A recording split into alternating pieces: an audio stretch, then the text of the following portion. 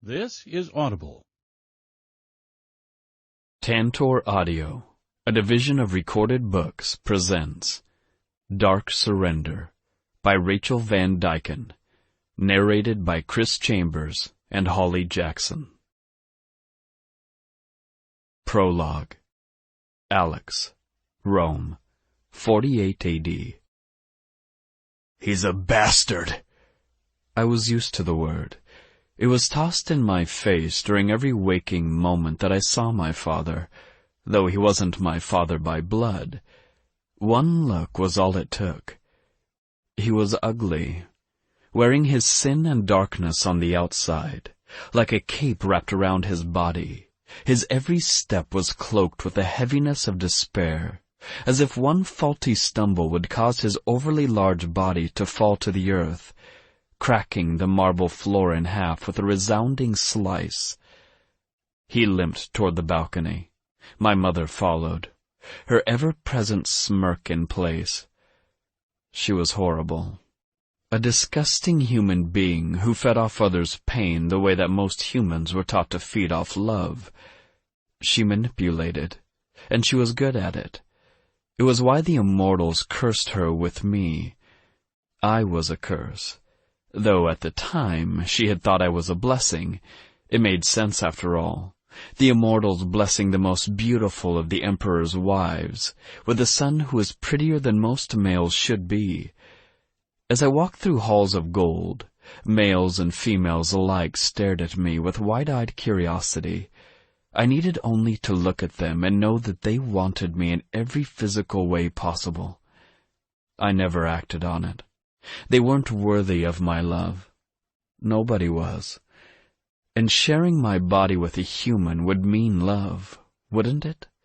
Nobody had taught me about love, except my best friend, a serving girl. She held my hand, and even though I was a bastard, I was royalty, and she dared to touch me, so my father slit her throat. Blood still stained the dagger he held in his hands. My mother thought it funny.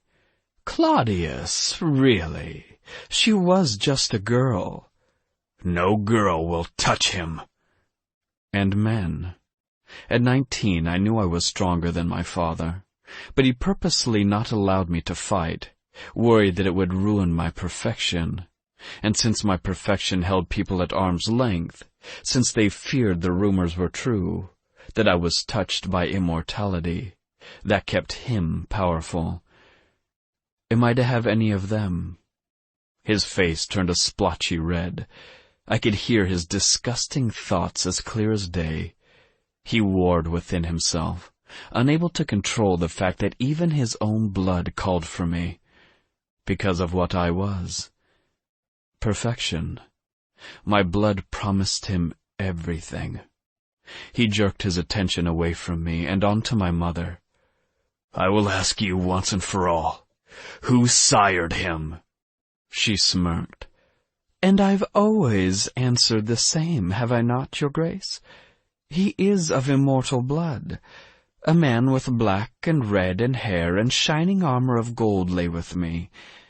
He was beautiful. He tasted like cider. And when we joined, it was the most... He slapped her across the face, sending her body against one of the golden walls. Mother! I ran to her, but she held up a shaky hand. Frowning, I stopped. Why did she never want me to touch her? And then I allowed myself to hear her thoughts of jealousy, of her own son, of my beauty and how hers paled in comparison. Love. I wondered often what that word meant as I glanced back at the slave girl. Was it this feeling of pain in my chest whenever I thought of the life that had been stolen from her? Or was it more? It had to be more, or men would not fight wars. Alexander! My father seldom spoke my name aloud, but when he did, he uttered it as though he were conjuring spirits. Sometimes it felt like he was, as though I were evil, like there was something brewing beneath the surface of my skin, burning, clawing to break free. My greatest fear was that he was right, and one day I'd reach my full power and let it. Kill her. What? I jerked back as my entire body shook with rage. I will do no such thing. Ha! My father gave a thunderous laugh. Do you think she cares for you? She's a selfish bitch who would have strangled you as a babe had I not saved your life. Oh, do you not know? Your own mother tried smothering you with a pillow when you were 2 months old. She knew it was getting impossible to hide your beauty from me. She knew I would discover her treachery. But then she realized how transfixed people were in your presence, and used you as a pawn. He took a breath. Kill her, or I kill you. I had never been told I was immortal. I simply knew it. Like I knew how to walk, inhale, exhale. I knew I was different, just like I knew I was hated for it. But I didn't want to test the knowledge. The last thing I needed was to test the gods, or worse, anger them. So I did nothing. I never did anything. Alexander! My father spoke my name like a curse, his voice low and venomous. Kill her now. You want her dead? I started walking away. You do it. Love. What was love? I didn't feel the blade enter my body, but I did see it poking out through my stomach in all its metallic, shining glory. Valeria! My father shouted in outrage. Die, you demon! My mother hissed in my ear, jerking the knife from my stomach, while simultaneously shoving me to the ground. I bled as any human would, but my blood was not red. It was silver. Guards! My father's yell shook the palace walls. Kill them both! I turned and held up my hands. It was protective, the instinct to live. Wasn't it for all beings? The world around me froze as if I'd just stopped time. The sound of wings grew louder and louder until I almost had to cover my ears. As it was, my eyes squeezed shut of their own accord. Found him. A smooth voice sighed as if disappointed. He's been stabbed, but he'll live. I'll live, I repeated. That sounds promising. My eyes fell to a man over 7 feet tall. He had dark hair and blue eyes. Standing next to him was another man with green eyes, and fangs where normal teeth should be. Immortals, I breathed. Welcome to the club, a gruff voice said behind me. And no, we aren't making T-shirts. T-shirts? I repeated. What is a T-shirt? I should have never revealed that future.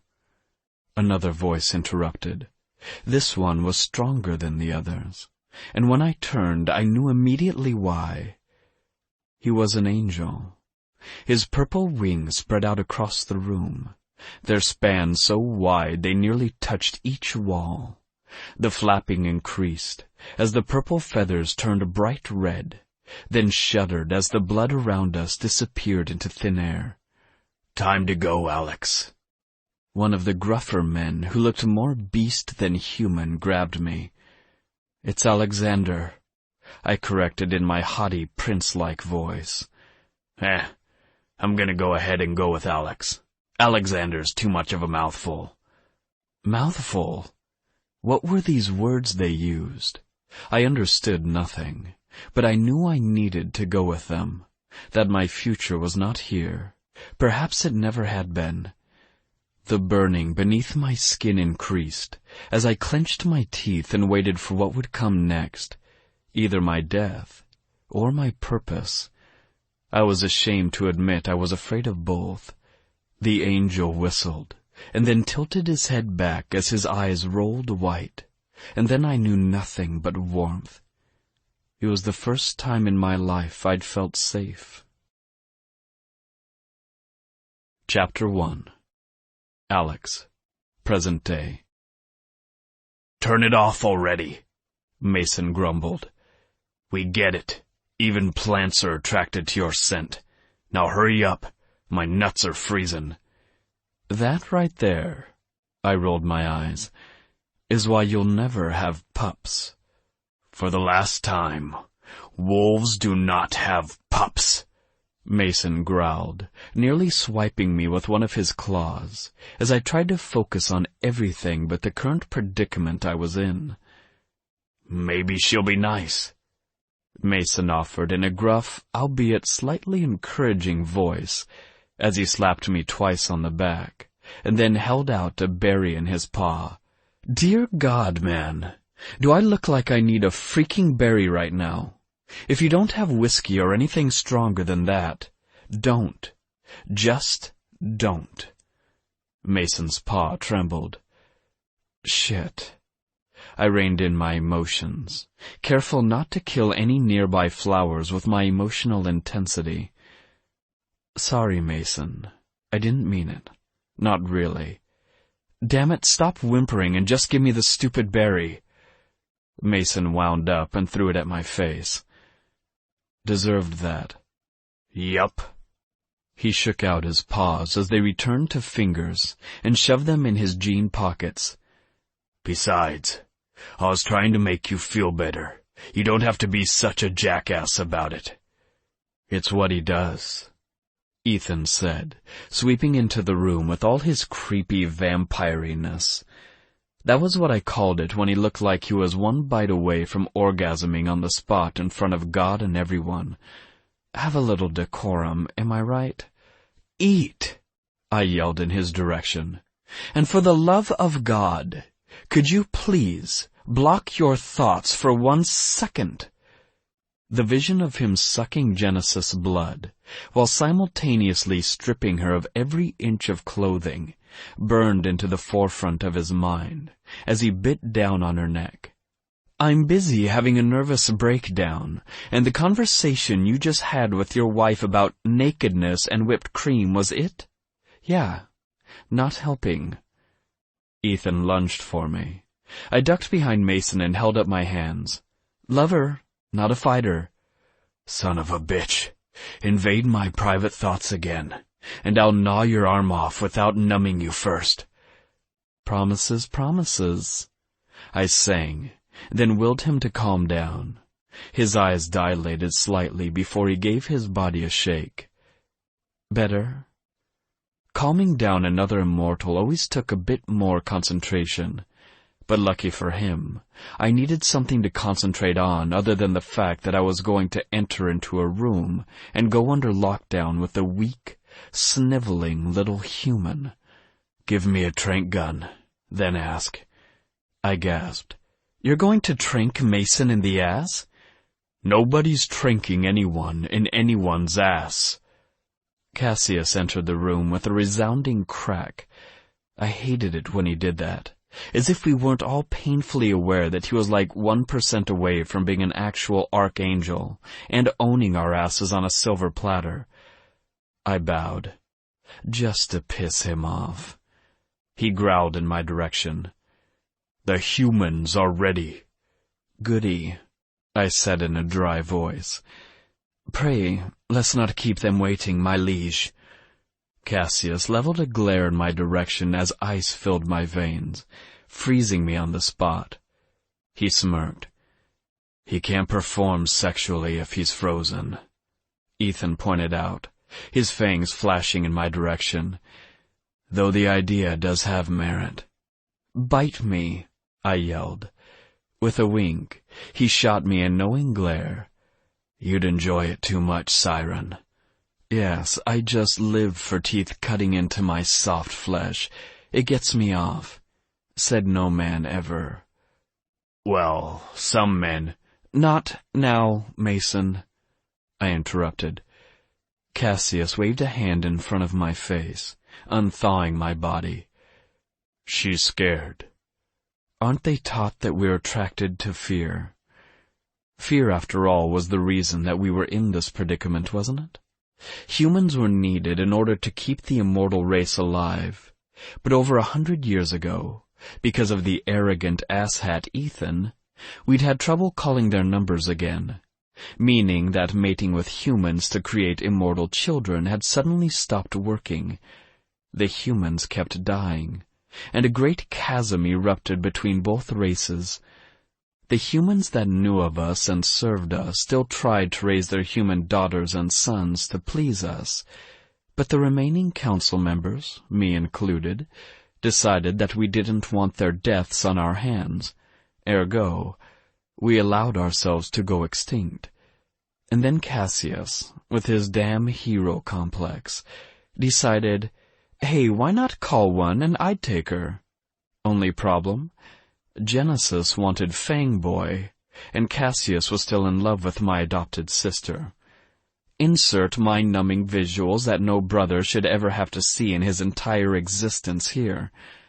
Long story short, the humans are no longer dying, and in order to fight a pissed-off fallen angel, all of the council members need to be at their strongest. Meaning, I had to mate. I shuddered for the third time that hour. Mating with a human was, in my mind, a lot like befriending a sad, blind, yet arrogant mouse. No, thank you. Yes. Cassius nodded thoughtfully, interrupting my trip down memory lane. His scolding look said it all. Suck it up. Be a team player. Basically, in Cassius speak, he meant, don't be an ass, aka, don't be yourself. They are. I tried to read the rest of his thoughts, but he blocked me with the precision of a well-practiced, creepy old man. Damn him. Stop knocking. I won't ever answer. Cassius grinned. Now, there are 3 women. I want you to pick one. I pouted. One. He repeated, emphasizing the word. How about all or nothing? I offered with a flick of my hand. How about I rip your skull from your neck and feed it to the bird outside my window? Tempting, I croaked. Very tempting. Go, Cassius urged. And remember your powers will be somewhat dwindled behind the cement walls of the room.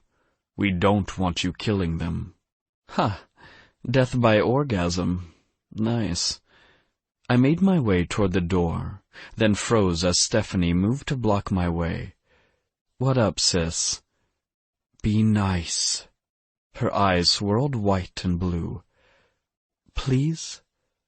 I am nice, I lied. You're manipulative. There's a difference. Old habit? Just. She took a deep breath and pressed her hands against my shoulders, her fingers digging into my flesh. Please give this a chance. There's a war coming, and we need to be strong. Every one of us. And there it was. She may as well have taken the weight of both the human and immortal realm and settled it quite nicely on my 6'5" frame. Fantastic. Cassius was our king. What he said went. And we weren't strong on our own. We needed mates. And because the very idea sent Mason into a pine cone and berry coma, where I'm pretty sure he started reverting back to a childlike state as he rocked back and forth in the corner, I offered as tribute. Ha! See what I did there? Damn it. The immortal version of the Hunger Games. Fight or be killed. And I couldn't fight if I was half of the whole I was supposed to be. I was one of the 4 oldest immortals, and a council member to boot. My job for centuries had been to make sure that the humans, at least the small percentage that didn't work for us, had no clue about our existence, and of course to make sure there were no feedings. Of any kind. Not the vampire kind, the werewolf kind, the siren kind. Not that we fed. We typically just had lots and lots of mind-blowing sex with anything that looked at us twice. But I digress. Things had been peaceful until a human was called. That was how we did things. We trained a specific type of human female because it was the only way immortals could mate, and the only way to make us stronger. Long story short, she stole Ethan's heart while thawing Cassius's, the Dark One currently staring daggers in my direction, and Cassius decided that he didn't want to live the rest of his life like a jackass, and fell in love with my adopted sister, Stephanie, another Dark One. Technically, their love was forbidden, but Sariel, one of the only archangels that wasn't being held captive by the psychopath fallen one, Bannock, had given his life for Cassius. Thus, I tilted my head. Nobody really knew what Cassius was or wasn't. All I knew was that he was powerful, and he'd frozen my ass on more than one occasion. I sighed. The last thing I wanted to do was mate with a weak, smelly-looking human who only knew about 6% of the hundreds of sexual positions I'd need her to know if she ever had any hope of pleasing me. I wasn't an asshole. I just had needs. Needs that had to be fulfilled. Otherwise, I'd be the one dying. Wouldn't Cassius just love that? I was being hard on him, but I was pissed. The last thing I imagined myself doing was marching toward the proverbial immortal altar in my favorite Versace leather pants. "Go," Cassius commanded again. This time, his eyes beamed completely white. Chill, no need to get all archangel on my ass. Stephanie gave me a hopeful grin, while Mason nodded in my direction. It was as much of a thank you as I was going to get from the guy. Wish me luck. I pushed past a stone-faced Cassius and started the long, awkward walk down the hall. Chapter 2. Hope. A bead of sweat trickled down my spine. The room was freezing, but I was sweating. Leave it to me to be doing the opposite of what was normal. Could I die from fear? Would my body actually shake hard enough to spontaneously combust into tiny little hope particles? Because there was no logical explanation for the way my body burned. It actually burned, like I was on fire. Maybe it was some sort of test? The girl to my right shivered and wrapped her arms tighter around her small frame. She looked like I felt. A scared little girl who'd just been abandoned by her own parents. At least she got kissed on the forehead. Tears were shed, promises made. I had none of that. But when you grow up without parents, you learn not to wish for things that weren't. Besides, what was the point? It only left me sad. And I hated being sad.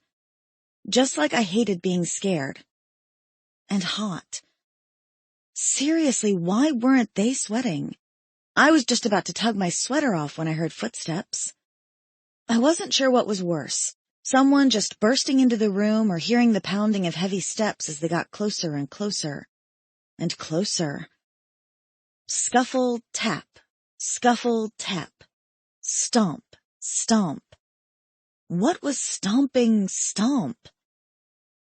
With each step, my heart leapt, and not in a good way. It wasn't like there was much hope for us. Our current predicament was bleak. Literally. We were in a windowless room with a roaring fireplace on one side and a giant four-post bed on the other. Right. A bed. Pretty sure I knew what that was going to be for. After all, that was why we were here. Actually, that was why the girls on my left and right were here. I showed up to do what I always did on a Friday. Water the plants. Immortals and their plants. Ever since Ethan had gotten married, his wife, a beautiful human who I'd met on a few occasions, had decided that the bridge between immortals and humans needed to be mended. And apparently, in her mind, that meant plants. Or, I guess, just decorating the immortal compound so that when humans visited it looked more jungle than dungeon. It was still terrifying. And honestly, in my mind, stupid. They could have put a freaking Ferris wheel inside this place, and I'd still shiver a bit when I walked through. Because I knew what went on. On Fridays, I watered plants. On Saturdays, I cleaned the floors. And on Thursdays, I shivered again as the footsteps paused. On Thursdays, I heard the screams of human women, the ones who were privileged to know about the immortals. They screamed for immortality, for bites, for attention. And sometimes the immortals took them up on it. It was never pretty. Mainly because females, or at least the ones of this variety, were stupid, not realizing that vampire bites only felt good if they wanted it to, or that werewolves couldn't control their claws. But really, the sirens were the most terrifying. One in particular, the most powerful one of his kind. I prayed the immortal who needed to be mated was the nice wolf, the one with the shaggy hair and soulless eyes. I'd take him any day over sex in boots. Like Puss in Boots, only way more intimidating. The large wood door creaked open. The girl to my left started sighing, as if she was about 2 seconds short of the best orgasm of her life, while the pixie on the right, the one who not a few minutes ago appeared like she was going to pass out, started moaning. I winced. This was what happened when you went to work early. You got sucked into weird immortal mating rituals. It wasn't like I could say no this morning when the Dark One swept by me. He paused. The angel paused and then slowly turned, locking eyes with me and whispered, "What are you?" Confused, mainly because it was rumored that if you spoke to him without being given permission, he'd snap your neck like a twig. I stared at him like a mute. "Never mind." He waved his giant hand in front of my face, then crooked his fingers. "Come, I have a new job for you." I frowned, then blurted, "Like a promotion?" Dead. He could have killed me right there, snapped his fingers and incinerated me. Instead, his steps faltered as he opened a large wooden door and motioned me inside. "Sure, let's call it a promotion." I didn't realize until after the fact that he'd put me in the stupid mating room. The two gorgeous girls gave me perfectly bland smiles while they hugged their parents goodbye. As for me, I got to stand there like I was actually worthy of being considered by an immortal. My fingers were dirty from one of the plants I'd just recently moved to another room. Dirt caked my nails. Still hot, I took a deep breath just as the hooded figure walked in. Dark leather pants wrapped around his muscular thighs. I sucked in a breath but only managed to get hotter as oxygen failed to enter my body. It was him. The bad one. Well, really, the good one. Too good. The type of good you stare at until your eyes start to cross and your heart threatens to thump out of your chest. Or the way chocolate tastes as it melts across your tongue only to attach its calorie fest to your thighs later. Crap. I thought of thighs. A visual of his thighs. My thighs. Everyone's thighs came into view, though mine were larger than the girls next to me. I winced. Yeah, larger by a long shot. Again, it was like standing next to two pixie fairies. Both had elf-like features with blonde hair that matched the wisps of white I saw escaping from underneath his hood. Another whimper was emitted from the girl to my left as she swayed toward him. More sweat dripped down my spine, making a lovely trail down the back of my plain black leggings. "You." His voice was intoxicating, like I'd never heard the word "you" before and was just now being given the pleasure of hearing it for the first time. Gulping, I took a step back, because something told me stepping forward would be a bad idea. "Me?" Both girls answered, swaying toward him. The hood still covered half of his face. His smile unleashed a whole flutter of excitement from the girls who started to pant next to me. If that's what he needed to get his rocks off, he was going to be seriously disappointed. I was too hot to be hot and bothered, if that made sense. My knees were about ready to buckle. I had sweat everywhere. I just wanted to sit down with a nice cold drink of water. Dance, he whispered. Both girls immediately moved around the room, leaping into the air in perfect ballerina-like form. Was that part of the human training now? Dance lessons? Cry. He didn't move, just crossed his arms while they both burst into tears, eventually sobbing against one another. Either they were really good actresses or he was just that powerful.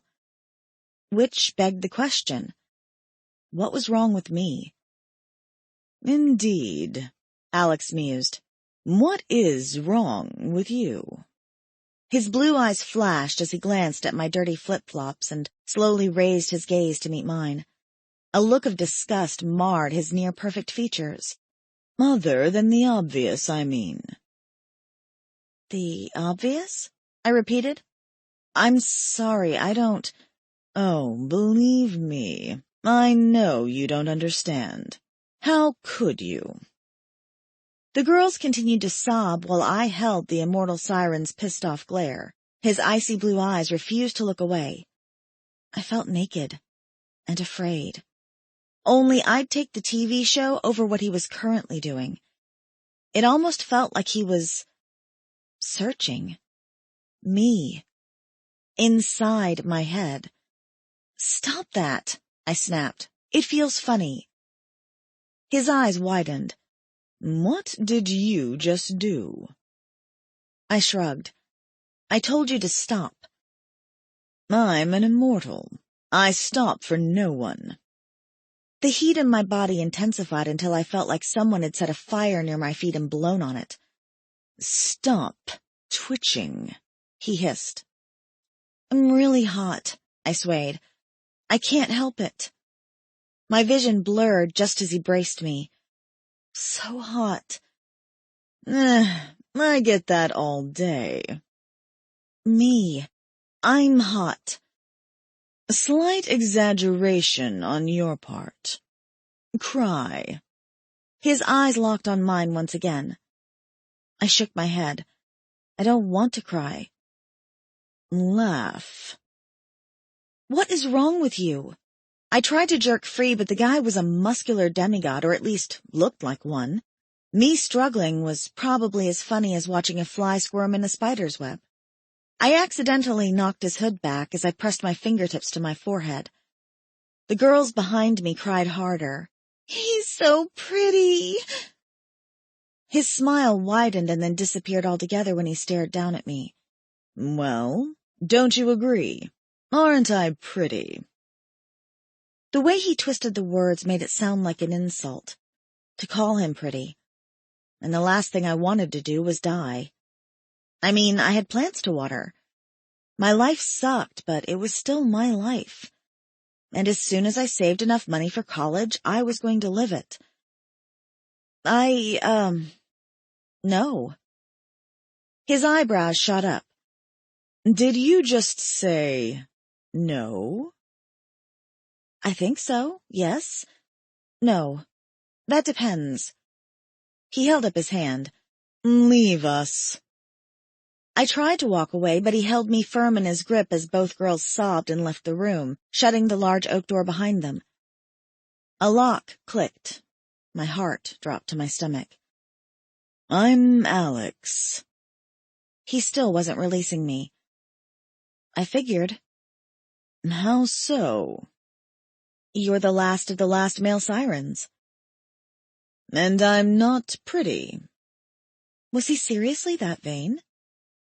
Honestly? Please. I took a deep breath. Goodbye, college. Goodbye, life. Air. Breathing. When I think of pretty, I think of a flower or the sunset. Pretty is feminine. It speaks of things you're told not to touch and places you see in a book. I took a deep breath. So no, I can't say you're pretty, but I can say you're dangerously beautiful. The type of beautiful that hits a person in layers over and over again until every sense is assaulted with everything. You. Pretty wouldn't do a siren justice now, would it? His smile widened just as the door opened. Cassius poked his head in. You've made your choice. It seems it was made for me before I even had the chance to say anything. Funny how that happens. Hilarious. Alex sounded more irritated than amused. I'll leave you to it. Cassius closed the door and that damn lock sounded again, only this time it was several clicks followed by a thud and then a sucking noise, like we were in an airtight container and only had 24 hours worth of oxygen. I gulped. It? What was it? Why wasn't I getting to leave? I wasn't one of the human virgin sacrifices. Even if I was a virgin, I was a botanist. Okay, a horrible botanist, since I've killed more plants than I've kept alive, but not the point. Alex lifted his hand into the air. The large metal lock slid across the door and clicked into place. Again. So basically at this point, I was in my own tomb, locked from the inside. Lovely.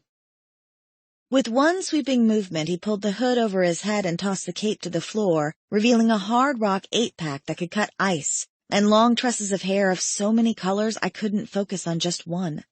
His eyes illuminated blue and then turned purple. His beauty hit me full force, sending me to my hands and knees even though I don't remember telling my body to fall in front of him. And now? He teased. Now, what do you think? I think, my voice shook, that I'm in trouble. You would be right. Chapter 3. Alex. To say I was pissed, to say I was angry, to say I was intrigued. I couldn't decide which emotion was going to win out, which made her all the more exciting. Sirens, for the most part, kept their physical appearance at a 5. On a scale of 1 to 10, a 5 meant that you were clearly above average, but not to the point that a person would literally sell a kidney and spleen in order to sleep with you. No, the selling of body parts came at 6. 7 meant they were willing to commit a crime and sell body parts. 8 was when they neared the wailing stage. I typically called it bartering, where they asked what they could possibly do in order to gain just one taste. Anything. Anything at all. 9 was a rarity. I was a 9 when I was tired, when I wanted a piece of ass from someone hot, and I didn't want to make a big fuss over it. But a 9 was dangerous, because showing myself at a 9 made it easier to wipe the individual's memories, meaning I was more than likely cursing them to a life where they would never settle down, because they'd be stuck comparing me to some sad human male with a beer gut, and he'd always fall short. Even the Toms fell short. Tom Brady, Tom Hardy, you get the picture. In my entire existence, I've pulled a 9 maybe 4 times. And each time I felt regretful. After all, the sex had never been worthy of ruining some pathetic human's chance at love. And 10s? 10s weren't done. To become a 10 in front of a human would be the equivalent of a human discovering the sweetest tasting sin, the most physical and emotional ecstasy known over and over again. Add that in with good looks, that made women, men, plants, atoms. You get the picture. Full-on weep. And it just wasn't done. Never. In fact, some might say it was forbidden. I'd never been tempted. Until 5 minutes ago. I was currently at an 8, flirting with a 10. And she'd finally succumbed enough to fall to her knees. But when she glanced up, she blinked a few more times, then stood. Sorry, I don't know what happened. The hell? I did a double take, my eyes narrowing as she shuddered before me. But still nothing. No weeping, no sudden burst of adoration. 9, here I come. I exhaled, as I allowed my hair to go pure gold, and my eyes to turn a shade of amber that looked like a never-ending ring of fire around my blue iris. I released waves of energy that I could see pulsing from my body with each exhale, and I was aware that she was being assaulted with my scent, a mixture of rain, fresh air, and finally a deep, sweet chocolate, the most addicting sense known to mankind, the most cleansing sense to a human. Her eyes widened as she gulped and then squeezed them shut and covered her face with her hands. Her knees knocked together as she swayed. "Open your eyes, human." I'd rather not," she said in a weak voice. "Now." The walls of the room shook, causing a shriek to explode between her lips, and suddenly she was moving towards me and launching her plump body into the air, directly onto mine. Mine. My body. Without any other option, I braced myself for her impact. Not that she could physically harm me. It was more of a mental brace of, oh shit, the woman might be plump, but she moved with the speed of a torpedo. I caught her in my arms. The shaking stopped. Her hands clung to the front of my shirt. Her breathing was unsteady, her body sweaty, hot, and curvy. I appreciated all types of beauty, even hers. I would have preferred a small mate, one that I could terrify into submission, one I had no risk of falling in love with, because a siren in love was a dangerous thing. And a part of me wondered if that was what Cassius had planned all along. In order for me to be at my strongest, I needed to be in love, something I'd never experienced in all of my years living, screwing, and toying with males and females alike. "What?" I gave her a menacing glare. "The hell do you think you're doing?" "I'm scared of earthquakes," she whispered, licking her lips repeatedly until I thought I was going to go mad with the motion of her tongue sliding across the pink of her mouth. "Terrified, actually." "This is Seattle." I was still holding her, for reasons beyond my realm of understanding. "They say the next earthquake is going to be really big, and half of downtown is going to slide into the Puget Sound, so excuse me for being scared." "And you live downtown?" "Well, no." Her brown eyes focused in on mine. "Then you must visit there often?" "No." I sighed impatiently. "So your fears are completely unfounded and illogical. Simply stop fearing it." "Easy for you to say." "I tire of holding you human." The lie fell easy. In fact, I had forgotten I was holding her until she fidgeted in my arms like she was the offended party, when I was the one who had just been assaulted. "The only thing you need to fear is me." "Because you—" she sighed. "You're going to sacrifice me?"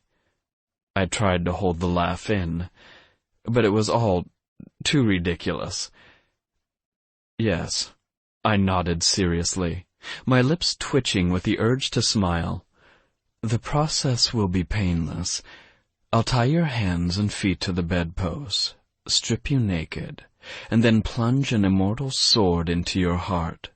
You'll need to repeat the words, ut animam meam, and then once you drink my blood, if it accepts you, you will live." Her face paled as she struggled to get out of my arms, and then I lost it, dropping her back to her feet, laughing so hard I felt my body shook with it. "I don't even remember the phrase." Her wild eyes darted between me and the bed, clearly not catching on. Joke. It was a joke. "Well," I lifted a shoulder and shrugged. "Then I guess you die." "But—" "Better do it quickly, less pain that way." "What about the plants?" My smile froze. Either you're extremely simple-minded or mentally ill. What the hell are you talking about? She tugged at her low ponytail. The plants, around the grounds. I take care of them, and Cassius... Her eyes lit up. Cassius said I was getting a promotion. So sorry, but you can't kill me. I grinned. Okay. She frowned. I was still confused how she was shielding herself from my essence, but already I was mentally drained from the energy it took to get her to worship me.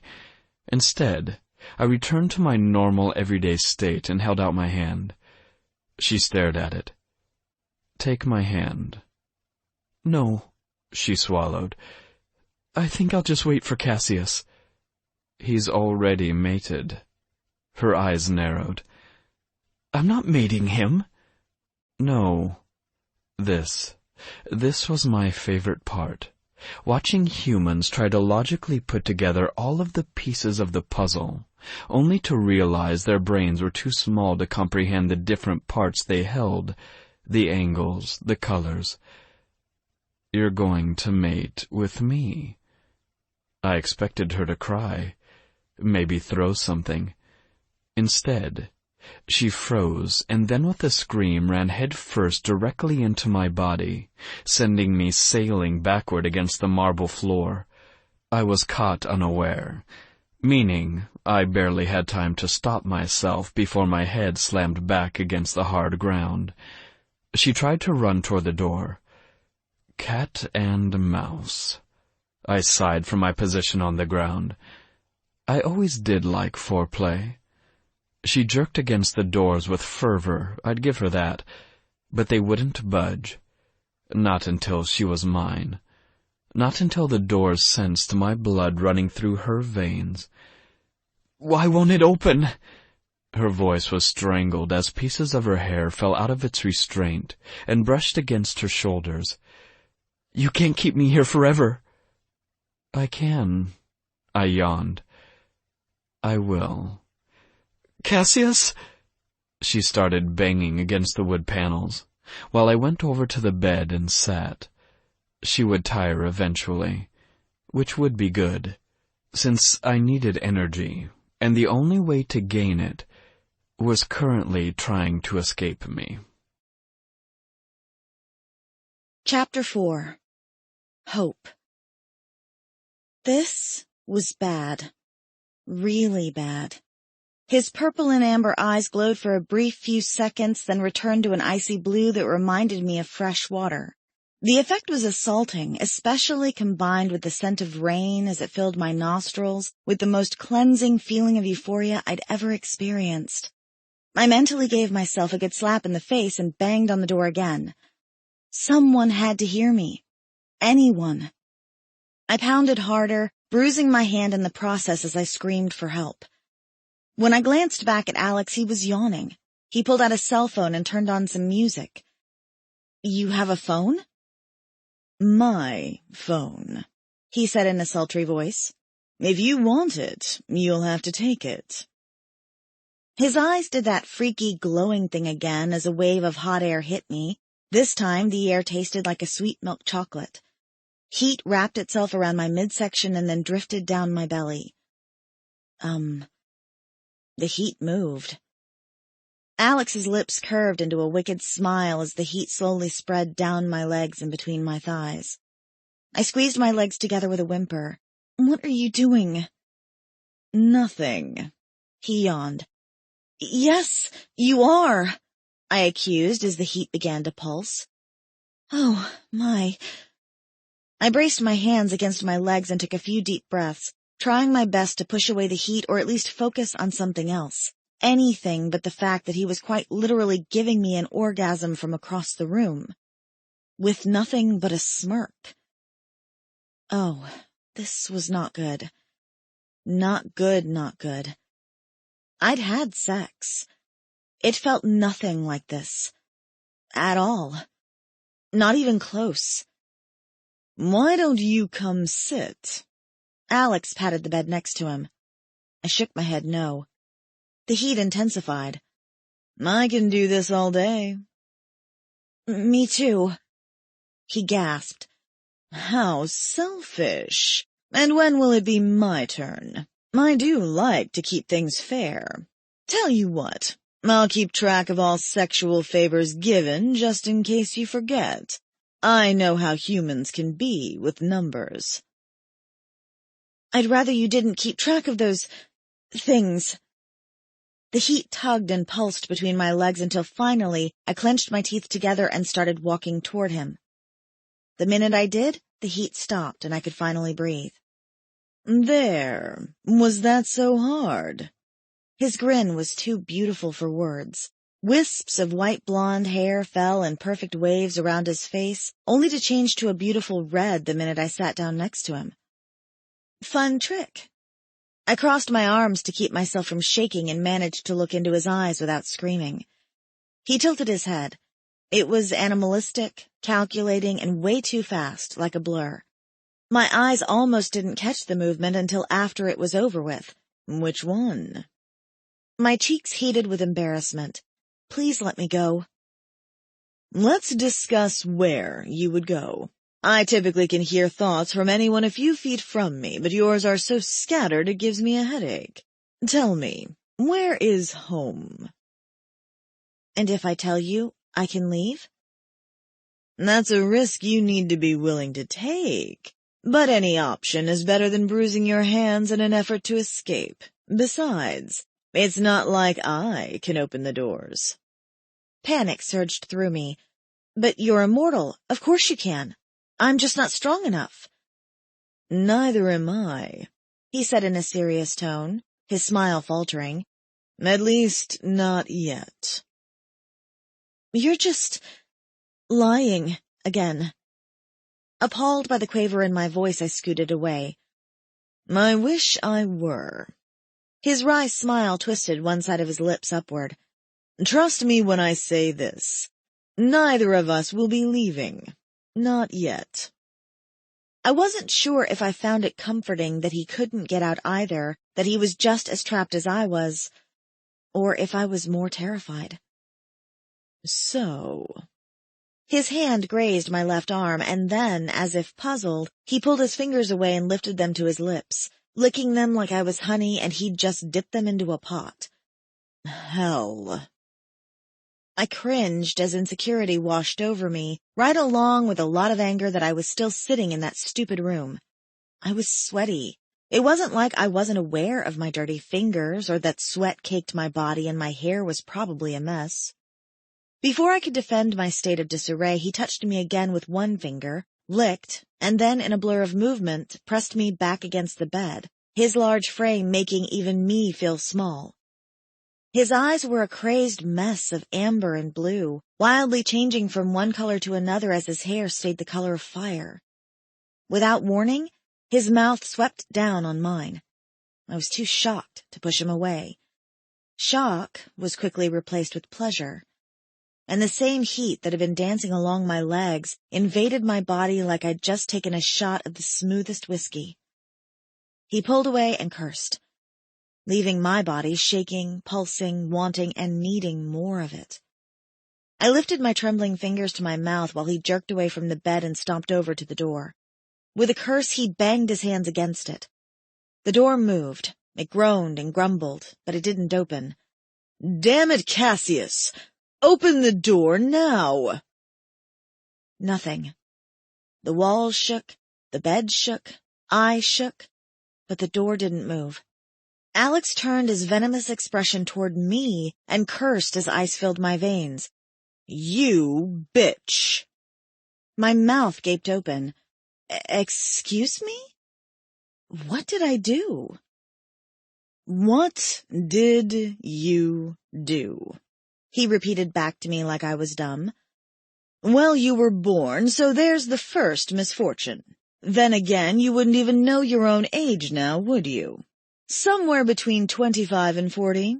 A little fuzzy. Those memories. Damn it! He kept hitting the door with one hand. Cassius, I will murder you! I frowned. Could he murder an angel? Or Dark One?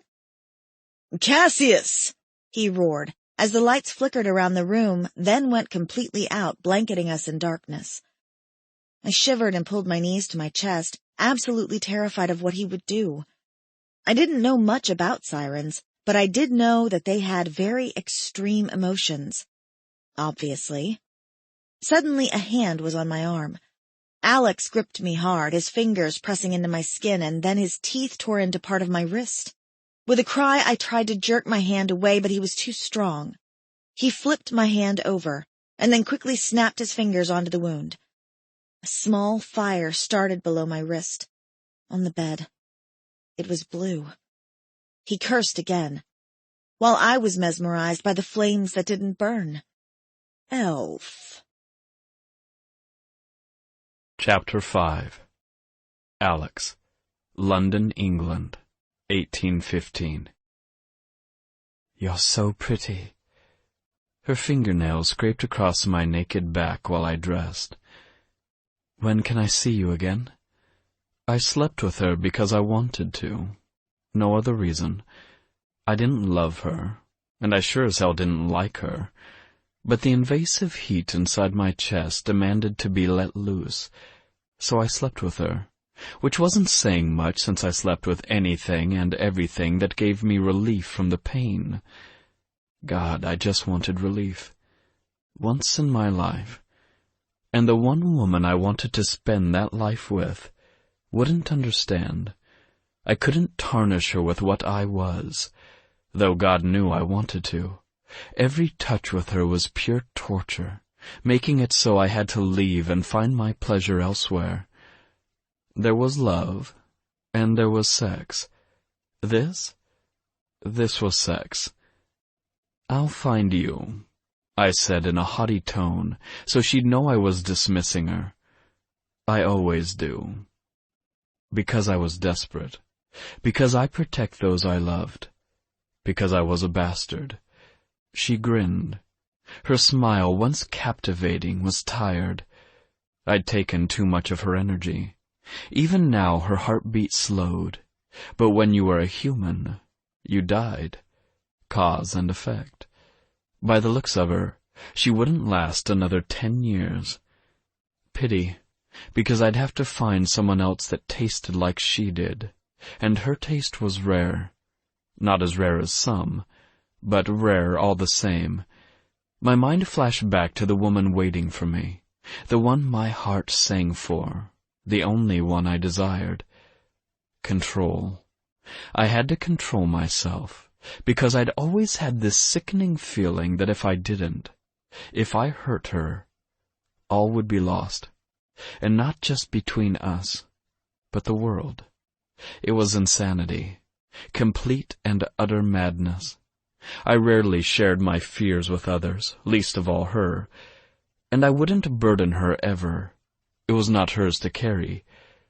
The minute the lingering perfume dissipated, and the sound of her footsteps ended, I collapsed against one of the large chairs in my study and waited for it. Within minutes, Cassius charged into my room. "Please, do come in." I reached for a glass of wine, but it was hit out of my hands by a very pissed-off dark one. "Do you have any idea what we've been going through? And you're here screwing humans. We need help, Alex. We saved you so you could do a job." I just did it. I forced a smirk I didn't feel. 4 times. Hell. Cassius looked ready to toss me into the fire. "The elves are nearly extinct. Their race can only do so much to keep hope alive, and here you are, carousing with a human who's going to die in a few years from an STD she catches, by trying to find someone who matches up to you." "Oh," I snapped my fingers. I knew something was weird about her body chemistry, but... "Alex!" Cassius glared daggers at me. "Get off your ass and protect the last few. It is your job. There are only 5 women left since the Great War. I swore I'd protect them, and protect them I will." He stormed off, and I sat there, in a trance, and I had no idea why. Why the idea of protecting the innocent made me angry, especially considering what I knew of the elves. An hour later, I finally grumbled out a curse and walked down to where I knew the defenseless little elves were waiting, where she was waiting. I knew the females would judge me by my indiscretions, and for once, I didn't want to have to deal with it. Deal with another woman's scent on my skin while I made promises I knew I would never be able to keep. The hotel was new by London standards, hardly big enough to house more than 100 or so guests. The door was opened for me by a man in a black hat and white-gloved fingers. I glided through the open lobby, enjoying the stares of women as they moaned behind their fans. I passed a gentleman who nearly ran into one of the plants, and laughed when the elderly lady walking with him whimpered. It did wonders for my bad mood. It was like marching to my death, if the elves only knew. They'd probably kill me themselves. Once I made it to the correct room, I let myself in, and froze. Blue, shiny blood was everywhere. Everywhere. 4 elves were dead. Chapter 6. Hope. "Why are you looking at me like that?" I asked, rubbing my wrist with my right hand. My skin felt funny, and I was still hot. So hot that I wanted to cry. I would sell my arm for a glass of water. Elf? Was that some sort of derogatory word? Like an immortal curse word? Alex's eyes pierced right through me as if he was staring through my body and glaring at the far cement wall. The faraway look would be creepy if he didn't look so beautiful while doing it. I studied his bow-shaped lips, the way they parted just enough to suck in a breath of air. His chest rose and fell in an even cadence, and then his eyes snapped shut. "Cassius! Damn you!" Why was he shouting? It was almost as if he was afraid of me. My lips twitched. Add superhuman hearing to his many list of attributes. His eyes flashed and a snarl curled his beautiful lips as he leaned forward close enough to kiss me. "I do not like you." It was hard not to feel rejected when a being who looked like that told you that they didn't like you. Not to mention, he had spent the last 5 minutes cursing everyone and everything to hell, only to yell elf at me about 1,000,000 times before finally pouting on the opposite end of the bed with his arms crossed over the deeply muscled rivets of his stomach. "I'm sorry?" His eyes narrowed and then snapped shut before he let out a breath and started pacing in front of me. "You." He spat the "you" like a curse. "Are not normal." I jerked like he'd slapped me, and the compliments just kept coming. "Weaker than the average human." He pressed his lips together in a hard line. "Defenseless, weak, nothing but an elf." I frowned. "You mean like the ones who make cookies? Those elves?" My stomach growled on cue. My cheeks heated in embarrassment. He glared down at my stomach and then back up at my face. "Did you just ask if you were a baker of cookies?" "Yes," I nodded. "Oh!" Alex jumped at the word. "Or a shoemaker?" "Let's see."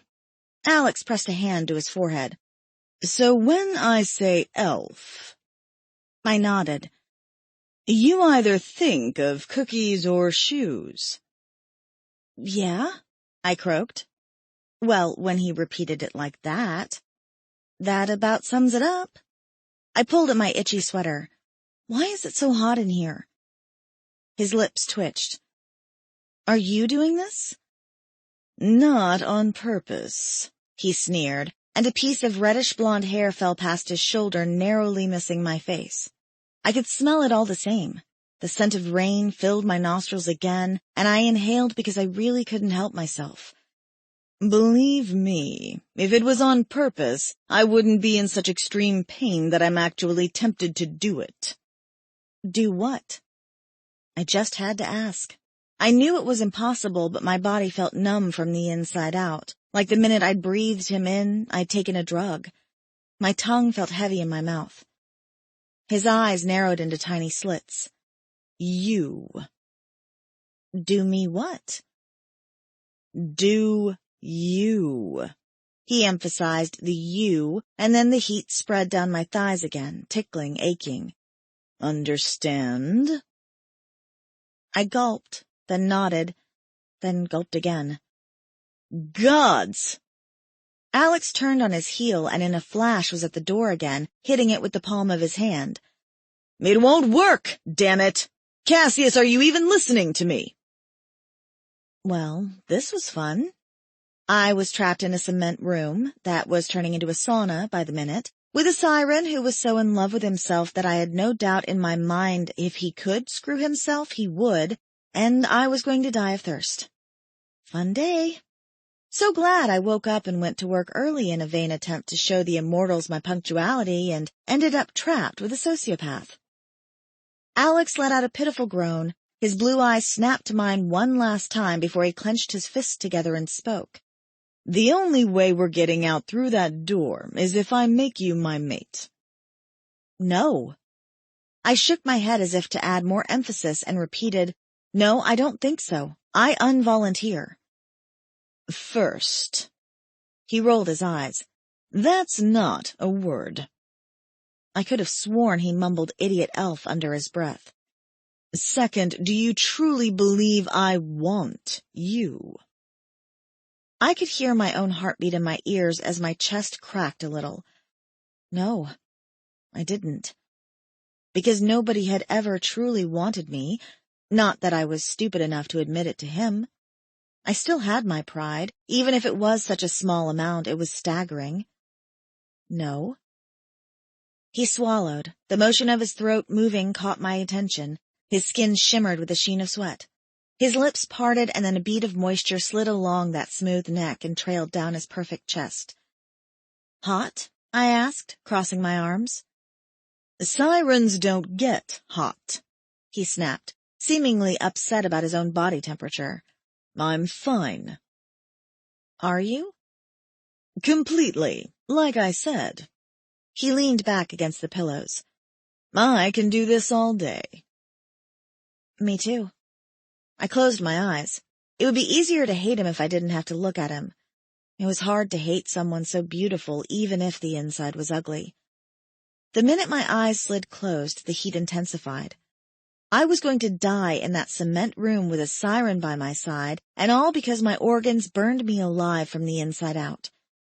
The smell of rain intensified. It was absolute torture. Finally, in an effort to cool down, I peeled the sweater from my body and tossed it on the floor. But if anything, the heat merely intensified. What was happening to me? Alex released a series of ugly curses before locking his blue eyes on mine. Do you really think that's a good idea? What? I sighed. If he hated me so much, why was he talking to me? His hungry gaze roamed down my body. Stripping in front of a man who takes his pleasure wherever he can, whenever he can, however he wants. But you don't want me, I shrugged. Ergo, I held out one hand. Die of heat stroke? I held out my other hand. Or take off my ugly sweater. I shrugged. Seemed like the only choice I've been given since being trapped in here. It doesn't matter, he said quickly. If I want you, or if I despise every inch of you. With a snarl, a faraway look passed across his perfect features. He was sweating more now, heavily, and I wished it looked horrible on him, but somehow it enhanced every single muscle on his body. We cannot leave this room unless I make you my mate. The doors unlock the minute I claim you. I gulped. That sounds primitive, exciting. Horrible. Elf. He spat the name. I would rather die than mate with one of your kind. I'm not an elf or whatever you call it. I waved my hand in the air. So I'd appreciate it if you'd stop looking at me like I single-handedly destroyed the entire universe by merely existing. Alex sucked in a breath and his eyes roamed over me again. He leaned forward and then jerked away as his eyes flashed with something familiar. My chest flipped because of the way he had looked at me, as if he'd seen me before and my body physically responded to him like it knew him. Maybe it was a siren thing. I, however, was still ready to die, and it seemed the hotter I became, the more irritated Alex got. It didn't help that he smelled like fresh rain, that my brain had me completely convinced that if I just touched his skin it would soothe me. Which was stupid. I mean, he was just as hot. Physically. In every way. I exhaled slowly and swiped his phone before he could stop me, which meant he'd probably let me since he didn't seem to be the type who had slow reflexes. I turned off his heavy metal rocker music or whatever the heck it was and put on classical music. "I've entered into hell," he muttered to himself, "and violins shall escort me there. Funeral music. How poetic." "You should like this music. After all, weren't you born before any of it was created?" I joked. "You are old." That pissed him off. Nostrils flaring, he sat up on his knees. "Did you just call me old? Me?" A little thrill of triumph traveled along my nerve endings as I inclined my head in query. "Is there anyone else in the room?" "That's it." He whispered the words almost too low for me to hear. I'd crossed some sort of invisible line I hadn't even known existed. He stalked me like I was his prey. I scrambled away from him, but he didn't stop until my back touched one of the walls, and he was a mere inch from me. My body swayed toward him. I couldn't help it. "By God, you'll not deny me any more, human." A buzzing filled my ears as my body hummed. "Bow." Chapter 7. Alex. She was defiant. I hated defiance. She reminded me of myself, which is the last thing I needed to be reminded of. The fact that many years ago I wore that exact same expression on my face, for all the world to see. A hard mask of impenetrable strength, just daring the world to try and take me down. It was a lonely look, worn by those who had nobody but themselves. And it made me feel. Oh, I felt daily, but this type of feeling wasn't the typical lust I was used to. It was protective in nature. It was familiar. I longed for it, and hated her because of it. What made matters worse, she was a direct descendant of the very creatures that so long ago I'd failed to protect. Memories were fuzzy. They always were when I thought upon that time in my life. Like someone had ripped away every important piece of information, except for the main story. They had died, and it was my fault. How, I wondered, would she react if she knew that I alone was responsible for the death of an entire race, because I was in bed, between the thighs of a woman who I later cursed to a slow, painful death by sexual disease? Impossible. She was impossible. Her presence was an impossibility. And yet there she stood, a mere inch from me, and if I looked close enough, her skin was almost translucent with the remnants, small pieces of blue blood that were hidden within her human DNA. Of course, she didn't know. She would die without me.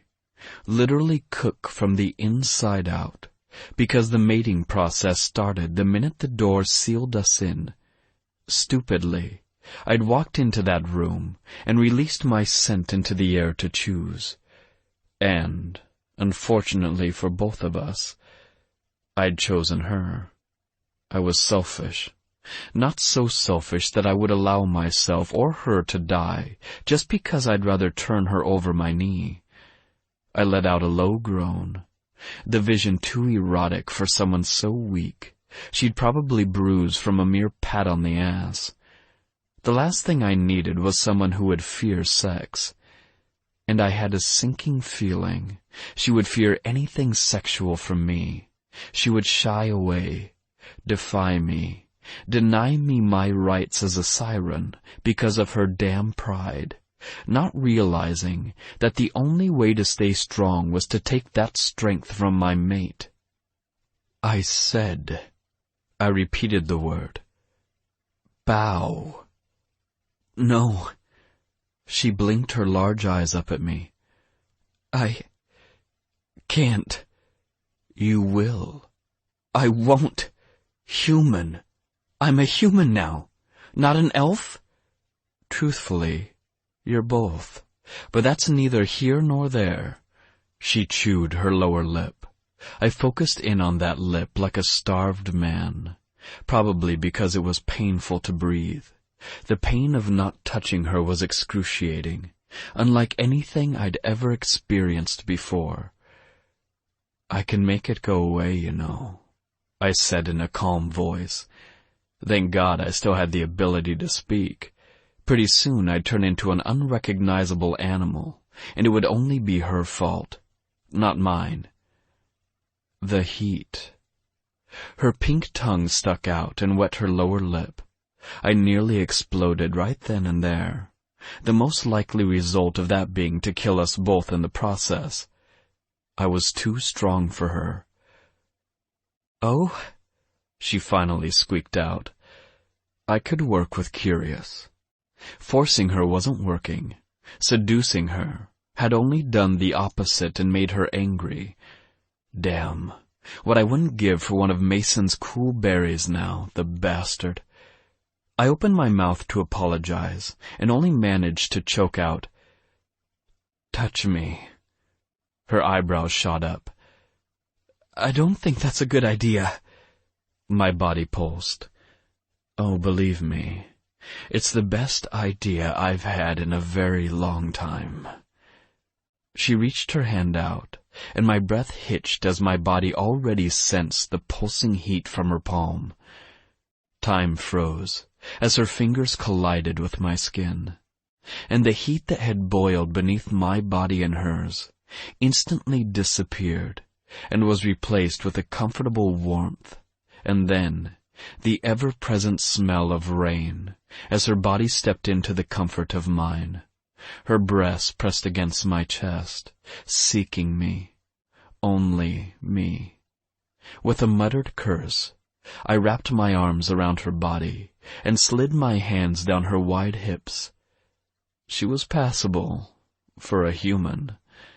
Odd that she smelled so delicious. I sniffed her neck, causing her to stiffen, and then, because my self-control was barely hanging by a thread, I slid my tongue past my lips and licked below her ear. Nothing could have prepared me for her taste, or the hunger that it stirred in me, until it was too late, until the lick turned into a hungry, open-mouthed kiss, until I slid my hands into the waistband of her leggings and cupped her ass, molding her body against mine as the rich taste of honeyed mint filled me. A moan emitted from her lips. I pulled back and silenced her with my mouth, and sealed our fate. Chapter 8. Mason. Cassius stood in the corner of the kitchen, his eyes doing that creepy white thing that had the rest of the universe shitting itself, while the council looked on. Genesis shivered. Ethan pulled her close.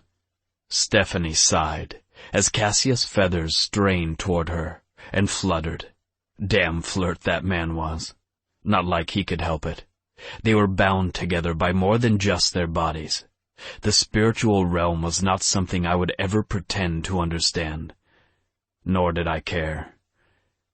Damn it, Cassius.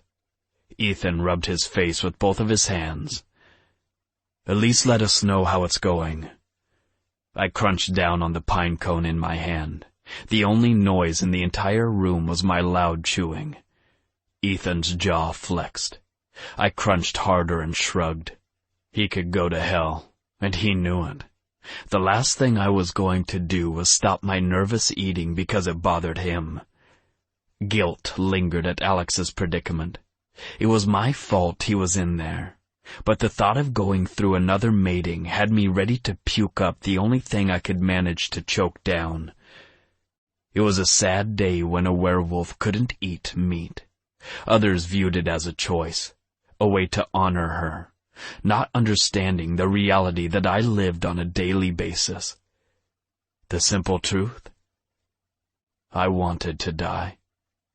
Every breath, every second, every minute, every day, every year. But Cassius would not allow it, and the only way to kill me was pretty damn difficult. Cassius barked out a laugh, which was comparable to the world ending, since the man rarely laughed out loud for all to hear. Frowning, I leaned forward on my haunches, waiting for him to say something. "He's angry." Cassius' mouth pressed into a cheerful smile. "He wants to end me." I growled. "He always wants to end you." Cassius' smile fell. "He won't take her." "What do you mean he won't take her?" I repeated. "He must." The room dropped a few degrees as Cassius stood and breathed out. "Impossible." I saw my own breath before my face as the man I called king cursed in what I could only identify as shock before he disappeared altogether, leaving a single purple feather behind. Hate it when he does that. I crossed my arms. Complete wastefulness of his abilities. Use a car, man. Was it just me, or did he look surprised? Stephanie asked. Her hands were shaking. She was being strong, but she was nervous, tense. After all, she'd lived her entire existence believing Alex was her brother. She was protective to a fault, and nervous about his ability to commit to one being for the rest of his life. Then again, weren't we all a bit worried about a siren settling down? Especially a siren who was as powerful as Alex? The man could seduce a houseplant if he so desired. I crooked my head. He blocked your thoughts? She colored. I've been trying not to pry. I snorted, and earned a glare from the Dark One. Well, Ethan stood. We could sit here all day, or... All eyes fell to me. Yeah. I stood and grimaced. I'll get to work. Does anyone know what the female eats? Try food. Ethan winked. Same as Genesis. Genesis walked over to me and patted my hand. I'll go shopping with you. The hell you will, Ethan growled, his eyes flashing green, fangs lowering. With a sigh, I tilted my head in his direction. Do you truly think me incapable of taking care of your mate? My question hung awkwardly in the air, because Ethan knew my shame. When it mattered most, my own had died in my very arms. My stomach churned. Nausea threatened. I'll be fine, Ethan. Genesis rolled her eyes and whispered out of the corner of her mouth. Take me to the mall and I'll find you the biggest pine cone you've ever seen. She made me smile, because she reminded me of what I had lost. You have yourself a deal. I winked. Chapter 9. Hope. Small waves of heat pulsated through my body in perfect cadence with the movement of his tongue, like he was creating the force itself within his mouth. I wanted him, but I didn't want to want him. He was kissing me because that's what he was, a siren. And I was kissing him back because I was weak. And the heat had finally lifted. He tasted like fresh rain, like water, life. I couldn't kiss him hard enough or get close enough. My body trembled with the need to somehow crawl into him. The world around me faded away, and all I knew was his mouth, his fingers as they dug into my skin and the taste of rain on his tongue as I drank my fill. A sudden image of us kissing flashed in my mind and disappeared. My brain told me to pull away. My body convinced me that if I did, I'd die. "Give yourself to me," a voice whispered. It was faint but strong. The words caressed my body, swirled around inside my head. I could taste them on my tongue just like I tasted Alex. "Give yourself to me." Alex's hands increased their pressure as they lifted me against his strong body. His tongue retreated just as molten heat exploded through my body. "Yes!" I screamed without moving my mouth. "Yes." An explosion jolted my thoughts as part of the cement wall near us moved and then jerked open with the force of an earthquake. Alex didn't stop kissing me, though. When the dust settled on my skin mixing with the sweat, I opened my eyes. Alex's blue eyes were hardly noticeable against the yellow that flashed within them, circling his purple iris in a wave-like manner. His eyelashes collected pieces of dust as they blinked in rapid succession as if he was confused. I licked my lips, still able to taste him. What was that? He swallowed and then slowly set me down. Our bodies slid roughly against one another. "That," he answered, his voice hoarse as he jerked away, hands shaking, "was a kiss." "Did you call?" a voice interrupted. I turned on my heel and hid behind Alex. No idea why I was hiding behind the crazy immortal that could strip a woman without even touching her or bring her to an orgasm with a mere thought, but the thing that yelled at us had a really rough voice.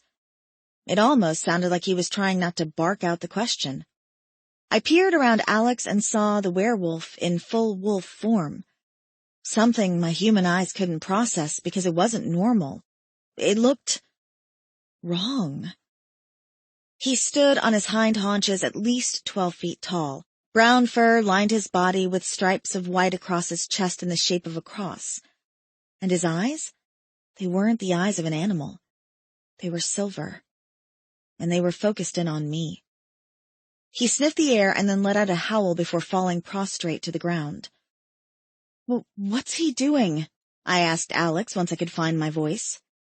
Alex let out a gruff curse and marched over to the wolf, kicking him in the ribs. "Get up."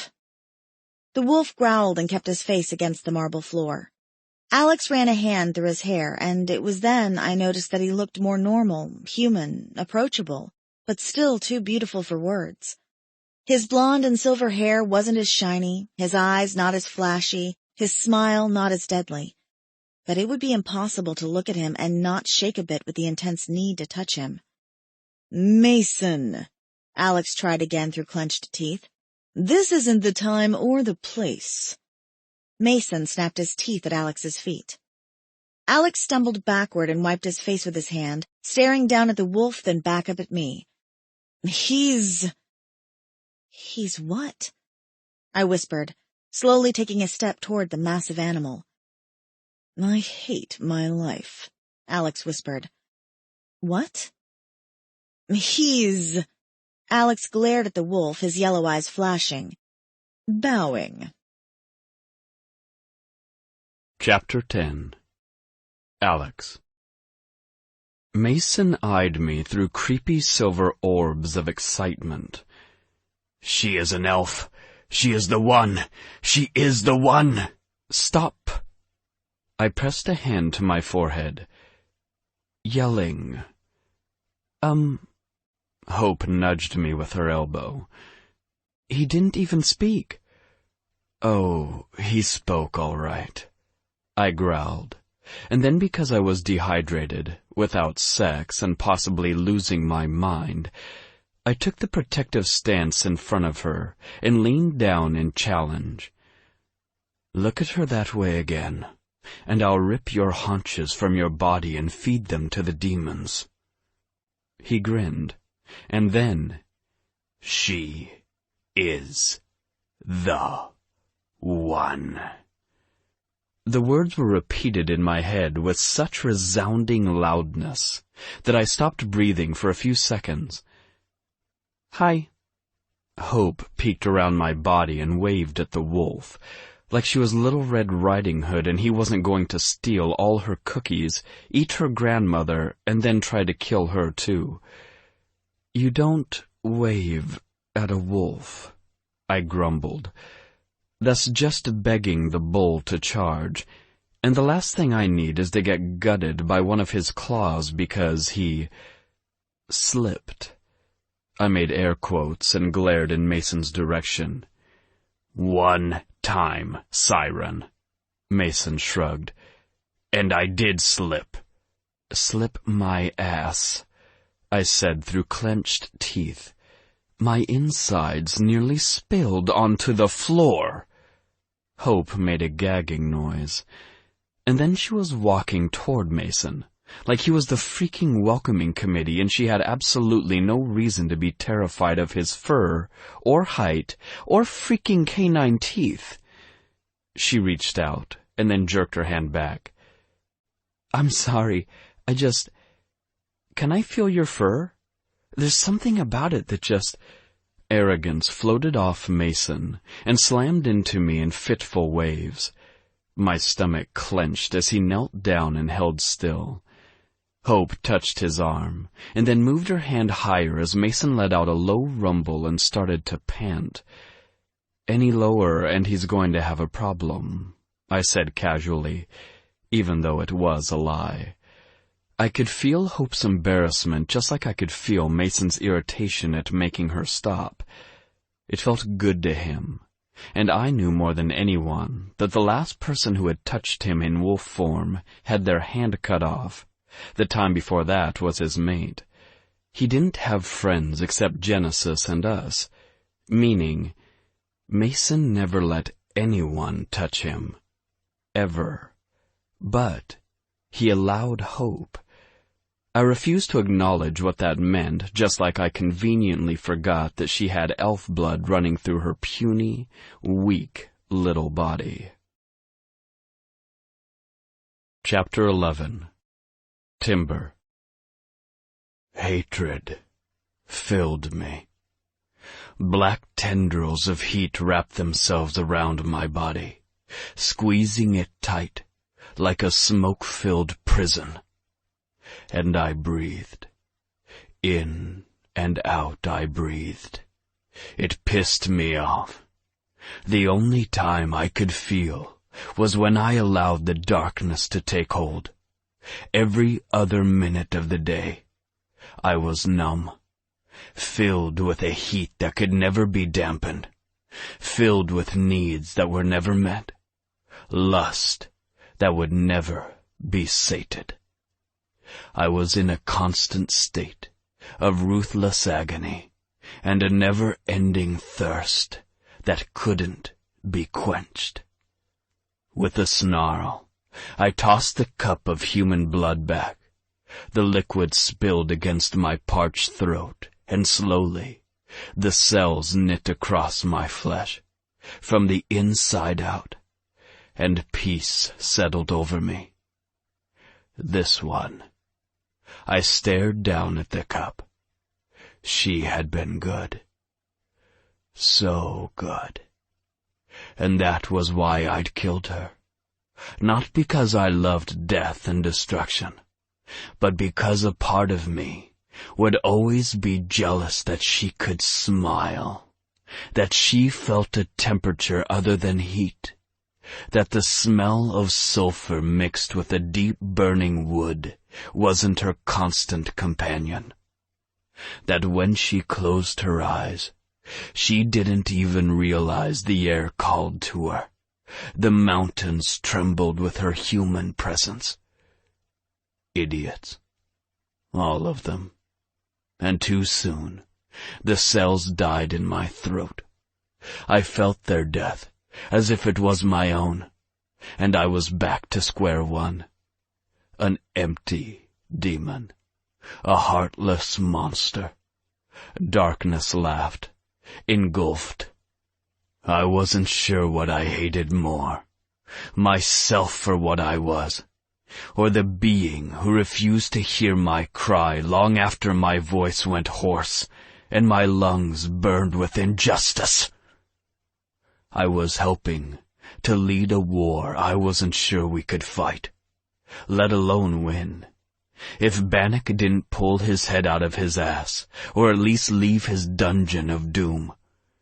That was what the boys and I had started calling it. The Dungeon of Doom. Nothing good ever happened there, and nobody ever left breathing. I found a sick satisfaction in the fact that Bannock, with all of his powers, was still having trouble keeping his brothers from ripping his throat out. The last one that got loose ended up nearly tearing out the being's intestines with his teeth. I laughed, while Bannock limped back to his office and screamed at the top of his lungs. It made me downright cheerful that the man could still feel pain, though at times that cheerfulness turned to jealousy. The only time I felt anything was when another being's blood ran through my body. Demons were by nature feeders. Without another human's essence, we lost control of our human appearance, which was bad enough. But without their blood, we also lost our damn minds. With a chuckle, I tossed the last drop of human blood down my throat, my tongue rejoicing with the moment of sanity and peace it brought me. "Timber." Bannock's voice rumbled and shook through my office. Well, I sighed and stood. Speak of the devil himself.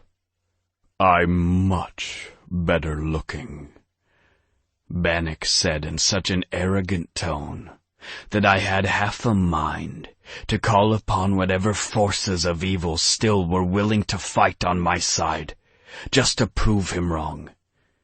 Then again, that was the trouble with darkness. It rarely took sides. It mindlessly fought for whoever had the most power.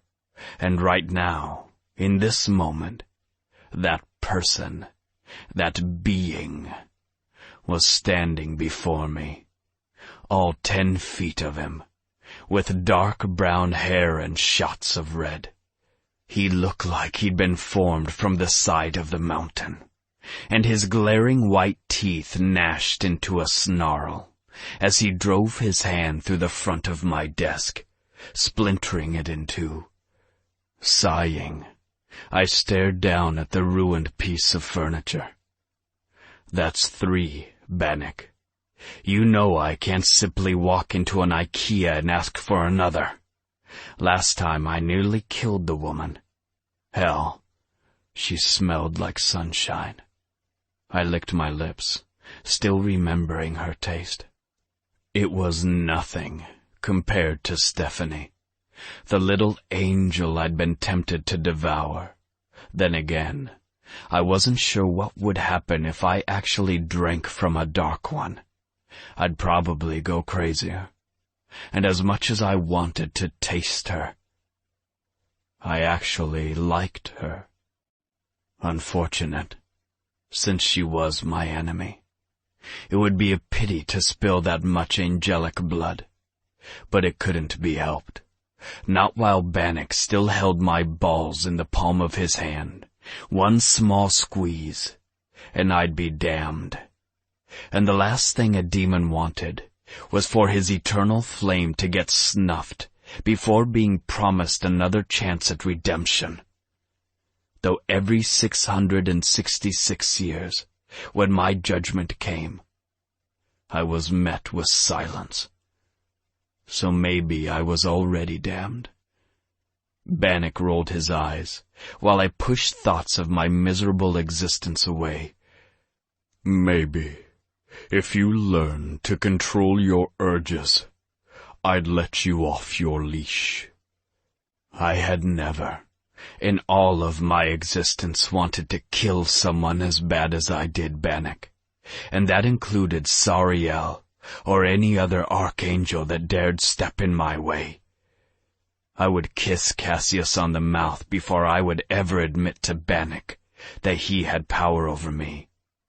Power I gave him. Blood I gave him. loyalty, no matter how misguided, I gave him. "We have a problem," Bannock barked, finally relaxing into a chair and propping his enormous booted feet up on the shards left of my desk. "We?" I arched my eyebrows and crossed my arms. "What is this we business? If I remember correctly, last time I tried to help you drain your brothers, you told me to go kill myself." Bannock grinned. Sadistic bastard. "Well, it seems now I need your help. They aren't cooperating." "Gee, maybe if you didn't torture them," I said in an innocent albeit mocking voice. "They may be more amiable to your terms." "As long as Cassius still lives." Bannock clutched his fist so hard, I felt faint, like he was sucking the air from the room, from my very lungs. I learned long ago that each of the Watchers had control of the elements, and lucky for me, Bannock had oxygen under his thumb just like the winds. I sucked in a healthy gulp of air and waited. "Has he been located?" Bannock finally released his hand and glared at me, his once blue eyes going completely black like his soul. The only bonus of being under his thumb, I was given a first-hand seat to his destruction. He was drunk on power, and darkness chuckled darkly within him. He thought he was in control, but even now, a dangerous war raged inside him. He wasn't meant to be dark. Therefore, the light still fought. It was the only reason his brothers lived and still fought him. Pathetic. Even now they cried out to him, tried to save him. He'd taken the 10 remaining Watchers and chained them to his wall like pets. Their blood drained, but once he touched it, it turned black. I smiled. Cassius has been located, but there is also the issue of his mate. There hasn't been a mated Dark One in over. "Spare me a history lesson," Bannock barked. I couldn't help but grin again, and then a laugh followed. "What the hell is so funny?" Bannock roared, as the door to the office burst open, and Damon stumbled in. I could hear the demon's thoughts from a mile. Interesting. I rubbed my chin and chuckled again. That sneaky bastard. "What?" Bannock looked between us. "What is it?" "Cassius," I whispered, feeling my eyes burn red. "It seems has been transformed." "Transformed," Bannock repeated. "What does that mean?" "Sariel has transferred his power," I said in an awe-stricken voice, "to a Dark One." "No," Bannock shook his head. "No, that is impossible. That would take the ultimate sacrifice," I whispered reverently. "Yes, it would." "But it gets worse." Damon's eyes went completely black, before burning bright red, and suddenly a solitary tear of red slid down his cheek, creating a burning trail down his face, one that would scar him for eternity. There was only one reason a demon would cry red. Why a demon would be so moved by emotion that he wasn't capable of feeling. Why he would risk spilling whatever blood he still had remaining in his body. "They've returned." Damon fell to his knees. Bannock gave me a confused look. Then again, while Bannock had been guarding the deserts, I'd been fighting wars. He stared at sunsets, and I'd saved an entire demon race, while destroying the most precious thing ever given to us. Who? I needed to hear him say it. Needed it more than my next breath. A time such as this, Timber, he whispered in a voice that was not his own. And then his heart exploded, leaving nothing in its wake but ash. And just like that, warmth filled me from the inside out, for the first time since them. Chapter 12. Hope. I was petting a wolf. A wolf. And, oddly enough, something about it felt familiar, like I'd done it before, numerous times actually. But that was crazy, right? Maybe a side effect of working for the Immortals too long? Embarrassment at Alex's words quickly faded as warmth engulfed my fingers, causing a pleasant burn to spread across my body. It felt a lot like when me and Alex touched, only this time I wasn't tempted to rip off every piece of clothing and throw myself at his feet. Mason rumbled, and then he started to purr. I laughed. "I've always wanted a pet," I whispered. "This pet eats people twice your size and tried to impale a beaver last week over a pine cone. Believe me when I say he's not tame," Alex said suddenly behind me. I could feel each even breath he took, and it was aggravating. So aggravating that I felt him suck in air and exhale it. Mason glared at me through his animalistic eyes and then shook his head playfully, as if to say, he's full of shit. Alex. Maybe I was full of shit. It was more the beaver was trying to kill him. The pinecone was just a bonus. But still, he was touching mine. I jerked away from both of them. Hellfire. Mine. Possessive of something I hadn't even physically claimed. That was new. Damn it. With a shake, Mason started slowly transforming back to his scruffy human body, standing as the change took place. Hope let out a small gasp and covered her face with her hands. "He's naked." "Wolves don't wear pants," I commented with a smirk, while Mason shrugged in my direction and held out his hand. "Oh, hell no." "My pants ripped." His response. "What? So you want me to give you mine? You know I don't wear anything under these." He sniffed the air, as pieces of his scruffy hair fell across his face. "Interesting." "Don't say it." "You haven't mated yet." "And you said it," I cursed under my breath. "Does it matter?" "The doors have opened," Mason pointed out. "Ergo, a mating has taken place." "Don't you think I would be a hell of a lot more satisfied, powerful, and sated if it had?" With each word, I felt my control snap more, until I was face to face with Mason, and inches from ripping his head from his body. Hope's voice interrupted the blinding rage, but it did nothing but inflame it. She was the problem, from her elfish smell all the way down her puny little body. "Since the doors are open, does that mean I can go?" "Why is she raising her hand?"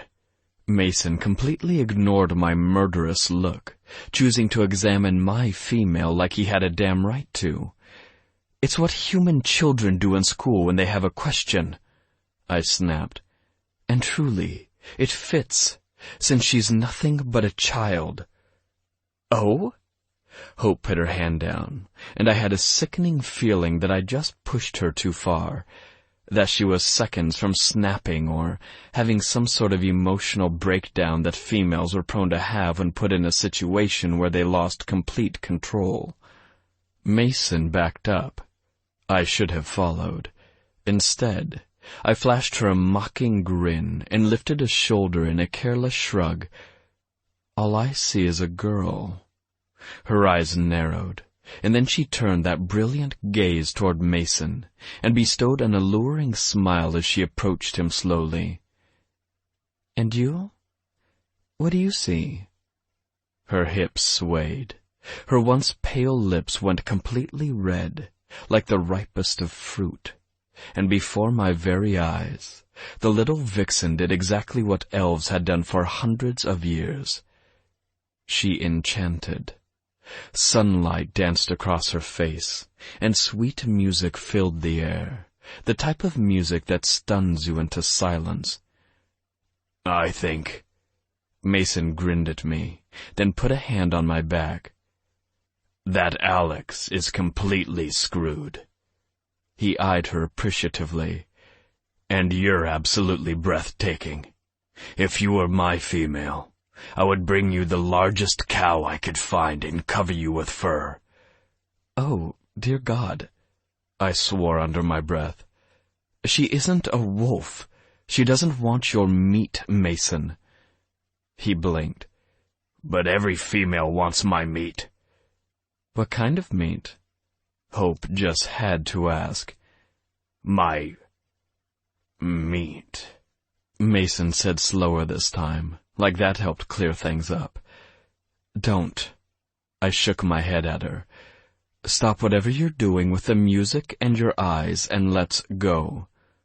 "Music?" She frowned. "What music?" "She does not know how to control the music," Mason whispered out of the corner of his mouth. "But she is an elf." "The kind that makes shoes." I grinned at our little inside joke, while Hope glared at me. "Look, guys." She started slowly walking around me. "As fun as this little mental breakdown has been, the door's opened, which means whatever immortal craziness that was supposed to take place didn't, meaning I can go.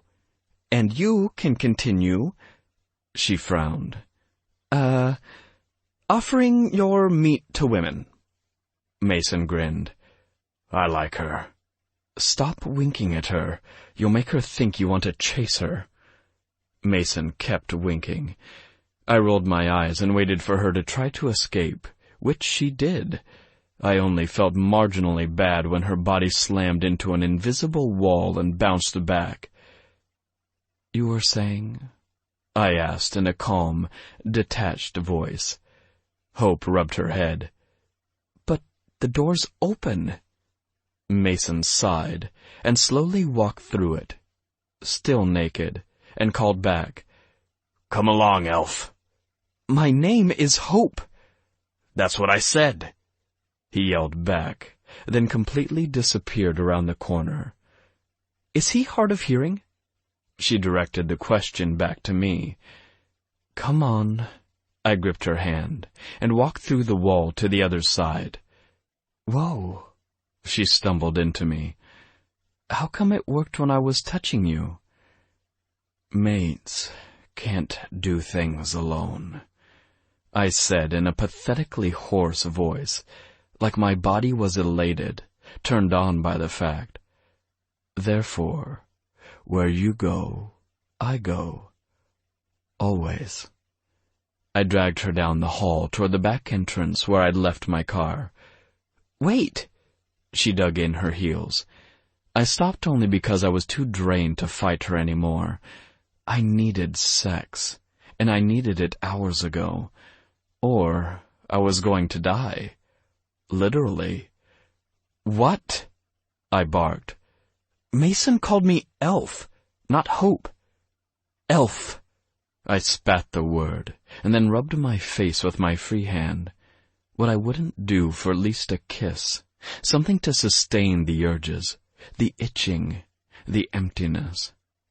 The word elf is synonymous with hope. Before we labeled you as a race, you were called the ones who bring forth hope. Ergo, the race of hope. But If we do not get to Ethan's house before I can control myself, I will kill you during sex. Is that what you want?" I tried to sound sane, but my voice had a shaking, hollow edge to it that I knew terrified the hell out of her. Yes. You escape. I find you. We're linked now." Though I had no idea how, since we hadn't joined, nor had there been mention of love or forever, but still. Another jerky nod. "One more thing." I helped her into the passenger door of my white Lexus. "More than 24 hours without touching me will only bring death." I ignored the twinge of guilt I felt at her pale expression. She didn't need to know it was my death. She didn't need to know she would survive just fine, because I had a feeling that if she did leave, I would cease to exist. It was the worst feeling in the world, next to knowing that my mate was a part of the race that held my shame.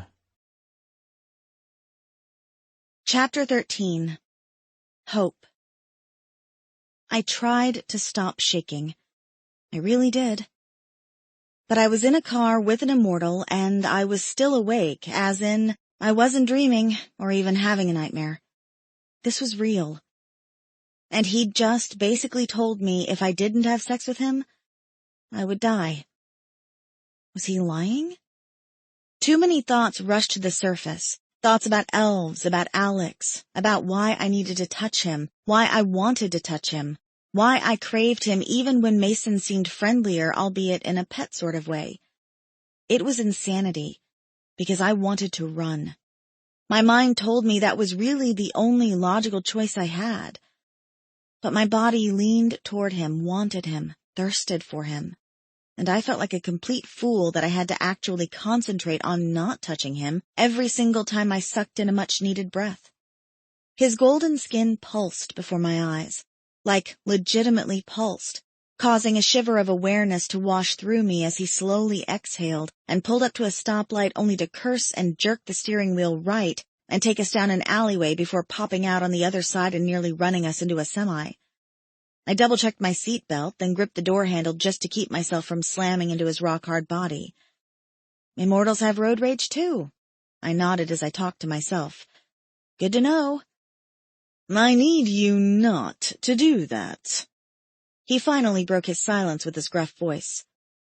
Frowning, I glanced over at his perfect face and barely kept back a whimper as it built in my throat.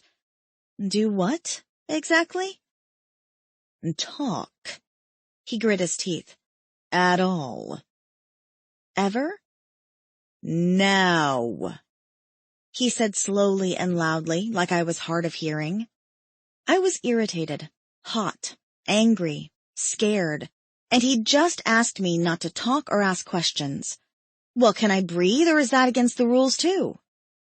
Still talking. He slammed his hand across the steering wheel. Absolute death wish. I thought I only died if I left you or if you can't control yourself during sex. I really needed to snap my trap shut. His crazy purple and gold eyes hit me like a lightning bolt before he jerked his attention back to the road and shook his head. That's still talking. I know, but literally. He whispered hoarsely. Not figuratively, but literally. His body pulsed faster, harder, louder, like I could hear his heart hammering inside, the blood roaring to the surface. I will kill you if I don't calm the hell down, and every time you speak, I taste you. Again, not figuratively, literally. So if I were you, I'd sit back, relax, and enjoy the ride, because the next time you get one, it's going to be rough. I felt my cheeks heat. He meant in a car, right? Not. I gulped and chanced to glance out of the corner of my eye as his breathing slowed, and then, of course, because I was hallucinating, I could have sworn he finally exhaled and relaxed. All because I'd stopped talking. Which was great for him, bad for me. Because with every mile came the sinking feeling that I was headed toward my doom. And I hated, absolutely hated, that my body was on board with it. That even now I was on fire for him, and felt like if I didn't touch him, I really would die. Chapter 14. Alex. I stopped thinking. That was my very first clue that things were bad. For me to focus on anything was nearly impossible. The beast inside was completely taking over. The savage side of me that needed to be appeased. The curse, as my brethren and those like me so lovingly called it, was starving. I was starving. My entire body ached with awareness. When she spoke, the air tasted like a mixture of sweat and sugar, the browned kind that mixes with butter over a stove as it crystallizes and hardens into a texture that nearly takes your breath away. I gripped the steering wheel harder. This was bad. Very bad. Somehow, we'd mated or bonded without having sex, and my body was pissed as hell that it didn't get the chance to do more than taste her. That was the freaking problem with elves. Where a siren could seduce anything with a pulse, or a cell structure, elves could enchant. They brought peace. They brought music into an existence that until now had been filled with nothing but my own pulsating lust. Want. Want. Want. My body hummed as I jerked the car into the long driveway and slammed on the brakes right in front of Ethan's large mansion. He could fix it. He was a vampire, and he was old as hell. If he couldn't make the burning stop, then maybe Cassius would do me a solid. Part of me knew that hell would literally have to freeze over before the half-angel would do anything that would cease my suffering. But still, I had to try, because being with her was painful, and being without her, my immortal brain couldn't process what it would feel like to have her ripped away from me once we had a physical relationship. An image of the murdered elves flashed through my mind again. Cassius had messed up. He'd brought me the wrong type of mate. I was supposed to mate with a human, not an elf, not a weak, sniffling little elf. Shit. Was she really crying? Moisture filled the air as I sucked in a deep breath and tried to keep myself from jumping over the console and asking her to please stay quiet while I sucked her lips until they were dry. I'd never killed anyone during sex, but I knew it was possible, knew it was an actual reality as I felt her wild heartbeat, as I heard her staggered breathing beside me, and as I tasted more and more of her scent in the air as her body temperature grew. She needed me. I reached out to touch her arm, just as the door flew open and Cassius stood, grin firmly in place. To what do we owe this pleasure? Cassius. I bit out his name like a curse, just as Hope flailed out of the car and fell directly into his arms. A frozen cloud burst into the air, and then finally, my mate, Hope, whatever, relaxed against him and sighed. Thank you. Off. I slammed both hands into the car, sending it sideways into Mason's motorcycle, just seconds after he hopped off. Really? Mason growled as he chucked his helmet at my face. I ducked and kept stomping toward Cassius. I was picking a fight with a man who was basically 99% Archangel. Not one of my finer moments. But he was touching mine. Mine! I screamed at the top of my lungs, not recognizing my own voice, as my entire body dripped with sweat, my heart damn near bursting in my chest cavity, as my eyes strained to focus on Hope and the fact that Cassius dared touch her. "Stay back." He released Hope and pushed her toward Mason, who was still grumbling about his stupid motorcycle. Ethan and Genesis ran out of the house with Stephanie close on their heels. "Oh, good. An audience." My voice had a hard edge to it, one that sounded foreign, raspy. "Couldn't get the job done, Cassius folded his arms across his chest, just as his purple and black wings darted out from his back, fanning wind toward my overheated and lust-filled body. I let out a shaky exhale and shook my head. No time. The doors opened and my body swayed as I tried to regain my thoughts. My blurred vision focused in on Hope one last time before I reached for her, then collapsed against the hard gravel driveway. Chapter 15. Hope. "Help him!" I yelled as everyone stood frozen while Alex face planted against the gravel. I mean, I didn't exactly like him. He was rude, aggravating, too good-looking and entitled, but that didn't mean I wanted him to die. Could immortals die? Perhaps. A whisper carried to my ears as if someone had been standing behind me and speaking in low, crisp tones. Who said that? None of the immortals' lips were moving. Cassius's eyes narrowed in on me before he very languidly knelt next to Alex and pulled his huge body into his arms and began walking toward the house. Gravel crunched beneath his feet. Did I follow? Was he dead? Mason made his way over to me and wrapped a bulky arm around my shoulders.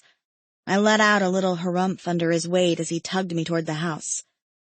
"He may die," he said so casually that I wasn't sure I'd heard him right. "Or he could live." I shook my head as words tumbled out of my mouth. "But he can't." Good. A soft feminine voice spoke, and then crisp blue eyes locked on mine as one of the women stood in front of me and leaned in, sniffing me like I was an animal or in need of a good shower. Which was probably true, at least the shower part. I hadn't stopped sweating since meeting the siren, and even though he was completely unconscious, the heat still built within my system like I was going to explode on the spot. His song is calling hers. Song? I repeated dumbly. What song? His heart has slowed, Cassius interrupted after he placed Alex on the large coffee table. The siren's legs touched the ground even though his body was elevated. The man was huge, from his muscular thighs all the way down to his feet. His chiseled face was tan, his full lips twitched before he jolted, as if he'd just been shocked only to go completely lifeless again as his wildly colored hair draped across the oak. "What's wrong with him?" I asked, unable to keep myself from getting closer because I wanted to touch him, needed his touch and wasn't sure why, except that I knew I had to. I had to. My fingers grazed his arm. A pulse. A very fast pulse had me jerking my hand back. How could I feel his pulse through his arm? His blood. Cassius's eyes went white. And just like that, I remembered where I was. In a house. Closed in. Locked in, most likely. With dangerous creatures. Immortals who could break me with a simple thought or flick of their wrist. Easy. Mason placed both hands on my shoulders and pressed down like he was trying to plant my feet into the floor. I let out a grunt as he continued to push. You are protected. Protected from you? I whispered with a quiver. Protected from everything, Mason whispered gruffly before releasing his grip and nodding toward Alex. But not from him. I gulped. The one man I needed protection from. And I didn't have it. How was that for fair? Because if I were being completely honest with myself, the angel was terrifying, just like Mason. The vampire had shifty eyes, and the girls even had this weird ethereal look about them, but Alex? He absolutely horrified me. Or maybe it was my reaction to him. Maybe he made me scared of myself, of what I felt when he was near. Dirty thoughts. Thoughts I had no business having rushed to the forefront of my mind. Of Alex stripping every inch of clothing from my body, of his heat and mine joining, and then of ice so cold that it was hot, filling my veins. I sucked in a breath. Already his power grows. Cassius eyed me cautiously. If he can affect her even in a deep sleep. Stay out of her head, Cass. Stephanie touched his arm. It isn't polite. Good thing I'm not polite. He scowled and then smiled as she reached for his hand and squeezed it. With a sigh, he hung his head as a few feathers seemed to ruffle and then calm before completely tucking back into his wings and disappearing altogether. I'll stop. The room wept with heat. I felt it everywhere. With a shudder, I leaned on the oak table just as a hand shot out and grabbed my wrist. And then Alex's eyes opened. They were a burning red. I couldn't breathe. His grip was soft, his stare penetrating as my body shook. Waves of pleasure rushed over me until I was a sobbing mess, until tears collided with sweat. Nostrils flaring, his eyes went from red to blue and back, before his wild hair beamed at me like an electrocuted rainbow. If I had been in my right mind, I'd think he looked like a sexy unicorn. But I wasn't in my right mind. My mind wasn't my own. It was his. Some part of me told me to look away, to close my eyes, to ask for help, but a small voice told me the only way out was in. It wasn't my voice, and it wasn't one I recognized, so I had no idea why I was listening. For all I knew, I could be hallucinating. The only way out is in. So hot. I was so hot. I leaned into him as his grip lessened and then brushed a kiss across his scalding skin. The minute my lips touched his, my world shattered into relief. And then strong arms wrapped around me, hoisting me up onto the table as my legs straddled the sexy, muscular body beneath me. Panting, I kissed him again and again, bruising my lips as I greedily tugged his hair with my hands, pulling him closer and closer. His taste was sweet and cool. And then his hands were everywhere, too fast for me to push away, too fast for me to catch with my human eyes as blurs moved past my line of vision, removing every single piece of clothing I had on from the bottom down. When he was finished, his eyes were completely filled with red. It shouldn't be beautiful. It was. When I finally found the strength to look down and notice my own nakedness, I gasped and looked around. The room was empty. It was just us. On a kitchen table. Yeah, completely normal. Do not die, he whispered before kissing me again. I had a really bad feeling about what was about to happen next. And? I croaked when I found my voice. If I do? He pulled away, his red eyes blinking slowly before he answered in a hoarse voice. Then all is lost. Chapter 16. Alex. The river was dripping red, with blood, blood I'd spilled. I let out a guttural cry as I fell to my feet, and then I saw her, Hope, across the river. She was laughing, smiling. I reached out to her only to find that my hand wouldn't move. I yelled for her. My mouth remained closed, and even as my breathing slowed, I found I couldn't take my eyes off her. She was perfection. From the wide curve of her hips to the edges of her fingertips, I wanted to lick every inch of her. I was at peace, simply watching. Peace had never come without sex. Satisfaction was not a thing I was accustomed to, unless I was joined with another human being physically. It was nice. I felt warm, and then too warm, as darkness started to spread like a cloud across the field she was standing in. And then I saw him. White hair with strips of red, a sword in hand, bleeding armor of black, caked in purple immortal blood. Bannock. His smile was cruel as he approached her. Demeanor changed. He looked like an angel, like an original. He looked as he did before he and his brothers fell from the mountains. And I hated him for his perfection, for his beauty, beauty that only the angelic race could possess, beauty I would never have. And for the first time in my existence, I was jealous as he reached for her hand and kissed it. "No!" I screamed, my lips finally moving, but no sound came. Hope dropped her hand and took a step back as he took a step forward. He would not have her. He would not touch her. I would kill him. I would kill all of them, every last one. I would both start a war and end it. I would destroy the planet and everyone in it, if he took what was mine. My body shook with a need for war. It started in my hands, as my blood shook, boiling to the surface. And then I remembered what happened the last time I felt this way. Death. My fault. They had all died. With a roar, I fell to my knees, and then opened my eyes to hope. All I saw was her. My thirst was for her. There was no hunger, only a thirst that I knew she could quench, a desperate need to have her. We had somehow created a mental bond. The physical had to follow, or we would both die. You must reach your full potential.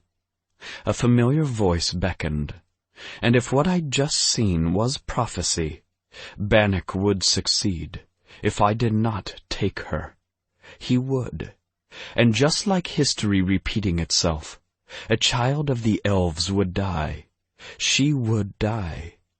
The room faded away as I reached for her and mindlessly pulled every inch of clothing from her glorious body. She felt so hot, comforting. She felt perfect. I fought the urge to claim her without permission. The last thing I needed was her heart stopping. I'd seen it happen. Pleasure had the potential to kill. It was why sirens were considered so deadly to humans. You could die of good, just like you could die from the bad. Odd, how anything in extremes could be your utter destruction. I held back and kissed her, then wished someone would have warned me how it would feel. The mating, the claiming. Then again, if Cassius had warned me, would I have believed him anyway? Waves of pleasure assaulted me, until I couldn't see straight, until there were 10 of her, and greedily I wanted all 10 of the visions in front of me. I wanted to give endless orgasms, plunder until I was unconscious, until all anyone smelled on her was me. "Do not die," I begged, not recognizing the dark pleading in my own voice. "And if I do, then all is lost," I answered before claiming her lips again, tasting the salt of the earth on her tongue as her fingers dug into my biceps. I distracted her with my kisses, numbing her to the fact that within minutes her life would never be the same. With each kiss, I drew more and more of her memories into my consciousness. Her lonely childhood, her adoptive parents, each with small tattoos on the inside of their wrists, each with light blue-green eyes. I kissed deeper, harder. "Teach her," they begged. "Love her," they whispered. "She is yours," they exhaled, and like dust disappeared, orphaning her. A deep sense of loneliness filled my body as I shook for more of her memories. Only this time, it was as if I was blocked. I searched, prodded, and was met with only darkness, like she'd been sleeping for years. only to just now awaken. Hope shifted in my arms, trying to move closer, her eyes wild with lust. It had never bothered me before, the lust. I brought it out of everyone. But for the first time in my life, I craved more than that. I craved her love, something I had been without for as long as I could remember. The memory of my mother's words haunted me in that moment, the stab of pain as she drove the knife into my back, as my own father looked at me as an abomination and cruelly smiled when I fell to the floor covered in immortal blood. "Alex." Hope gripped my face with both of her hands.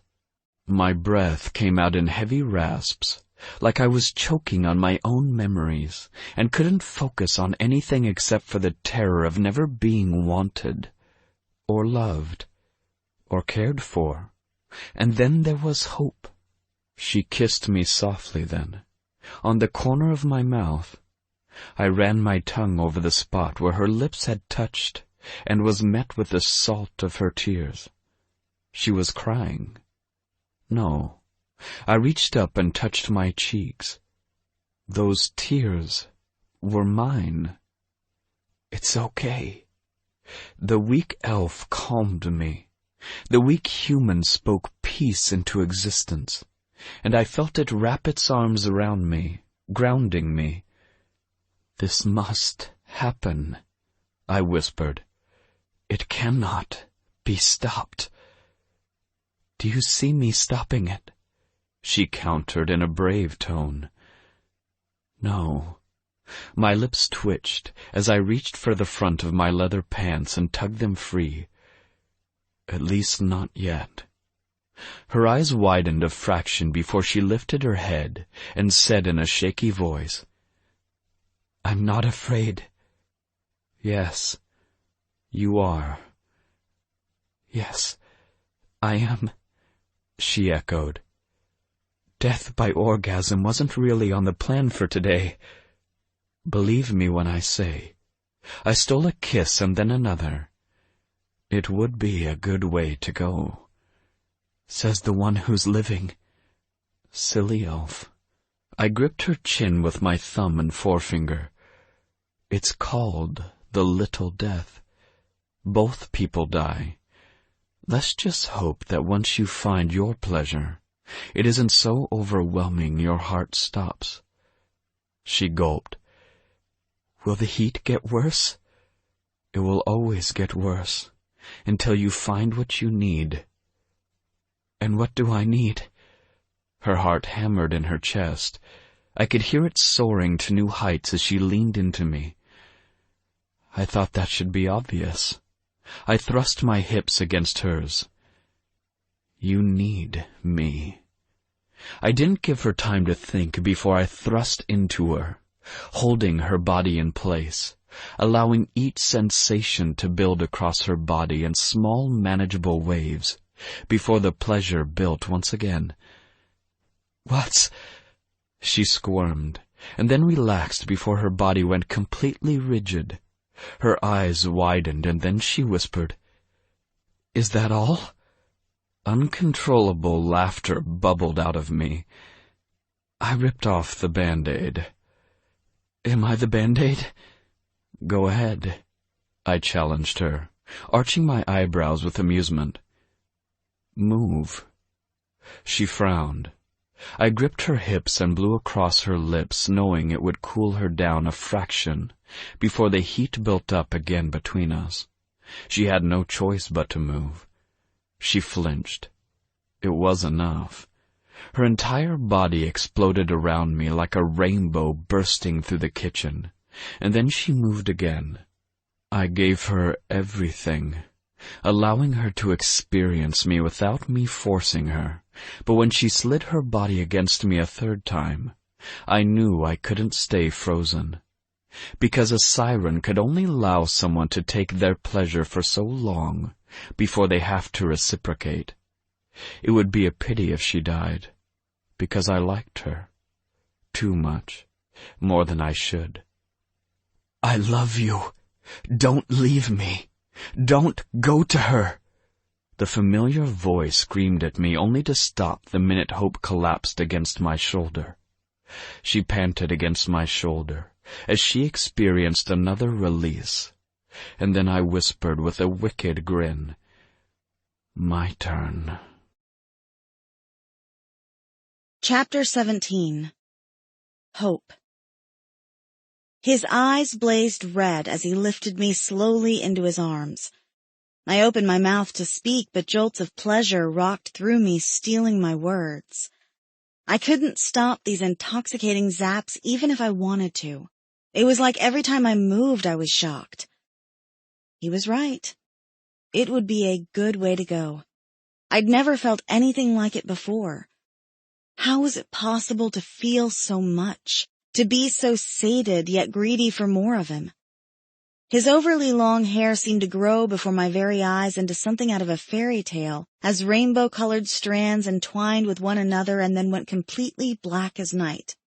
His eyes went from red to an icy blue that filled the entire expanse of his eyes. His skin appeared as though kissed by the sun. The smell of rain attacked my senses. And then he spoke. "You will belong to no one else." His voice was as commanding as it was heavy, as though the weight of his words had settled across my body, pushing me like gravity into the table. I couldn't shake the familiarity of his words, the way they burned into my soul like I'd been waiting for them for thousands of years. Alex's eyes locked onto mine. "Say yes." It was the fighter in me that demanded I say no, that said he should at least say please.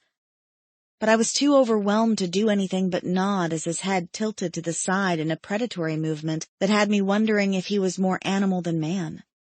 My answer came when he quite literally leaped into the air, pulling me with him before literally sucking the life out of me with his kiss. He drank me. This wasn't kissing.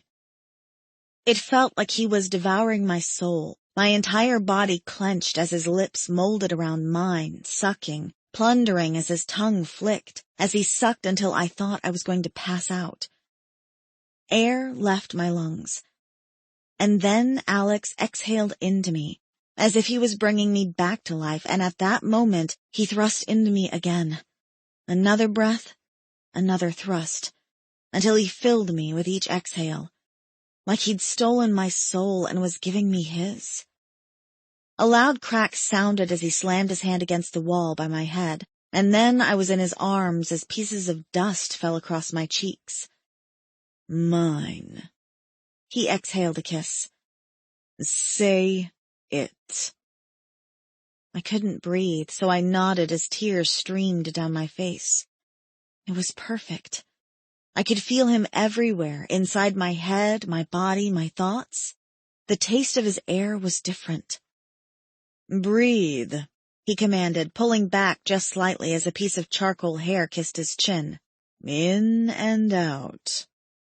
My vision blurred as I tried to inhale, and when I did, the air tasted wet, like a sweet honey-infused sweat.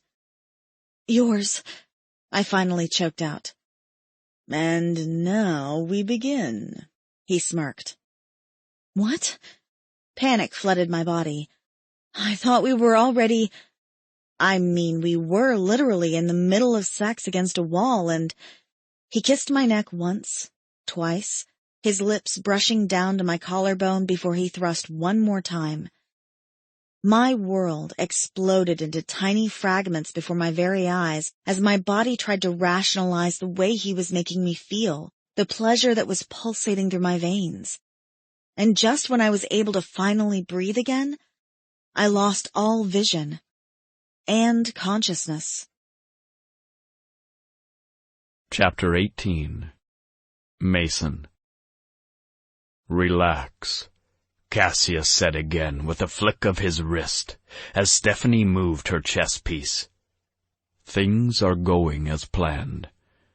Planned? The hell. I stood and paced in front of the fireplace. I heard the wall crack. He's going to kill her. Alex has only killed a sexual partner 3 times in his entire existence, Stephanie said in a bored tone.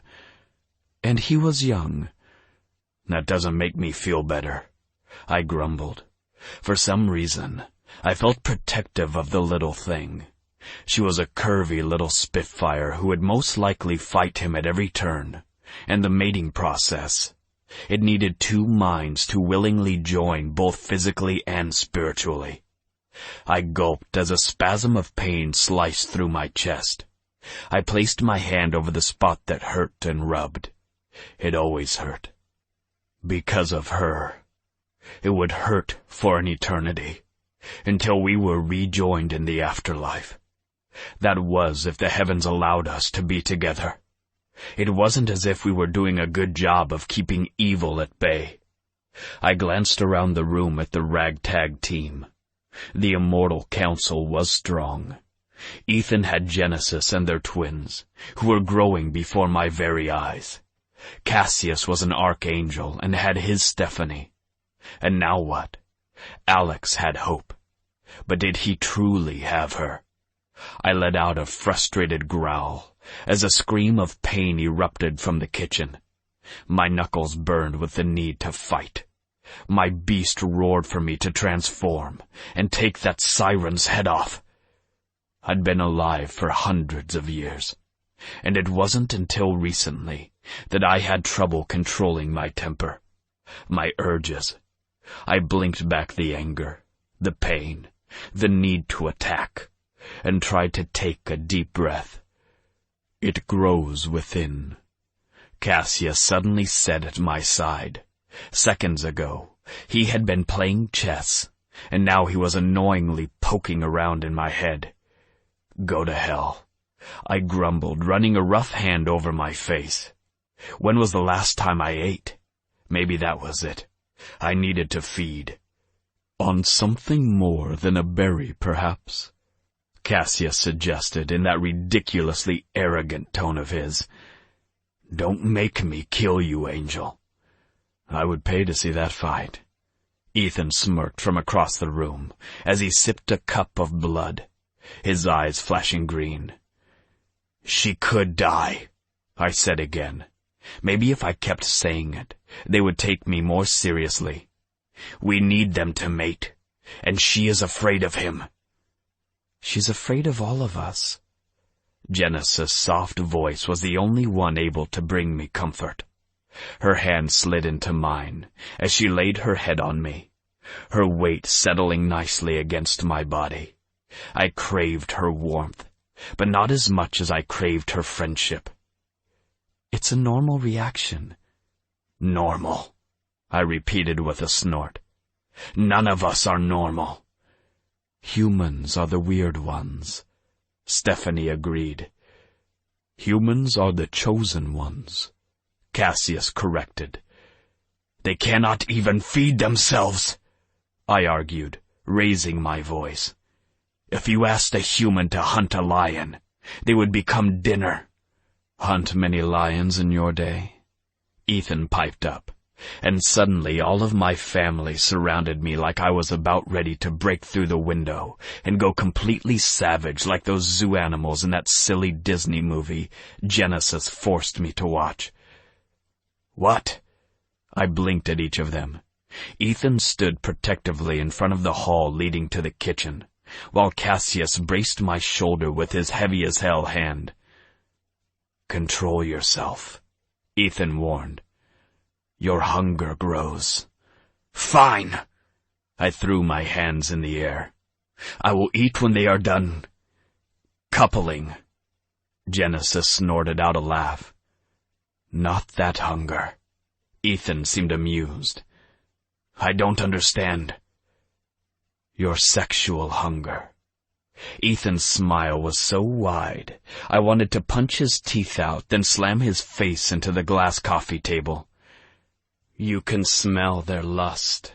It is awakening your own need to mate. So you're saying, I clenched my fist, that in a messed up way, Alex is turning me on? Cassius shook next to me. I turned slightly. The bastard was laughing. He never laughed. I'm killing all of you, I muttered. Fair warning. Get laid, wolf. Ethan smirked. Until then, maybe stay away from the siren's scent. The warning left a sour taste in my mouth, and I recoiled with a grimace. I don't want Alex. To be fair, Cassia shrugged. Even the houseplant leans with all of its might toward the kitchen. Nature cannot help itself, and it seems neither can you. Go for a nice long walk. Maybe jump in a river. And stay there. Cool off, Ethan added, for at least a half hour. I glared at my companions. I hate all of you. Walks are good for dogs. Ethan grinned. I flipped him off and ran out of the house. Chapter 19. Alex. I would kill her, just like I'd killed them. Maybe not on purpose. Maybe it would be an accident. Something that happened out of my own selfish ambition. Because the pain was too much. Because I was too distracted with my own needs. But I knew it, just as I knew my name, my purpose, my own daily suffering and pain. I would kill her, and it would destroy me. Her body trembled as I picked her up into my arms, and slowly carried her up the stairs into my section of the house, a place I hardly let anyone enter, a place that nobody dared even try since it dripped with my scent. And my scent had a way of making even the most logically minded people lose their shit. It was why we never kept pets. Mason refused to be called one anyway. The point was, living organisms could only stand me for so long before they either needed me beyond reason or hated me for their own want. My parents had hated me. Why would Hope be any different? I'd unlocked a part of her that could never be hidden again, a part of her that would always need me, crave me, want me. And if we were separated, she would die. Of course she would hate me, because she would run, and she would die, and it, all of it, would be my fault. A heaviness settled across my shoulders as I kicked open my door and laid her on the bed. Her breathing was shallow, and my world exploded into bright colors just watching her inhale and exhale. I was owned by her, and I would never tell her. I crossed my arms and hovered over her and then shook her awake. When her eyes opened, they were red like mine. Pride swelled before I pushed it the hell down and fought for control. Taking her again would be glorious. This time, I'd hear her scream my name before she passed out. This time, I'd strip her naked and lick her until I had her taste memorized. This time, what happened? She pushed up on her elbows as her eyes went back to a boring chocolate brown, one I didn't find beautiful at all. Not one bit. God, she'd tasted like chocolate. No. Congratulations are in order, I think. I winked, careful to keep my tone happy. We're mated, and we can now continue on saving the world. Thank you for your participation in the Immortal Mating Program. I held out my hand. She stared at it. You shake it. I'm human. I know how to shake hands. Then you'd be doing it. But all you're doing is staring at mine. I know how much you want to taste them. Lick every inch of them. And there will be plenty of time for that when we have our scheduled sex. But until then, I shrugged. Out. Out? Yes. I nodded slowly. Are you always this dense? Out of my room. Finally, Hope took my hand and moved to a sitting position on the bed. She looked good there. She belonged there, by my side, in my bed, between my sheets, me between her thighs. I shoved the thought far, far away, and gave her a perfectly bored expression. "Has your hearing gone? We're mated." She said the words carefully, then blinked up at me. "And now you're kicking me out of your room?" "Here's how this thing is going to go, Elf." I sat down next to her and patted her knee. "I'm going to use you for sex, so neither of us dies. I'll grow in power because, well, naturally mates are stronger together. You'll be fed, clothed, and be given a roof over your head, and maybe, if we can convince tight-ass Cassius, we'll get you a nice 401k with a stellar retirement plan." She jerked back. "What did you say?" 401k. I leaned in. "Basically, we'll match whatever—" She slammed a hand over my mouth and jerked back. "I'm not stupid. I know what a 401k is. What I don't understand is why you're kicking me out. Aren't mates—" A pretty blush stained her cheeks. I wanted to lick the exact spot where her skin turned pink, and then see how many times I could make it change color. "Aren't they almost married?" "Yes." Damn, she was frustrating, and clearly not getting the point.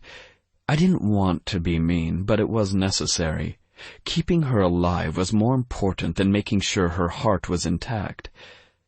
I would kill her, just like I had killed the rest of her family. A person did not come back from that. I would never forgive myself. She would live, or I would die trying.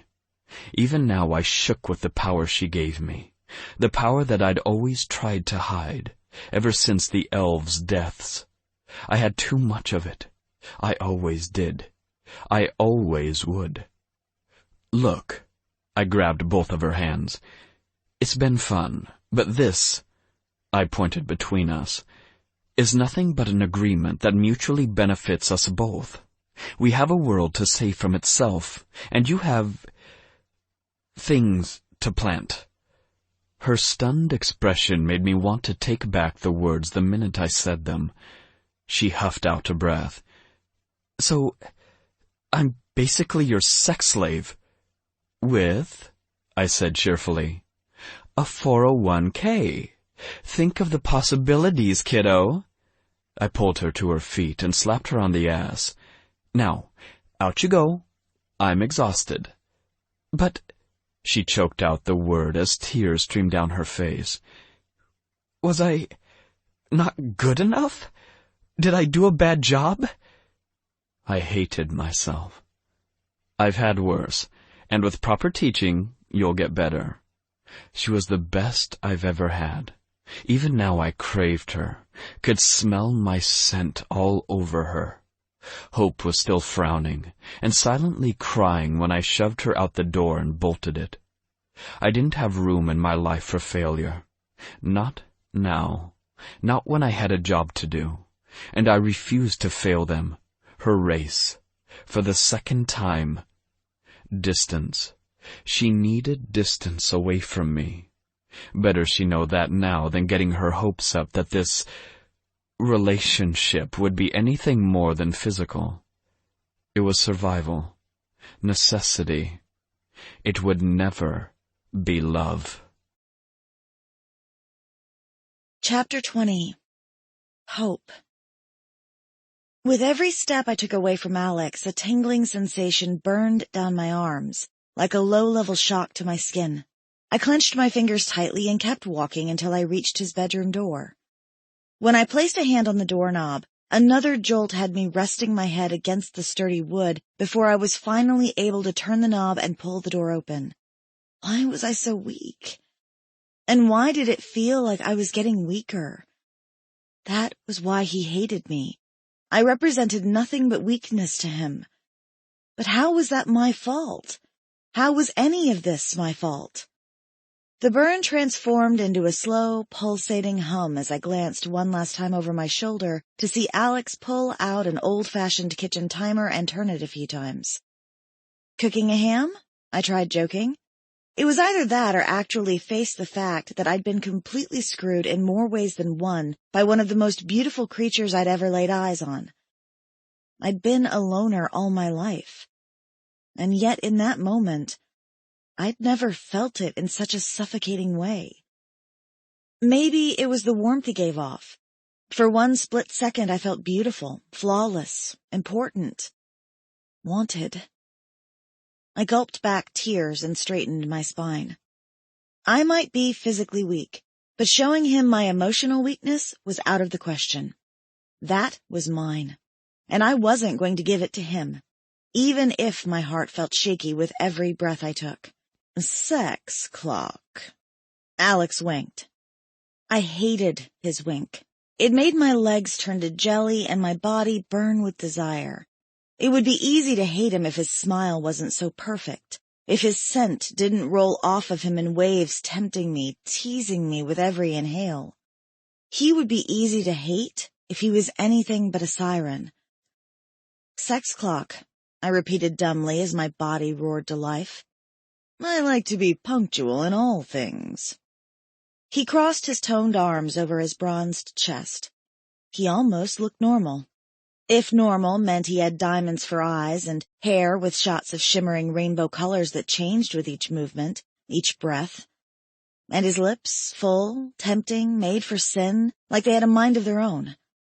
How could something so normal, albeit hot, make him stand out as something far more than human? Even now my body betrayed me, but what was worse, he felt like home. Right.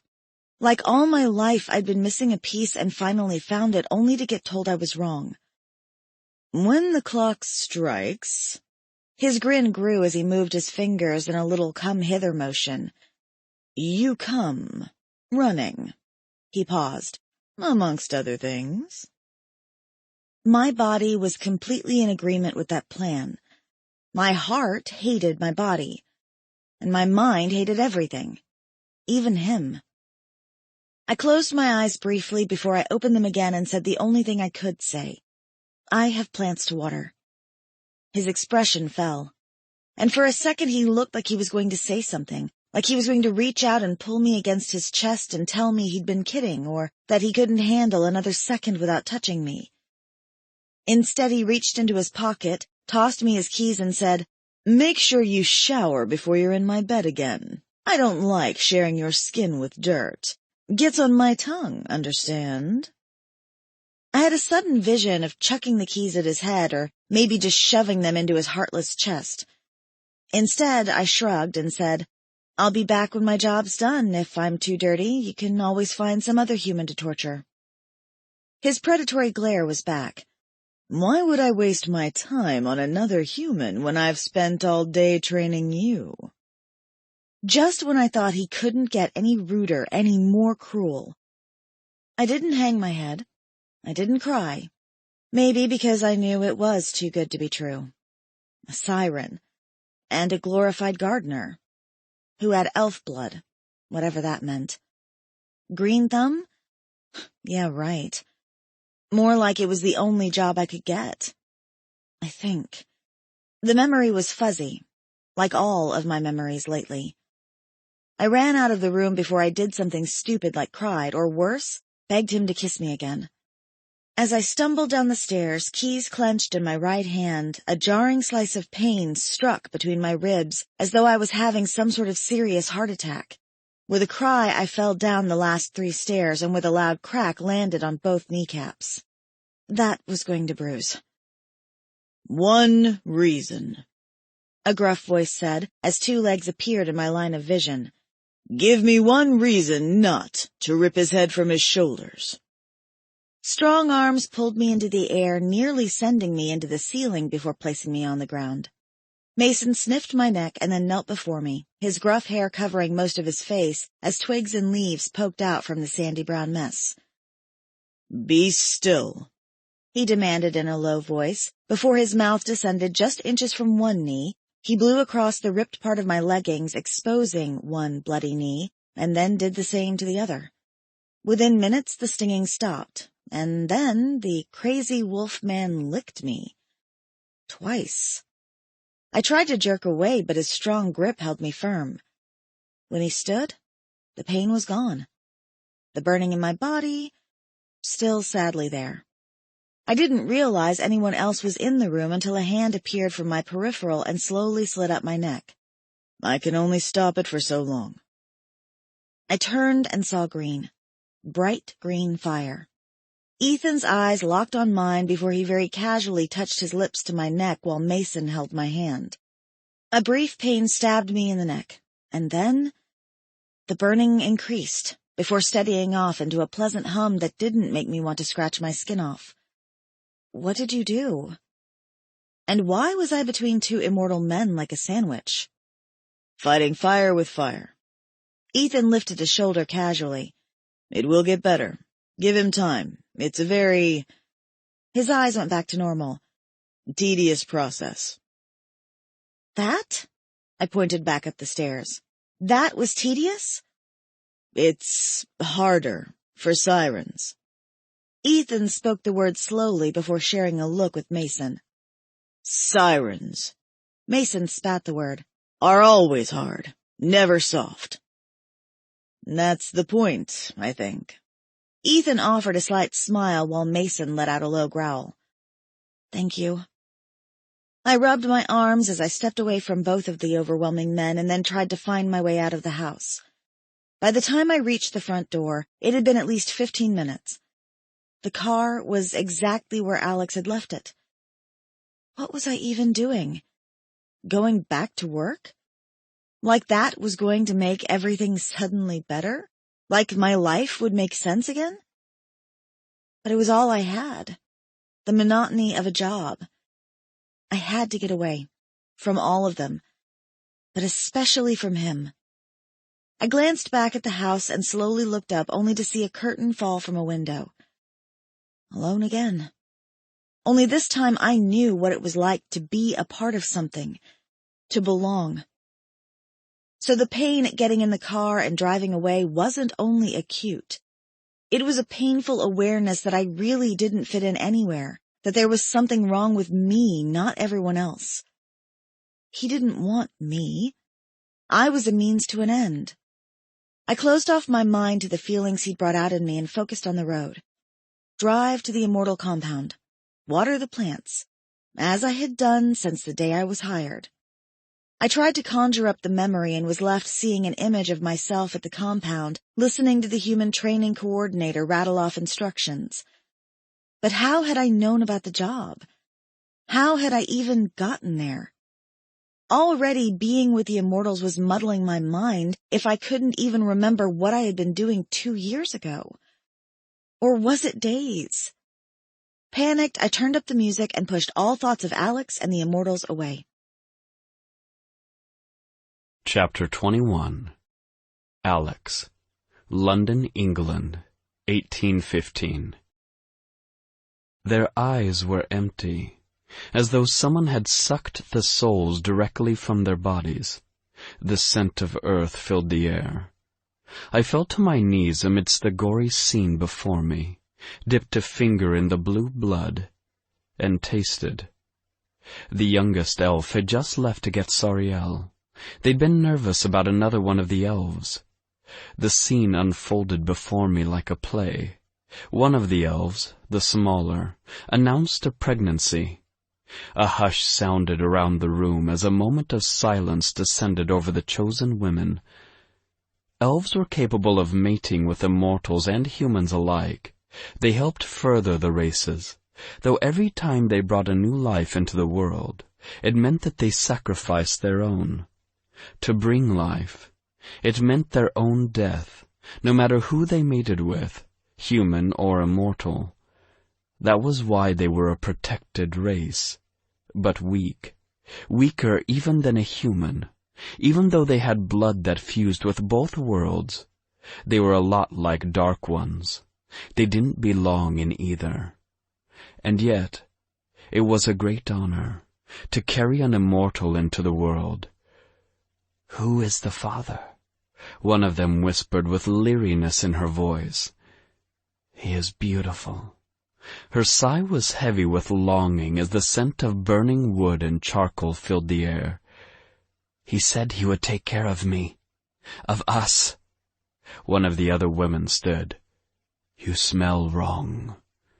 "Maybe it is the pregnancy," another piped up. "Her eyes. Look at her eyes." With a choking cry, one of the elves covered her mouth. The small one shook her head. "I feel fine." Dark smoke filled the air, and then death. 5 minutes. Had I been on time, death would not have come knocking. I jolted awake from the nightmare, covered in sweat. The dreams always ended there, like a puzzle without its final piece. They had never found the killer, and the bodies of the elves were buried in the immortal compound, locked away from anyone trying to seek any part of their bones for some sick ritual. Because all immortals knew, the only way to create an abomination was to use the immortal dead. My memories always ended there, as if a giant-ass chunk of my past was so painful that my brain refused to logically lock on to the memories like they were real.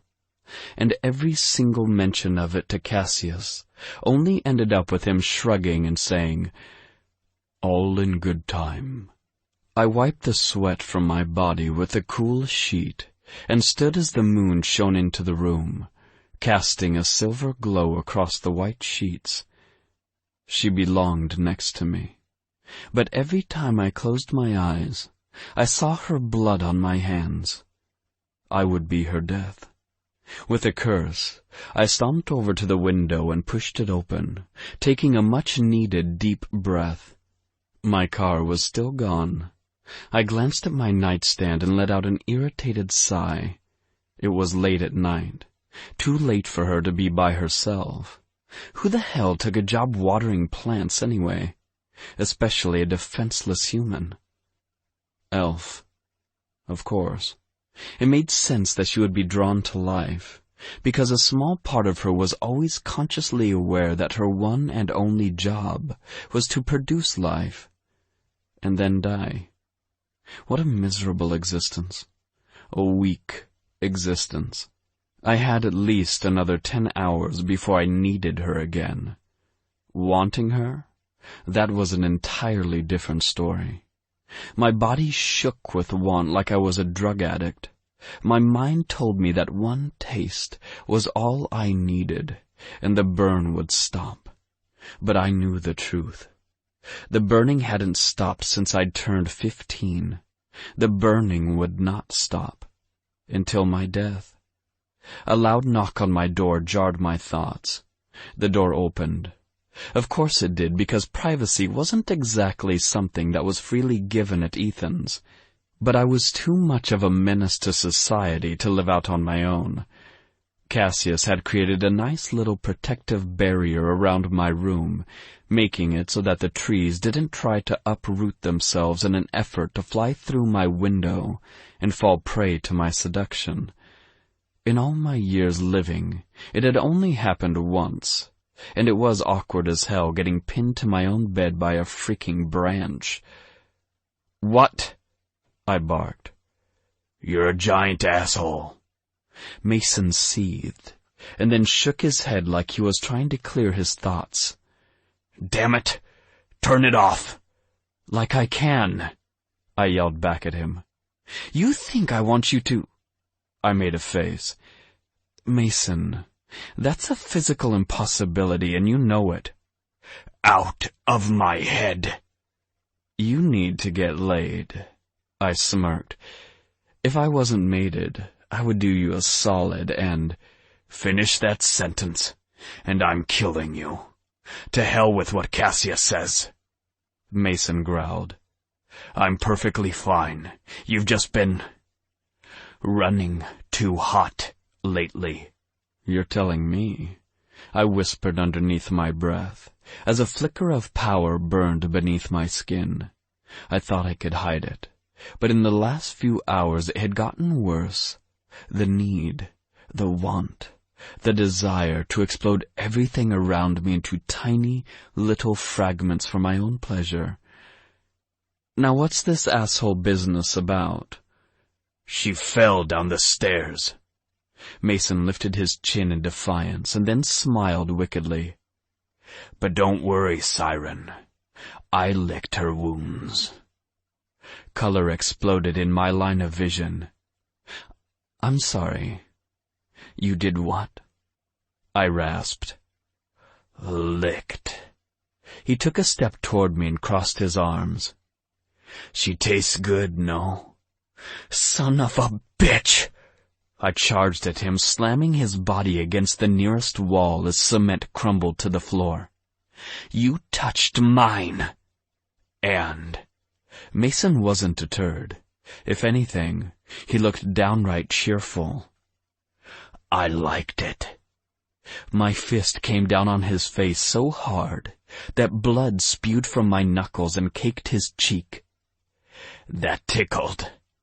Mason laughed through a mouthful of silver blood. I was pulled away from him by both Ethan and Cassius. Genesis and Stephanie came running into the room just in time to see the show. He licked her, I accused. So? Genesis shrugged. Ethan bit her. He what? I roared as the room shook beneath my feet. If he turns into a rainbow, you owe me $10. Stephanie elbowed Genesis, who nodded her head in agreement. I couldn't control the colors. Pinks, reds, blues, purples. They all flashed as a buzzing built in my body. My blood roared to life. He looks like a unicorn, Genesis said in awe. Quick, a saddle! Mason snapped his fingers at Cassius. Vision blurring, I fell to my knees, in a desperate attempt to control my emotions. I didn't want to kill my friends, but it felt like a good idea. It felt necessary. Yes, necessary. Reach your full potential, a voice screamed in my head. End them all, just as I taught you. The pain only goes away when you lose control, Alex. No. Cassius pulled the word into existence, and then placed a hand on my head. Alex, you must learn to control yourself. Don't want to, I snarled. Let me kill them. They healed her when you did not. Cassius leaned down to my eye level. His irises were a bright white. Is that not friendship? I didn't know. Bullshit, came Mason's reply. Downstairs, Cassius whispered. All of you. For once, nobody argued, and I was left alone with the stupid angel, the last person I wanted to be with. Cassius saw too much, because he saw everything, and thanks to his good old angelic dad, the blood that ran through his veins was so pure, it was a miracle he was able to even exist on the human plane without destroying everything in his path. You withhold yourself from her. Cassius tilted his head. Why? Elf, I managed to get out. She is an elf. Cassius was quiet and then stood. I see. No, you don't. I do. His tone was damned irritating. So calm, so rational. All of the things I wasn't and would never be. I am her death. No. Cassius shuddered as he lifted his eyes heavenward. An icy mist began to fall from the ceiling. I cannot see the future. You know this. Only possibilities. Mine is death. You're wrong. Cassius' eyes flashed white before the mist fell to the ground, coating my room like an ice skating rink. I see. Hope. Chapter 22. Hope. Dirt caked my fingernails as I dug into the new flower bed and planted more of the purple tulips that the immortals found spellbinding. Sweat poured down my back, creating a really nice stream as it made its way down my legs and into my flip-flops. And technically, my shift ended hours ago, but I wasn't sure where to go. Home? To my apartment? To Ethan's house? Where was home anyway? Home, home, home. I mulled the word around and was met with a solid wall of steel in my brain, like a door I couldn't break through. What the heck was wrong with me lately? To make matters worse, just as promised, the numbing effects of whatever Ethan had done had worn off hours ago, leaving me in a state of constant pain every time I tried to breathe like a normal human being. Add that to the fact that it was already viciously hot in the compound and I was a pile of gross. A small part of me cheered at the thought of going back to Ethan's, running up the stairs and rubbing my sweaty body all over Alex's pristine sheets. But the smile only lasted for so long, because that certain daydream almost always ended up with me naked, and him licking. Always licking. Like I was his personal lollipop. I shuddered and walked down the dark, empty hallway, my footsteps echoing squeaks across the marble floor. I was about 10 feet away from the main entrance when the door opened and clicked shut. It was too dark to see. Then again, I didn't need my eyes to know who was standing mere feet from me in all his godlike glory. "Is our time up?" I asked, hating that my hands shook at my sides, waiting for his answer. "No." His voice was so soft it was like he'd reached out and caressed my cheek with his words. "I was worried." I laughed. He didn't. I've been on my own a long time. It wasn't technically a lie since I couldn't remember, right? I promise you have nothing to worry about. It's not like anything's going to happen to me. "Humans aren't known for their intellect," he said with an air of condescension. "You need to work on your compliments." "You smell." I rolled my eyes. Seriously? This guy? Was I getting punished? Alex. I was exhausted, gross, and feeling pretty rejected. The last thing I needed was the most beautiful man in the world telling me I smelled. "Can you please just tell me what you need so I can go? I'm not in the mood for you right now." That was a lie. I was always in the mood for him since he had first touched me, claimed me. At least, physically. Mentally and emotionally, he exhausted every last nerve. "You didn't let me finish," he whispered. Was he closer? I couldn't tell. My feet were basically nailed to the ground. And then he inched out of the shadows. His purple and black hair danced with every movement. Did he just snap his fingers and change colors? His amber eyes danced with lust and a blink turned an icy purple as he inhaled. "You smell like air." I was having a hard time breathing. Good air or bad air? "Isn't all air good?" His sculpted face twisted into a frown. "It keeps you alive, right?" "So I'm good air." I nodded, worried that if I stopped watching him he'd suddenly appear right in front of my face and pounce. "Thanks?" "The air tastes like your arousal. Even when you hate me, you want me. How's that for injustice?" "Pretty annoying, actually," I snapped. "Thanks for asking." Another foot closer. Moonlight streamed in through the windows to my right. His smile was deadly, the tilt of his head so sexual that I had a hard time not leaping into his arms. "You smell. You're dirty." His nostrils flared as a grimace formed. "You're weak." Tears burned my eyes as my lower lip quivered, reminding me that I was seconds away from bursting into tears. "And yet I've never wanted anything more than I want you. Right now. Just—" He grabbed my dirty hand. He brought my fingers to his mouth and sucked as an explosion of red haze filled his eyes. "You are." My knees threatened to buckle. I hated my own weakness at his words. Never let Mason lick you again. The red haze darkened. And if Ethan offers to bite you, you cut off a limb, understand? Oh. I gulped and stepped away.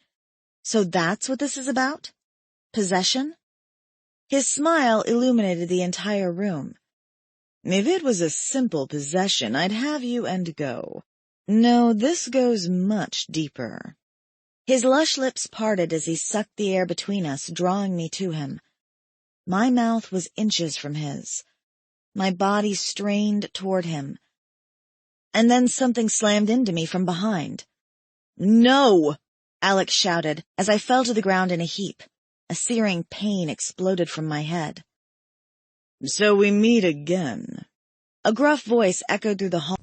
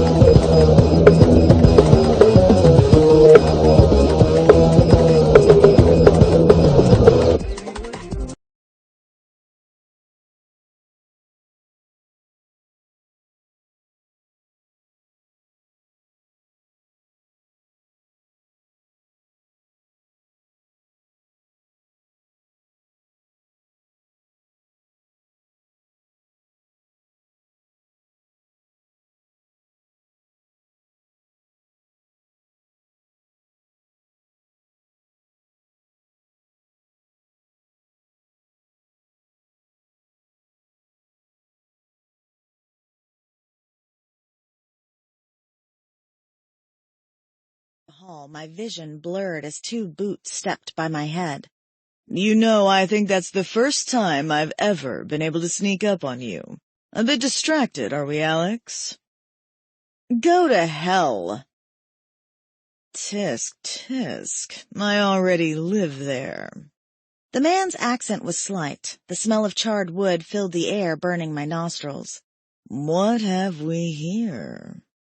A face filled my line of vision. It was too handsome to be human. His eyes were too crazed to be sane. You have done a poor job of covering her scent, Siren. The man stood once more and then shrugged. This is your warning. He's coming. His power grows. The 10 are nearly drained, but the minute he tries to drink their blood and consume their power, it dries up in his throat. Alex was silent for a few heartbeats. I wanted to ask so many questions, but my head hurt so bad, it felt like I couldn't think straight, like I didn't know how to speak. I moaned. Alex was at my side instantly. You didn't have to stun her. I was curious. The man chuckled. At any rate, the clock is ticking. I can only hold him off for so long before he suspects me of treachery.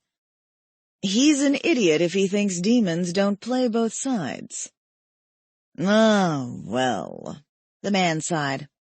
He's been a bit consumed with himself lately. He doesn't know that he needs a bonding agent to complete the process. Once he discovers a way to do that... Yeah, Alex swore. The end. Sadly, no happily ever after. Tell me, how is Mason these days? Still eating pine cones and wishing for a mate? Maybe if you visited during the day, you'd find out, rather than creeping along the shadows like a freak. Ah, but I am a freak. The man sounded upset about this. A freak during the day and the night, no matter what humans may see. I am not good. Remember that, Alex, and tell your human to pay more attention to detail. I could have killed her at least 12 times this evening. He bent down and sniffed my hair. I tried to jerk away, but my arms wouldn't cooperate. Pretty, though. Very pretty. His eyes narrowed and then went completely black, but not before I saw a flash of blue fire. It matched the fire I saw on my wrist. What is she? None of your damn business. Red eyes flashed, and then a hiss escaped from his mouth before fangs shot out from both the top and bottom row of his teeth. Well, well, well. This is interesting. Alex glared at him. Are you finished? The man slammed his hand against my arm and then bit down on the spot he'd touched. My body erupted with pain. You can thank me later, he said. And then his voice sounded in my head. Stay safe, my hope. Timber! Alex shouted. But the man was gone. And so was my sanity, because when I looked down at my arm, it was covered in a tattoo of fire with a gold T inscription. I opened my mouth to ask what it was as darkness closed in on me, and I lost all consciousness. Chapter 23. Alex. Try harder! I screamed until I was hoarse, but it was no use. Cassius hung his head. What's done is done. I was seconds away from pulling my own hair out, while Cassius once again placed his hand on her skin, only to come back as if he'd been burned. You're an archangel, and still you can't undo this, I cried. What good are you? Stephanie, my sister, glared at me. Watch yourself, Alex. I ignored her, and pounded my hands against the wall, causing a picture to slam against the ground. He marked her! There go the family pictures, Mason sighed. Hope let out a little moan. My heart lurched in my chest, as she blinked open her eyes and stared up at all of us hovering over her. My head hurts. No shit. She was going to be in a lot more pain if something wasn't done. What the hell had Timber been thinking? You know, a voice whispered. Exactly what I'd been thinking. Even now, power surged within me, danced along my arms. Demons sensed darkness, and I had to wonder if Timber knew mine. Why was it that I was suddenly getting the feeling that I was the only one incapable of protecting my own mate?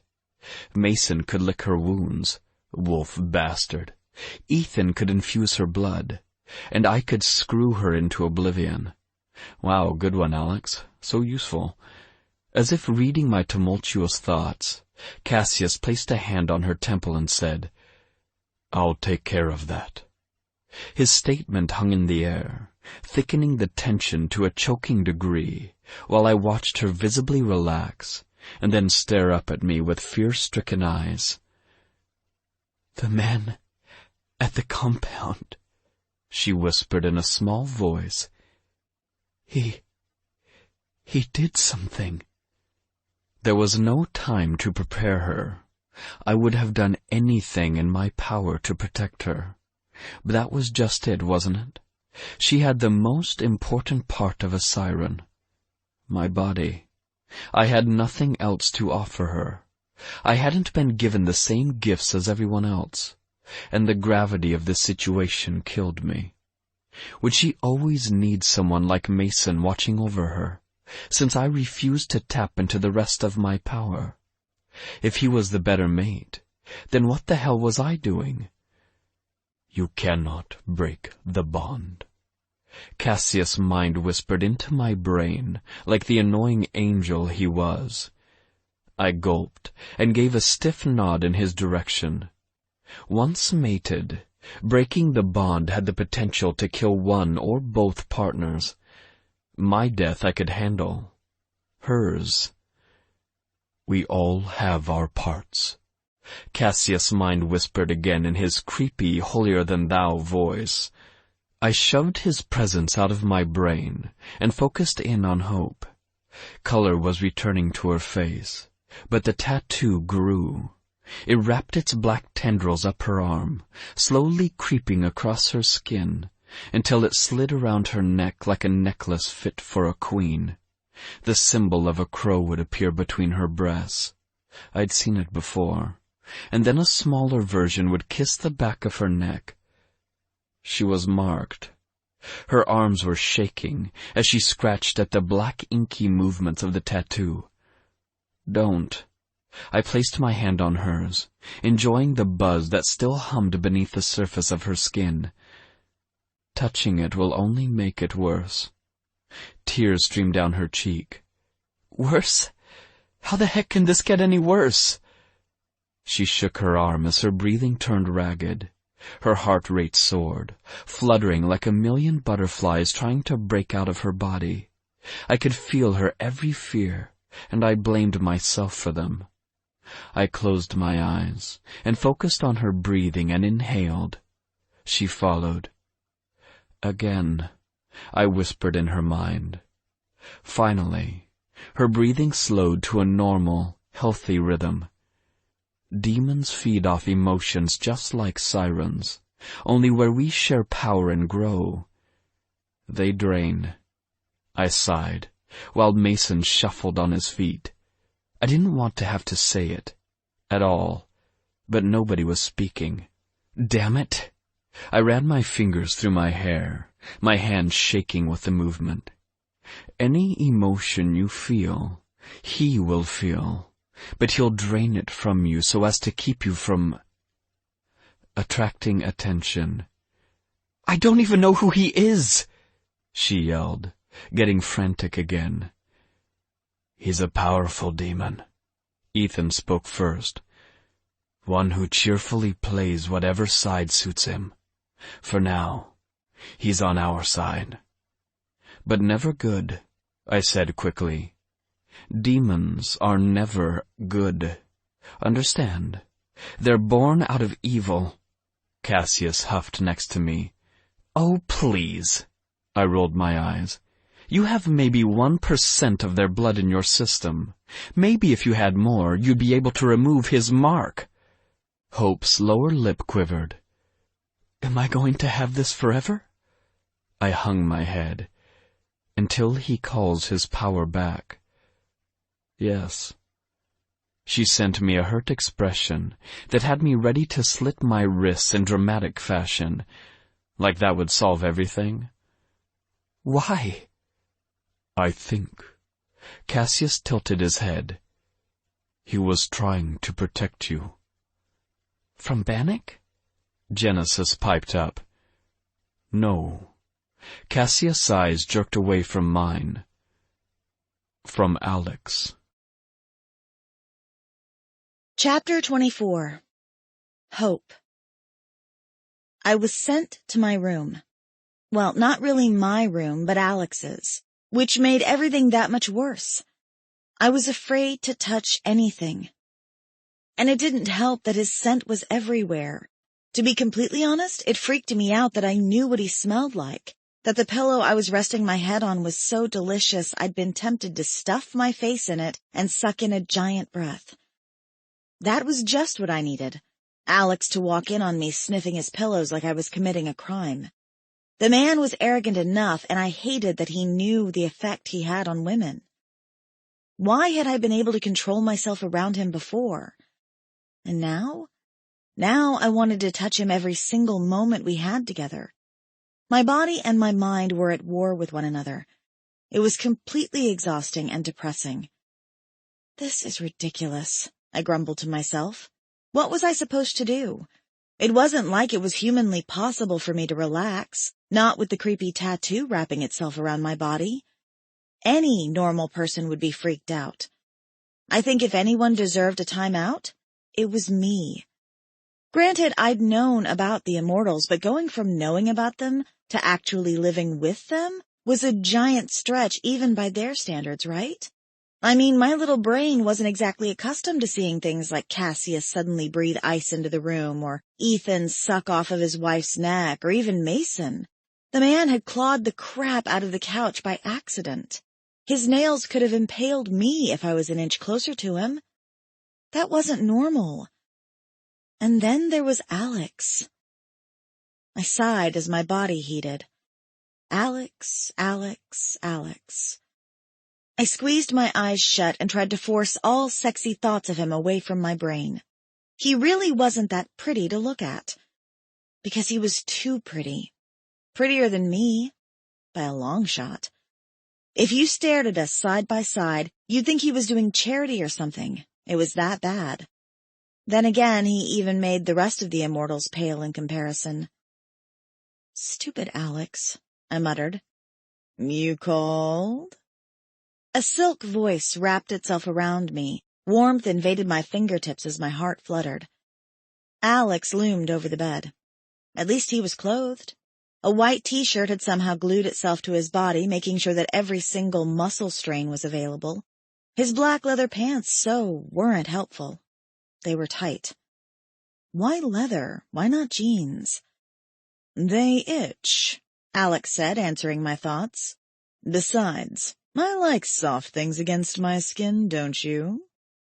He was doing it again, his eyes dilated as his mouth slowly descended. I met him halfway, unable to stop myself. But the minute our lips touched, a searing pain erupted up my arm and wrapped around my neck. I tried to suck in a breath, and nothing. There was no air. Alex's horrified gaze shifted to fury as he gripped me by the arms, holding me against his chest, pounding me against the back. Breathe. I'm trying, I screamed the thought at him. Shh. His hand slid down my back as he pressed my ear against his chest. His heart thudded slowly against my ear. Breathe in and out. So I did. I listened to his heart and then placed my hand there too because it felt good. It felt warm, not hot, comforting. In fact, the slight buzzing I'd had around him was completely gone, and in its place I finally felt normal again. So normal that I wasn't ready to beg him for sex. The alarm on the bedside table rang. Alex shoved me away and cursed. I'll go get Mason. I found my voice. What? Why? What's going on and why can't I breathe? So the prince's kiss is poison, Alex mused out loud. Timber must have thought it would be amusing to protect you from power. All soul-sucking power, and since I'm a siren and we feed off of emotions just like demons, I can't. He paled. I can't touch you without hurting you. But without touching me, I swallowed. I squinted up at his beautiful face. You could die, right? I've lived long enough, he smirked. That's not funny. I jumped to my feet and swayed toward him, happy that I could actually be in the same room with him without thinking dirty thoughts. But even with his powers dulled toward me, I still wanted his hands all over my body. Damn him. Am I laughing? Alex shrugged. The best I can do is keep you alive until Timber stops playing his childish little game of gotcha. Mason can at least—" He gulped as tension filled his gaze. Fists clenched, he said through clenched teeth. "Please you. Touch you while I can't." I shook my head as tears filled my line of vision. "You're just going to pass me off now?" "Hell no!" Alex roared. "You think I want him touching what's mine? You think I'll enjoy the fact that his dirty, pinecone-loving hands get to feel how silky your skin is while I sit downstairs and freaking burn?" I gasped. "You." His eyes were back to that scary-looking red as a powerful shudder ran through him like a visible ripple across his muscled torso. His teeth snapped together and the colors from his hair went completely black. I'd never seen him jealous. Now I knew what it looked like. Darkness itself. "Have no idea the pain I feel when I can't touch you." He'd slipped. I knew it. He knew it. Because he'd just admitted that I wasn't replaceable. And even though the situation was dire and terrifying, I found myself trying not to smile, even though he looked terrifying. "Smug little elf," he teased. "Arrogant, hot-headed siren." His grin grew. "I can hear your heart pound, your blood soar." His black eyes rolled back into his head. "The pleasure I could bring you right now, the places I would take you." He swayed toward me, licking his lips like he could already taste me. My breath hitched. "Do it." Alex's face turned to stone. "Believe me, the pain wouldn't be livable." "But—" My palms began to sweat as his eyes scoured my body. Slowly, tendrils of heat pulsated between my legs as I clenched my thighs together and then cried out in pain. "Oh!" "Right," he cursed. "Why Mason?" Pain burned me from the inside out, and all because what? Alex had tried to give me an orgasm without even touching me? 2 days ago, I would have been horrified. Right then, I was disappointed. What had he turned me into? Why not Cassius or Ethan? With each name I mentioned, Alex's expression darkened more and more. "Werewolves are healers," he gulped. "The others would hurt you. Cassius would freeze your ass. Ethan would end up sucking you dry because vampires just love blood, and he would lose all control. The last time he killed by accident, it was nearly impossible to live with him." "Oh, good. So it's about his conscience." "More or less." He grinned with a wink. "Stephanie would most likely hurt you. She's horrible with controlling her powers, and I take it you haven't ever swung that direction, am I right?" My cheeks heated. I gave him a jerky nod. "So that leaves," he swore violently, "Wolf." A pounding sounded on the stairs, and then Mason was in our room panting, his brown hair wild around his face as he wiped a dirt smudge from his face. "What?" "Racing a turtle again," Alex teased. Mason flipped him off, then sniffed the air. "Something is off." Alex pointed at me. "Tick-tock." With a growl, Mason clenched his hands. "And you expect me to do what? Lick her neck so she doesn't die?" "If you'd be so kind." Alex crossed his arms. "And try not to enjoy it so much." "Wait." I held up my hands. I need a minute." "Her heart is fluttering." Mason eyed me sadly. "She doesn't want me to lick her, Alex. She wants you." "Well, I can't touch her. I tried kissing her and she nearly stopped breathing." Mason let out a gruff whine. "That sucks those balls of monkeys." "I think you mean that sucks monkey balls," Alex swore again. "And it's not like she needs actual sex like I do. She just needs pleasure." I jerked my head in Alex's direction. "Explain." He winced. need to orgasm. Oh, I shrugged. Aren't there tools for that sort of thing? Both Alex and Mason burst out laughing. What? My cheeks heated. What's so funny? Humans, they muttered in unison. Embarrassment flooded my senses. I don't get it. If I just need an orgasm, then I can... I shrugged. You know, I wasn't exactly experienced in that arena, not really, but what choice did I have? Death? Wolf? Or me? That is not an orgasm, Alex said with a simple shrug of his shoulders. Humans are imperfect creatures. They are not immortal. They are given a sliver of pleasure whenever they do anything sexual, but the power behind a true orgasm is held from them. Ergo, you could try, and I'm sure it would feel okay, but not compared to what either of us could do with a simple thought. Basically, your pitiful toys and ways to get off. His expression reflected distaste. Don't count. It's like running a mile versus running a marathon. Humans, Mason muttered before stepping toward me and giving me a short bow. It will be my honor to make you happy, Elf. Stop that, Alex cursed behind him. You'll give her a big head. Now pleasure her so I can go hunt timber and rip his head off. I can only last a few more days before I die. Serious? I asked the room. As death.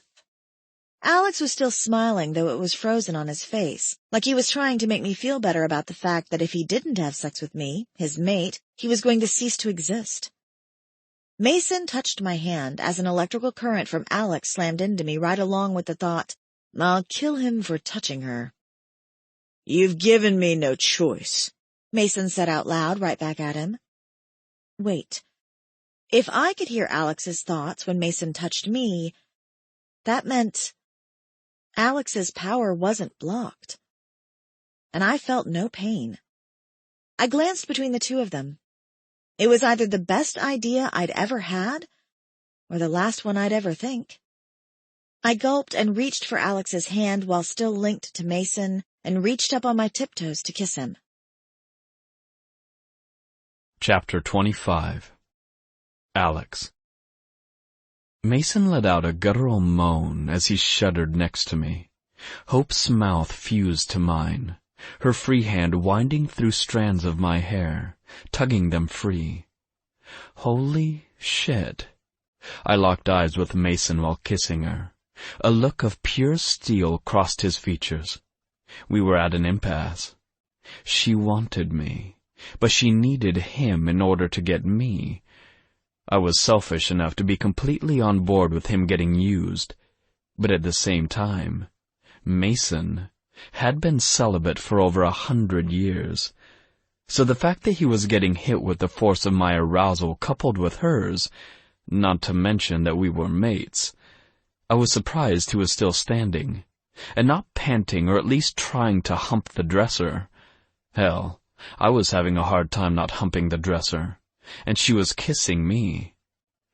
Kissing me. She tasted sweet. I cupped her hips with both hands and cursed as her tongue slipped past my lips, her hand still firmly gripping Mason's. It wasn't an unfamiliar situation to be in, and it wasn't arrogant speaking, just science. All creatures wanted me. I couldn't help it.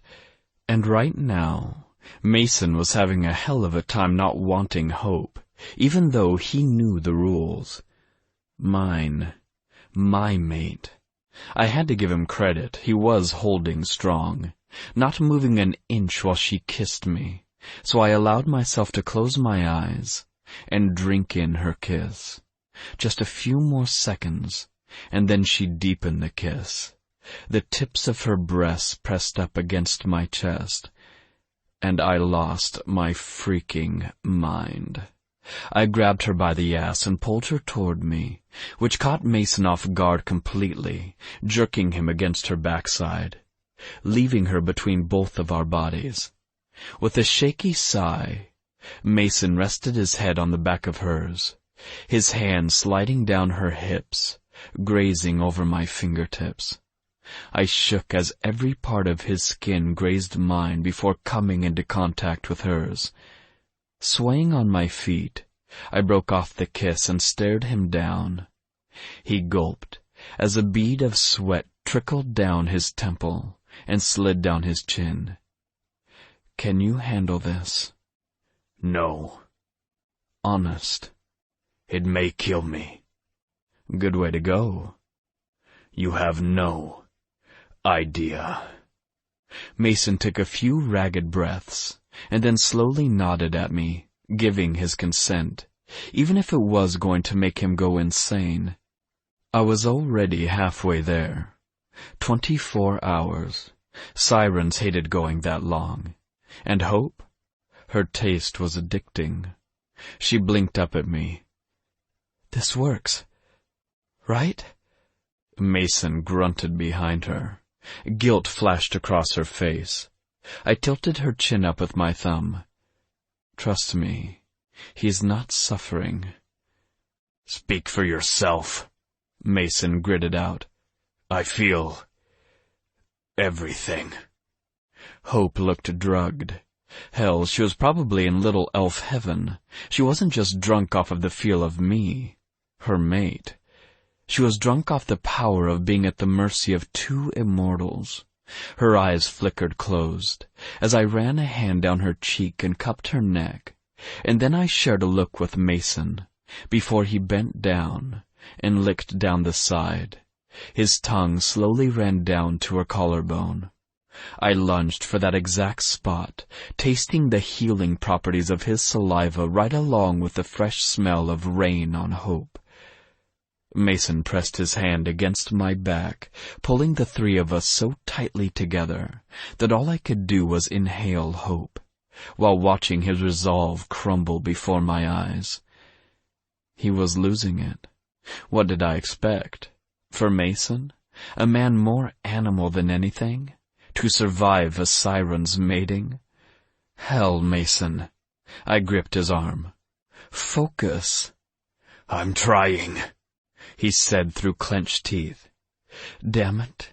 Tell anyone and I rip your paw from your arm." I growled before I pulled him closer, until his mouth was inches from mine, and sucked the air between us. His horrified expression would have been priceless if it wasn't so necessary that I take away some of his arousal. "Go ahead," I encouraged, releasing his finally relaxed body into the arms of Hope's. And then I was watching a jealous nightmare come to life, as I shared not only part of my essence with him, but my mate. "Kiss her," I commanded, able to control his movement since I'd taken control of his passion so fleetingly, and infused the air with mine. He wouldn't be able to help himself, and she'd only feel me, not him, because in her mind, I was kissing her. I was touching her, and allowing Mason free rein, because for a few brief seconds, I'd turned the wolf into a siren. God, I was good. When he broke away from her, he was sucking in air as if he hadn't breathed a day in his life. I gripped his hand, feeling a tremor of pleasure run through his blood at the contact. "Sorry," I mumbled.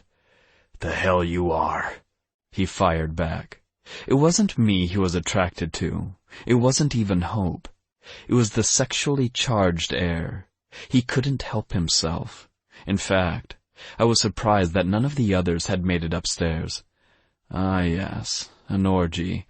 I'd been accused of worse in this house. It wouldn't be the first or last time. Not that it had happened since everyone had started selfishly mating all over the place. Hope's eyes widened as she touched her lips. Both of us approached her on the bed. I placed her on the mattress, slowly stripping every inch of clothing from her body, while Mason watched. With each movement, he cursed me. He finally looked away. Not that it would help. He still felt us. He felt it all. Every lick I gave her, every kiss, every wave of pleasure as her hips bucked off the bed. And still, he held her hand, like a lifeline. When I thrust into her, he let out a guttural curse, squeezing his eyes shut as the entire room shook like thunder. It was over too soon. I wanted more. Poor Mason had completely sweat through his clothes. "Make sure she's okay," I whispered as hope passed out yet again. Even with a wolf as a link, I still hurt her with my power. Mason rose over her. His eyes roamed over her body, and then he licked across her chest, where I could hear her heartbeat in a steady cadence. "She'll live." "And you?" I ran a hand through my sweat-filled hair. "Are you okay?" "Do you even care?" Mason snapped, squeezing his eyes shut before standing and falling to his knees. His energy was zapped, and the damn guy needed to get laid. "I can help," I finally said after a few beats of silence. "Touch me, and I cut off your hand," he fired back. I rolled my eyes. "I prefer women, not wolves." "Could have fooled me." "Oh, please." I pulled him to his feet. "Tell me what you want and I'll give it to you. It's the least I can do." He shook his head slowly. "Not even a siren as practiced as you can take the hollow ache away." "You're right," I whispered. "But I can soothe it." I exhaled across his face, then pulled away while his body went limp, and then with a roar he ran into the bathroom and slammed the door behind him. Minutes later, he stomped back into the room. "What the hell was that?" Think of it like a mental sexual experience, only better. It feels real, but it's not. Takes the ache away. I tried to find a really hairy one for you. "You're a bastard." "What? You didn't like her?" She mounted me." He shoved me against the wall. I burst out laughing. I thought wolves liked that sort of thing. Plus, you still got off. Don't lie. I can smell it on you. "I could kill you." "But you won't." "But I won't." He finally smiled. "Because beggars can't be choosers, especially after 100 years, right?" He burst out laughing. It was the first real laugh I'd heard from him since his mate died. The door to my room burst open, revealing Cassius and Ethan. Ethan's arm shot out to stop Genesis from entering. His eyes were crazed while Stephanie took one step in and then slowly backed out, leaving Cassius glaring at the two of us. "What were you three doing?" Hope chose that opportune time to wake up and grumble. "Playing tag?" Mason coughed into his hand while I said, "We took turns being it." Confusion washed over Cassius' features before he sniffed the air and then sent a murderous expression in my direction. "We'll discuss your orgy later. Right now, I need you downtown. Bannock has resurfaced." "Did he just say orgy?" Mason asked exactly what I was thinking. "Genesis is teaching him way too much," I grumbled, and then winked at Hope. "Watch over my mate for me, Mason." Yeah. He huffed, and then joined her on the bed. She scooted away and eyed him skeptically. "Did we kiss?" He flushed and then shrugged. "So, you like baseball?" Chapter 26. Hope. "Tell me about the elves," I asked after the third Disney movie. Mason was relentless. All he wanted to do was watch Lion King. I finally convinced him to watch something that wasn't a cartoon and ended up regretting it immediately when he started howling at the screen. I covered my ears. "What are you doing?" "It's a car chase." Ethan slipped into the room, his tone bored. "He wants to chase the car." "Go to howl." hell, Ethan." I quickly fast-forwarded through that specific scene of Furious 7 and winced as Mason jumped up onto the couch with his feet and started panting. Okay, so no action films for you. Check. Ethan was back in the room laughing before disappearing again. What's he doing? I elbowed Mason. Research. Mason didn't take his eyes off the screen. Cassius and Ethan have been poring over ancient texts for weeks now. Nothing seems to be helpful, and Cassius is only allowed to see so much of the future, and when the future is tied to us, it is quite often blocked. I frowned as a chill spread over my body. So he's not all-knowing? Mason tilted his head thoughtfully. He knows what he needs to know. Beyond that, he can't use any of his powers to force a human's hand. At least not anymore. My thoughts drifted back to the day Cassius passed me in the compound and told me about my promotion. Promotion my ass?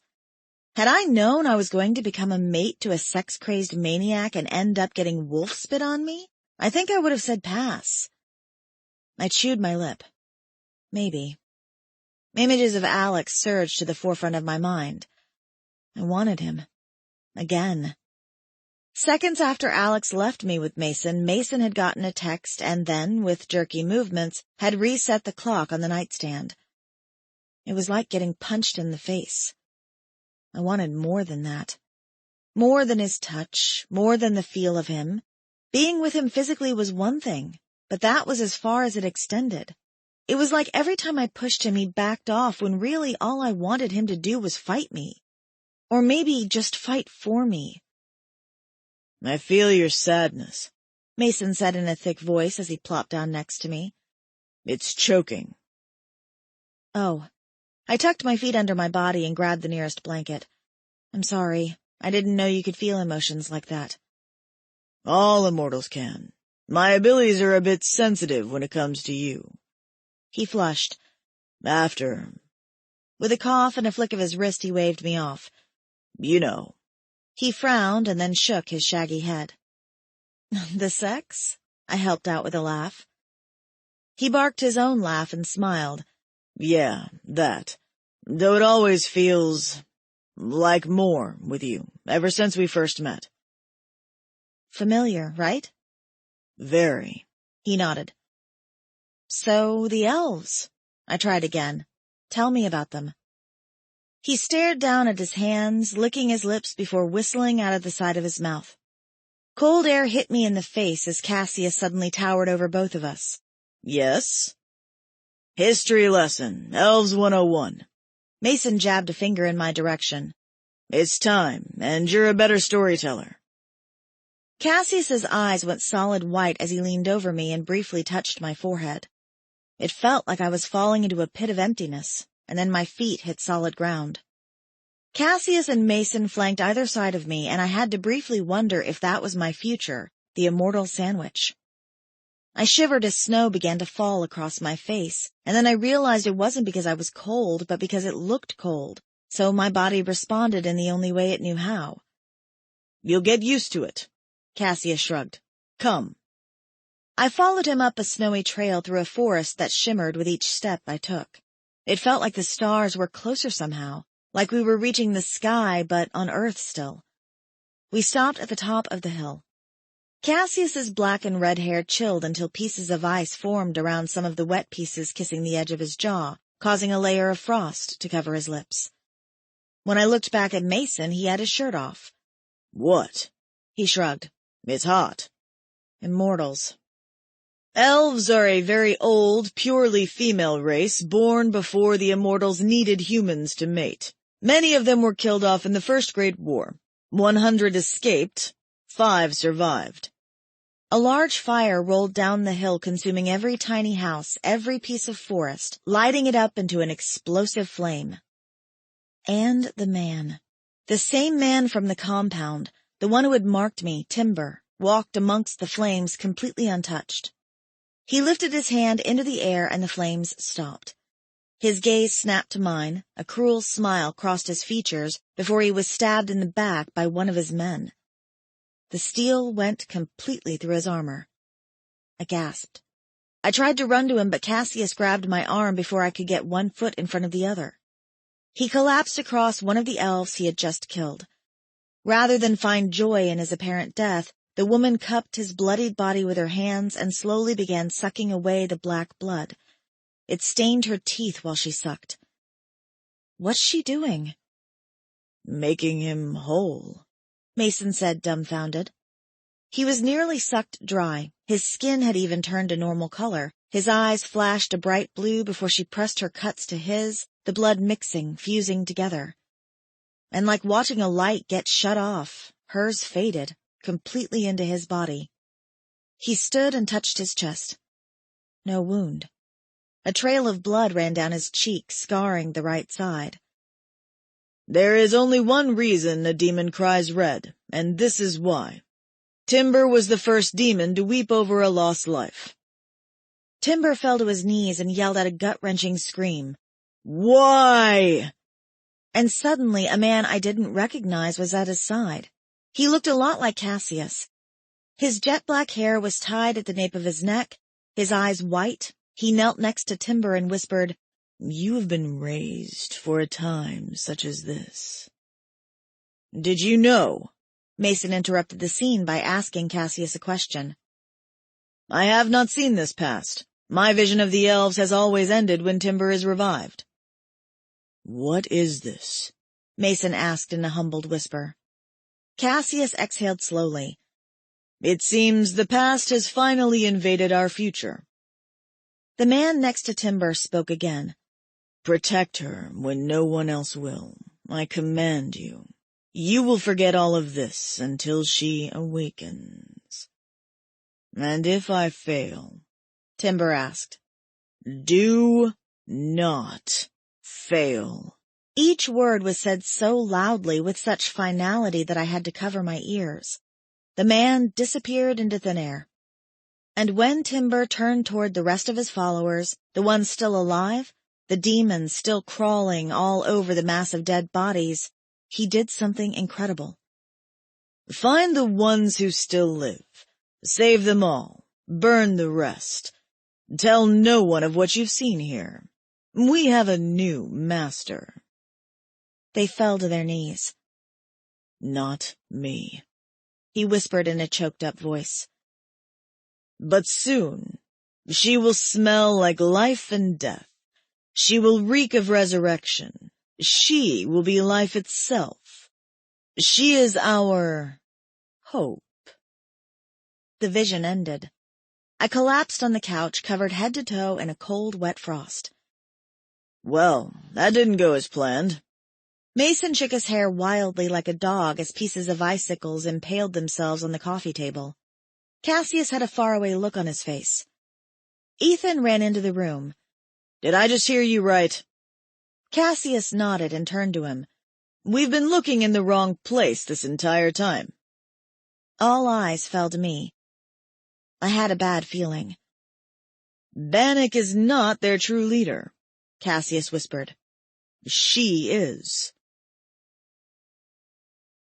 Chapter 27. Alex. Absolute bullshit, that's what this was. I hated tracking demons. It made my skin crawl like bugs were scurrying all over me, biting me, sucking me.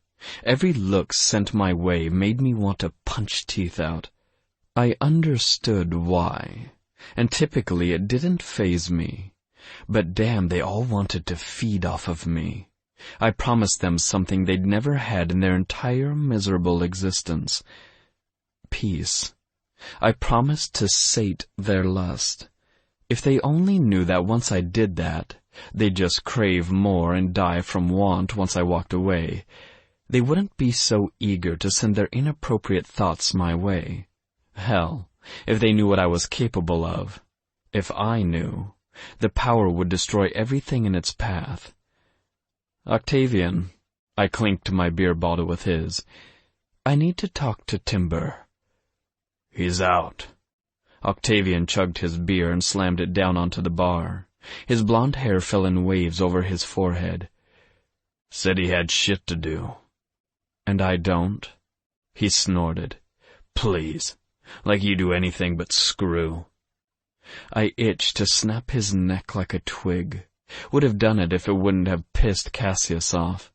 Power surged through me after being with Hope, and what was even better, having Mason in the room only enhanced the overall charge of what had taken place. So I was basically on the highest high of my life, sitting next to a demon who wanted to eat me so he could have all the warm, sexy feelings to himself. Great. And Bannock? Octavian froze, his gaze lingering on the beer bottle in his hand. Still. Trying. Fine. I stood. Tell Timber I need to see him as soon as possible, and keep an eye on Bannock. Octavian snaked out and grabbed my wrist, his eyes filled with lust. You should stay. I'd rather not get snacked on. Thanks for the offer, though. I winked. He didn't release his hold. Sighing, I jerked my hand away, nearly causing him to slam his body against the ground before he caught himself with his free hand. I don't have time for games. I actually have a life. Not for long, he snorted. What was that? Sirens. So stupid. He swore and then crooked his finger. I had no choice but to lean in. Bannock cannot drain the ones who watch. Yeah, caught that. He will stop at nothing to suck in their power. Even now he mixes the blood of immortals to find the right way to infuse. So? He has tried all of them but one. Octavian looked behind his shoulder and then shoved away from the bar. I've said enough. Wait. I grabbed him by the shirt. What hasn't he tried? I had no time to react before he bit into my neck and came back with a piece of flesh. Siren. I somehow made it home. My neck burned like hell. Even now the wound was festering with rot from the bastard's dirty mouth. Well, either the world was going to end because he had my blood, or it wouldn't. Not the best odds, but what else could I say?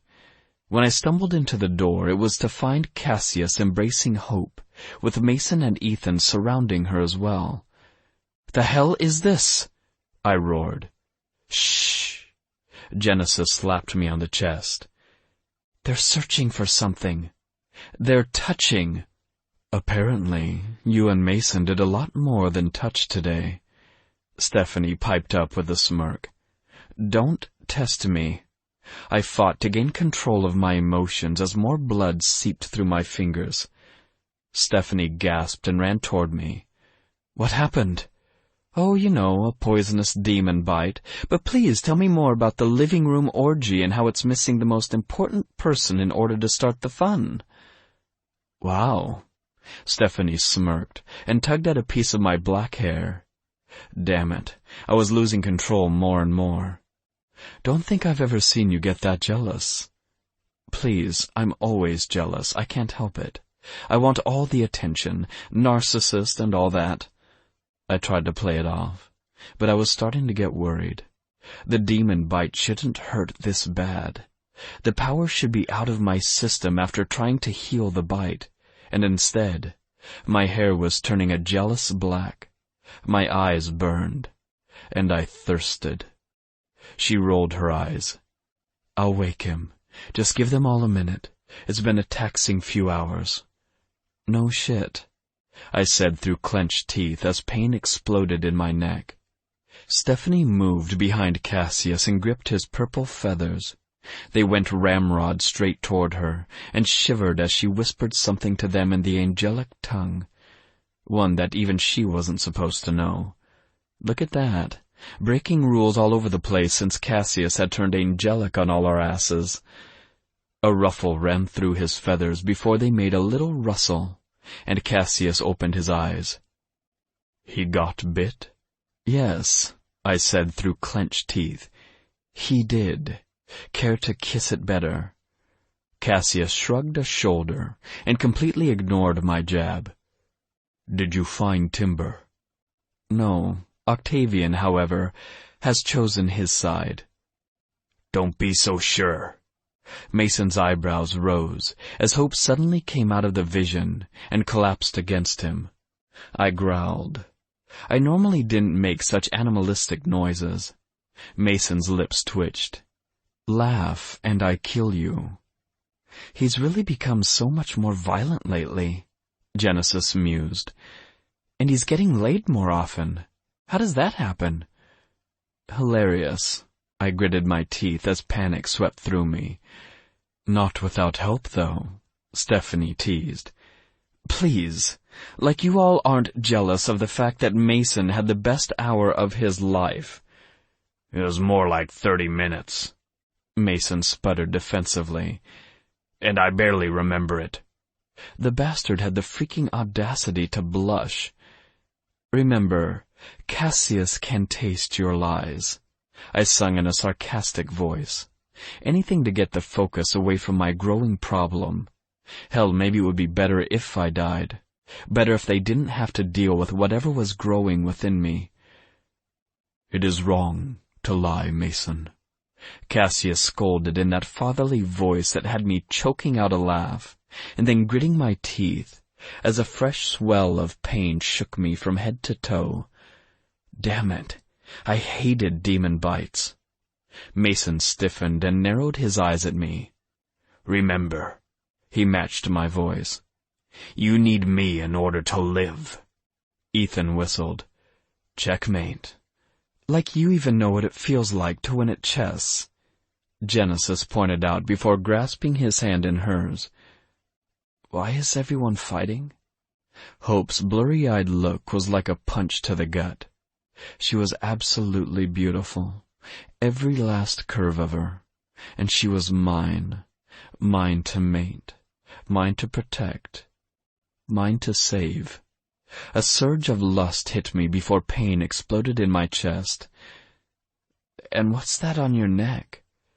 Demon hickey, I said in a deadpan voice. My body felt like it weighed 5,000 tons.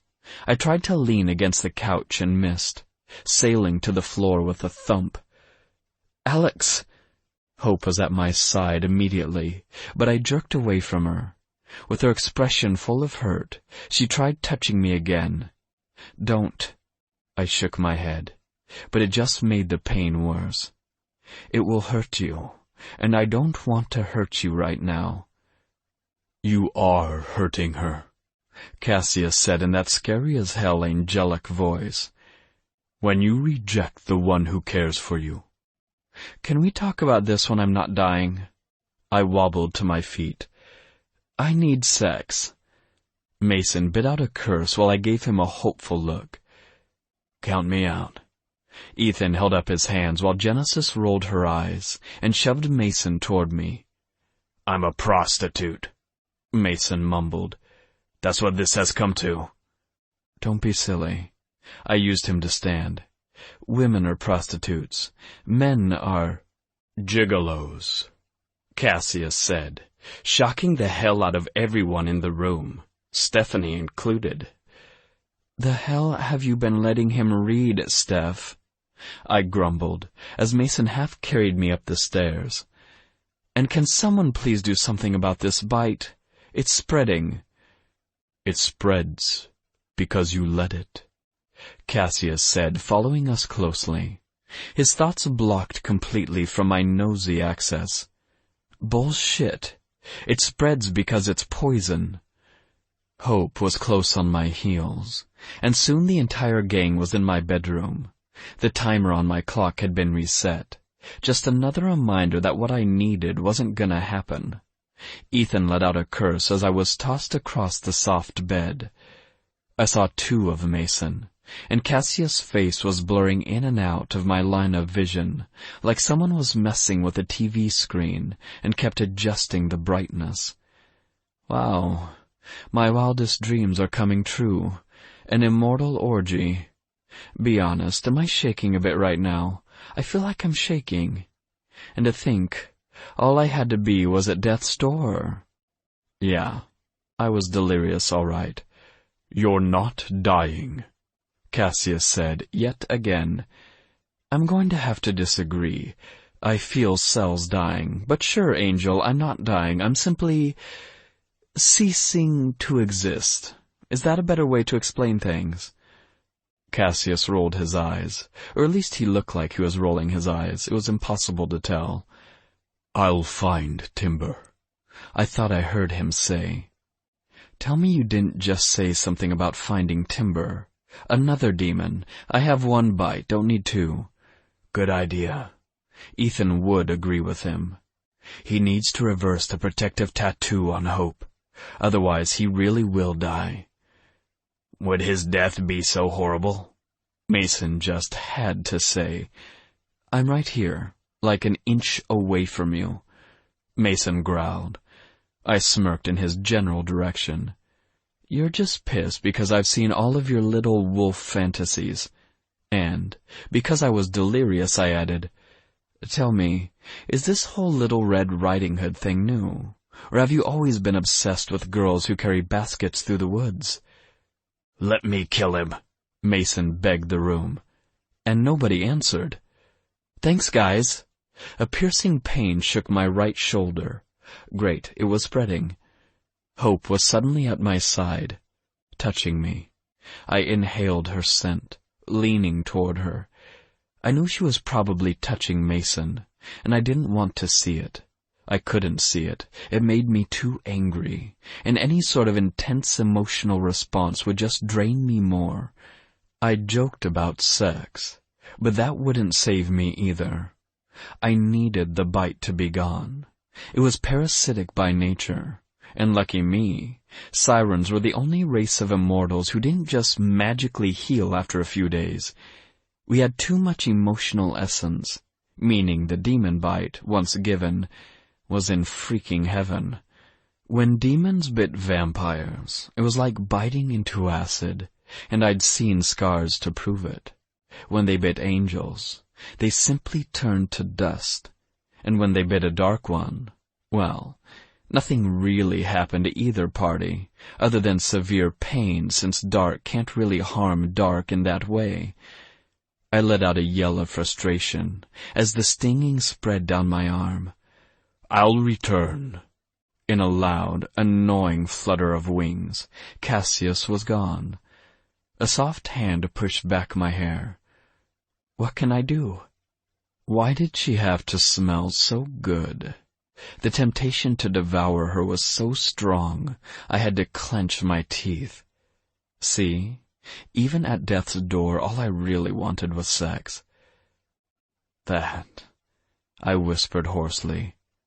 As much as possible. Her scent wrapped around my body. All I'm doing is caressing your face. Dare I admit that nobody had ever done that? That my entire existence had revolved around sex? That the simple gesture of caressing my face or holding my hand held me captive in a way that brought me to my knees? Dare I tell her, in my weakness, that love was something that eluded me, that my own parents didn't love me, that my life had started as one big pawn, that I never truly knew who sired me, only that I was the most powerful siren in existence, being brought down by a lame-ass bite. Why? And how? I groaned again when her hand moved to my right cheek, her fingers dancing across my skin. You're burning up. Always hot. I tried to smile. It hurt. Tell me something I don't know. Mason grunted. Ah, Wolf, you know it's true. I know that you're a self-absorbed pain in my ass who thinks I have a Little Red Riding Hood fantasy. And cookies, I added just to piss him off. She brings you cookies in bed. Hope snorted. It's not funny, Mason grumbled. Oh, right. There, I teased. Shove that cookie in right. One day I shall kill you, Mason said in a cheerful voice. This bite may beat you to it. I tried to get more comfortable, tried and failed. Already I was burning up with a fever. "Alex?" Hope said my name, or at least I think she did. "Alex?" I opened my mouth. Nothing came out. A painful black mist overtook me, and all I saw was darkness. Chapter 28. Hope. He doesn't look good. I gripped his hand like a lifeline. His gorgeous face was pale, even his lips lacked color. And the thing about Alex? His lips were always plump, colorful, juicy, just tempting anyone who had two working eyes to take a bite. I shivered. Mason shifted his weight on the other side of Alex, then reached for his shirt and tore it off. The smell of ash filled the room. "It's festering," Mason sighed just as Ethan walked back in with Genesis. It had been hours since Cassius had left us. "It shouldn't fester. Demon bites never linger like this unless the host has untapped power." He frowned harder. "This is not good." Hours and still no timber. Just seeing that man or demon again gave me chills. And not the good kind. His eyes had been empty, and his touch had felt wrong, foreign. Being around the rest of the immortals was uncomfortable enough, but being around the demon had been... I couldn't explain it, but it had felt different. And try as much as I wanted, I couldn't get that stupid vision out of my head, the one where the demons bowed. Queen. It was impossible. I watered plants for a living, and was orphaned. Cassius had tried to enter the past again, this time with all of us linked, and all we saw was the same vision again. It always stopped when Timber commanded the rest of the demons to save the ones still on the brink of death. Only just before the dream ended, his eyes locked on mine, and I could have sworn he saw me. Not in the past, but as if in the past I had existed and he had seen me or seen what was to come. It was the freakiest thing I'd ever experienced, and nobody knew what it meant. If Cassius did, he had said nothing. Then again, I knew he wasn't allowed to reveal possible futures. If I were Cassius, I wouldn't sleep at night. Then again, did archangels with a bit of Dark One in their blood sleep? A roaring filled the room. Mason jolted from his spot on the bed and held his hand out to me in a cautious way as if to say, "Don't move." His fingers elongated into massive claws. It was like watching Wolverine transform right in front of me. I told myself not to jump headfirst out the window. Normal. That was normal for Mason. Normal, normal, normal. The door to the room burst open. I scurried against the headboard. Trapped. I was trapped. If Timber made it past Mason and Ethan, I was going to die, and Mason put his claws away. "Nice entrance." Timber's clear blue eyes locked on mine before turning black. I like to make a scene. "Tell me something I don't know," Ethan mumbled. "I take it Cassius handed you your own ass and told you to either get here or die?" "It was hardly a fair fight," Timber grumbled. "But I'm here. Besides, it is time." Time? I found my voice. Time for what? "Please move away from the siren," Timber commanded as he took slow, predatory steps toward me, his fangs elongated over his bottom lip. No wonder Alex's wound looked like a wild animal had torn into him. No. Who was this girl willing to die for a man who had set a freaking timer for sex? Not me. A protectiveness surged through me as I instantly tried to cover Alex's body, only to forget that touching him brought me pain. Except this time it didn't. Which meant his face had gone ashen. "What did you do to him?" I yelled. "He'll be fine," Timber shrugged. If? Come with me." Timber was a foot away from me now, his hand outstretched toward me. "It is time."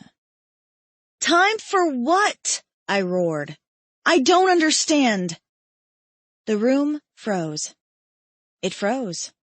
At least, that was the only way I could explain it. Mason was reaching for Ethan, while Ethan took a protective stance in front of Genesis. Even Alex seemed to stop breathing. "What did you do?" Panicked, I struggled to breathe, tears welling in my eyes. Timber's eyes flashed black. "Party trick?"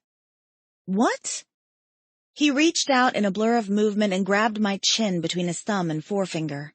His touch felt warm, not cold or dead like I expected. He grinned as if he could hear my thoughts. "Right hand." He moved swiftly, grabbing my right hand and pressing it against his chest. His heart thudded in a slow rhythm. Entranced, I pressed my palm against him, like my fingers wanted to feel the heartbeat, to know it was really happening. I kept my hand there. Demons had hearts? I had no clue, and yet I did. Something wasn't right. Something felt very wrong. Because Timber, he hadn't just been in the past visions. "You," I whispered. "I know you." "I imagine," Timber said in a hoarse voice, "that you know all of us. You simply don't remember it for reasons I'm sure will be revealed soon." Slowly he knelt on his left knee and then his right. My hand slid up to his shoulder as he bowed his head, and as if I was part of some weird ritual that had been inherent in me since birth, I placed my hand on the back of his head. That was crazy though, right? Something told me that logic wasn't playing a role in any part of what was taking place. Blue fire emerged from my palm and washed over him. Timber.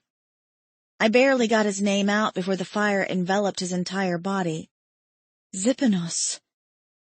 I didn't know the word. I'd never spoken it in my life. A jolt of power surged through my palm. His head fell backward, and then he stood towering over me. "I am yours." I don't understand. He grabbed my arm, the one with the creepy black tattoo, and kissed the inside of my wrist and then bit and sucked. Black drained in a smoky haze from my arm into his lips, as though he was drinking the power back into him. When he was done, my arm was healed. Completely. "Come with me, now," he commanded, holding out his hand. "No." I shook my head. "I don't know what just happened, but Alex is dying and he's my mate." "He will be your death, and I swore to protect you. Either you come with me and he lives, or I let him die." I looked between the two of them, my heart twisting, shattering into tiny pieces. "But I care about him. I can't." "Make your choice." Timber's eyes glowed red. "Now." "Alex, I'm so sorry. I'm so sorry. He needed to live. He had to live." Slowly, I put my hand in Timber's. He squeezed my fingers tightly and exhaled a puff of smoke in the air. We walked by the frozen immortals and down the stairs. Cassius was standing near the door. His feathers were purple, shedding a wet mist as he eyed us cautiously. "Keep her safe. It is not me you have to worry about," Timber said hoarsely. "I have seen his mind. He is not stable." "With her he could be," Cassius fired back. "But you have taken her from him in more ways than one." "He killed an entire race," Timber snarled. "A race I am honor-bound to protect. So forgive me for not feeling more gracious right now. I saved his life. For her. Because she is our leader, our hope. If he comes after her, there will be war." "There is always war," Cassius said, his eyes flashing white. "At least now we are not on opposing sides." Timber finally broke eye contact and turned to me. "At least now we have her. Bannock will stop at nothing to destroy her. And I will stop at nothing to protect her. You must know I have seen the futures, Timber. Her leaving does not end well, not for any of us." Timber hesitated, his eyes closing briefly before he shook his head slowly. "I cannot allow her to be where she isn't safe." Cassius tilted his head as his eyes flashed white. Perhaps I can. An icy feeling ran through my body, lingering in my temples before disappearing altogether. We are at an impasse. Cassius's steely gaze never left Timber's. I was terrified and had no idea what was going on, other than I was leaving with a dangerous stranger who thought he had some sort of psychotic claim to me. I shook my cloudy head. What was happening? Apparently I knew some sort of foreign language, and my head still felt mildly cold, like someone or something was inside it. Watch, the voice whispered. I gulped as Cassius stepped away from me. What had just happened? My movements felt fuzzy, unsure. We'll be in touch. Cassius opened the door wider. But do not fault me if Alex comes after her. They are mated. They will die without one another. Tisk, tisk, Timber scowled. Telling the little human elf lies. Death only occurs if he loves her and she him. And the siren upstairs, the only thing he's in love with is himself. I jerked at the truth of his words, waiting for Cassius to deny it, waiting for him to tell me to run back into Alex's arms, waiting for that love I'd so desperately craved from anyone or anything all my life. But he said nothing. Good evening. That was it. Timber opened the door to a black Mercedes and helped me inside. When he closed it softly behind me, I flinched. Minutes later, we were pulling away from the only real home I'd ever known. And seconds after that, I began to softly cry. My tears, however, were red. Chapter 29. Timber. Here. I shoved a white handkerchief in her direction. Naturally, she didn't take it. She was too busy staring at the blood on her fingertips, and from the sound of it, in the beginning stages of hyperventilating. With a curse, I wiped both her hands and then her cheeks. My hands were quick, my movements precise, though my heart could hardly understand what I was looking at, what I was seeing before my very eyes. I had seen her, in my dreams. I always saw her. I yearned for her in ways that should be impossible for someone of my kind. I'd confessed to Sariel before his death that I was having visions, and the angel had laughed at me. It was the first time I'd ever seen an archangel laugh, especially one as morose and loathsome as Sariel. Such a time as this. He'd repeated the words that long ago had awoken my heart, causing it to beat again in a slow, warm rhythm. Demons had hearts, but the connection between our hearts and our spirits had been severed. That was why we were evil by nature. We had no conscience, no nagging feeling when we do something bad. We had no sense of right and wrong. Power, money, greed, survival. But mine was awoken. The connection established as if someone had sewn my shadow back to my feet. Hell, I was the Peter freaking Pan of my people.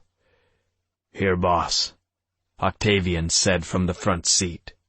He would die later, for putting hope in harm's way by allowing Alex to get free. Alex. His name left a bitter taste in my mouth. The man had no idea how powerful he was. His power would destroy everything. Better he died than risk the lives of all the immortals, Hope included.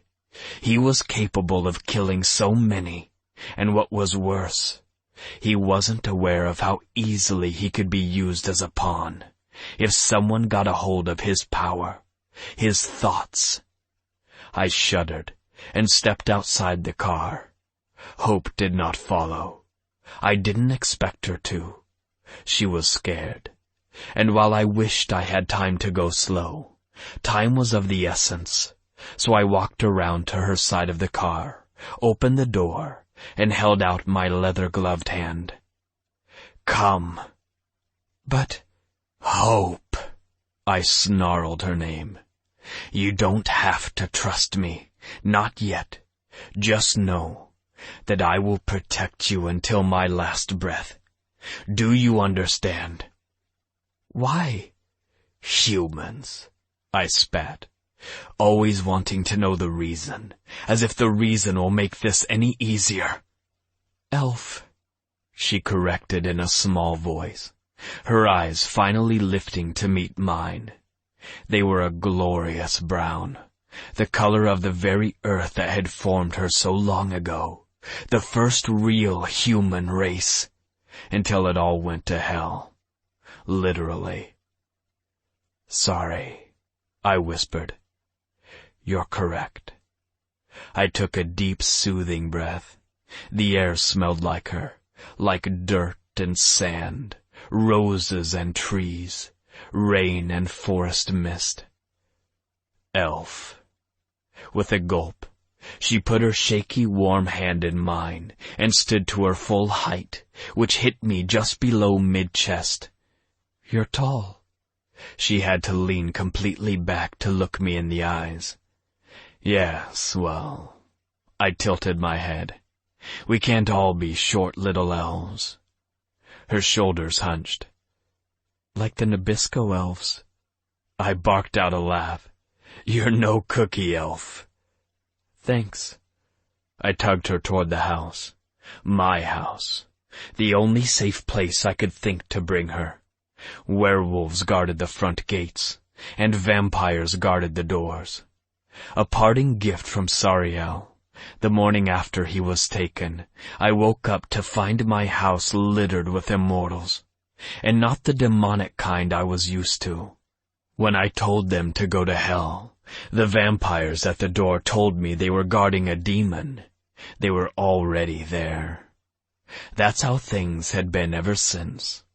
When I'd asked Cassius what the hell was going on, Cassius merely shrugged and said some bullshit about how he couldn't read every mind, especially one as complex as Sariel's had been. Nice. Real nice. Hope crossed her arms, casting her eyes to the ground as she leaned closer to me, passing both vampires with a weariness that I knew had been ingrained since birth. Only a vampire could tell who she really was, by sucking her blood. But elves had always been taught to fear anything that could be their destruction. Funny, how the safe immortal had been the one to destroy them all. Disgusted, I snarled at the vampires and shoved her through the doorway. Hope stumbled into the entryway and let me lead her toward the guest bedroom. I tried to imagine what my house looked like to a scared little elf. It was dark. I preferred it that way. It was a reminder of what I'd always been, until an elf touched me. Saved me. The lighting was dimmed. Anything too bright hurt other demons' eyes, and since they were my race and still didn't know all there was to know about me, I kept things normal. The decor wasn't anything out of the ordinary. Black leather couches, fur rugs, and as much alcohol as a being could have in one place without looking like they owned a bar. We passed the gourmet kitchen I rarely cooked in, with its white marble countertops and red wing-backed chairs. Her footsteps echoed across the wood floor until we reached the end of the hall. "You can stay here until..." "Until what? Until the end of the world? Until forever?" "Until Alex gets better." I settled for a lie. "He will get better, right?" she asked in a small voice that had my damned heart beating a bit more erratically than usual. I casually opened the door to the small bedroom and took a step inside, gathering my thoughts before finally shrugging. I'm sure all he needs is a little sex, based on the size of the bite. Her face paled. "What?" "Sex." She gulped. But I'm his mate. My nostrils flared as I took in her scent, the scent of lust, not love. You may be bonded sexually, but not emotionally. Therefore, he can find pleasure elsewhere. But he said, "Forget what he said," I growled. "It no longer matters. All that matters is keeping you safe, even if it means I'm saving you from yourself." Myself? You want him, even now. I can smell it in the air. But Alex is death to you. You must understand that. He has blood on his hands, has for many years. Her eyebrows furrowed in confusion. Let's not focus on the negative. I changed the subject. For now, let's think about all of the people you're going to save. Hope shook her head. I'm no hero. We've waited for you. I kept the trembling out of my voice. You are the only one who can restore them all. Them? I smiled. My race, of course. Restore? Save, I whispered. Set free. I don't know what you're talking about. Once you have fallen, the only other option given to you is to either stay that way or look up. I held out my hand as blue fire danced across my fingertips. Elf blood. The only substance that mimics its angelic counterpart. You are the first, which means you have the DNA of life running through your veins. Elves were not protected because they were weak, as you were told by your precious siren. They were protected because they have the power to build races, to mate with immortals, but most importantly, they have the power to bridge a gap between heart and soul. Only if the person is willing, of course. That's... Hope collapsed onto the bed, shaking her head back and forth. And I'm the last one? So you see, I knelt in front of her and pulled both of her hands into mine. I will protect you. Alex was protecting me. Alex was feeding from you, I snapped in outrage. Big difference. Her hands were warm, comforting. Alex was addicted to you like an immortal would be once given a taste of your essence. But what you shared wasn't real. He kept me safe. Why did she refuse to let it go? To let him go? She gulped. In his own way. He cares. He does, I know it. He cares, I spat. Repeating her words left a bad taste. You think you know your precious siren so well. Abruptly, I dropped her hands and stood. You've been sleeping with the enemy. But Cassius cannot see every future, I yelled. And this one is pretty damning. I lived through the Great War. I saw what Alex was capable of then, and I know what he is capable of now. Cassius may have blind hope that Alex won't unleash his power, but if he does, you are going to be the one caught in the crossfire. It will be your life, and all of this will have been for nothing. A tear slid down her cheek. It was red. I caught it with my fingertip and let out a sigh. Your heart weeps for the loss of your people, and yet you were so fickle to give that very heart away to the one who killed them. Chapter 30. Alex, London, England, 1815. What the hell? I blinked in confusion. Minutes ago, I had been slowly dying from an unfortunate demon bite, and now I was roaming the streets of London. I kept walking. Maybe I was hallucinating. Though I'd never seen a demon bite cause hallucinations. They burned like hell, but there were no weird side effects like I was currently experiencing. A tall man in a cloak walked out of the alleyway and turned, his icy expression on mine. Bannock. His hair was black, the ends red, like someone had dipped his hair in blood. He looked through me. It had to be a dream then, right? I had the sudden urge to follow him, and I had no idea why. At least the pain in my neck was gone. I weaved around people, carriages. The noisy London streets smelled putrid, just like I remembered. Rain pounded the ground, leaving giant puddles that were nearly impossible to walk around without walking into the street. The man didn't turn around again. He stopped in front of a large building. It looked abandoned, run down, like an old shipyard or perhaps a mill. Pulling the cloak tighter around him, he stepped through the unhinged gate and into the shadows. Hell, I muttered. Why was I following him again? I shivered from the cold, then paused. When had I ever been cold? I always ran hot. So hot it was impossible for me to think straight at times. "Master," a demon croaked. "They are gone." Bannock growled.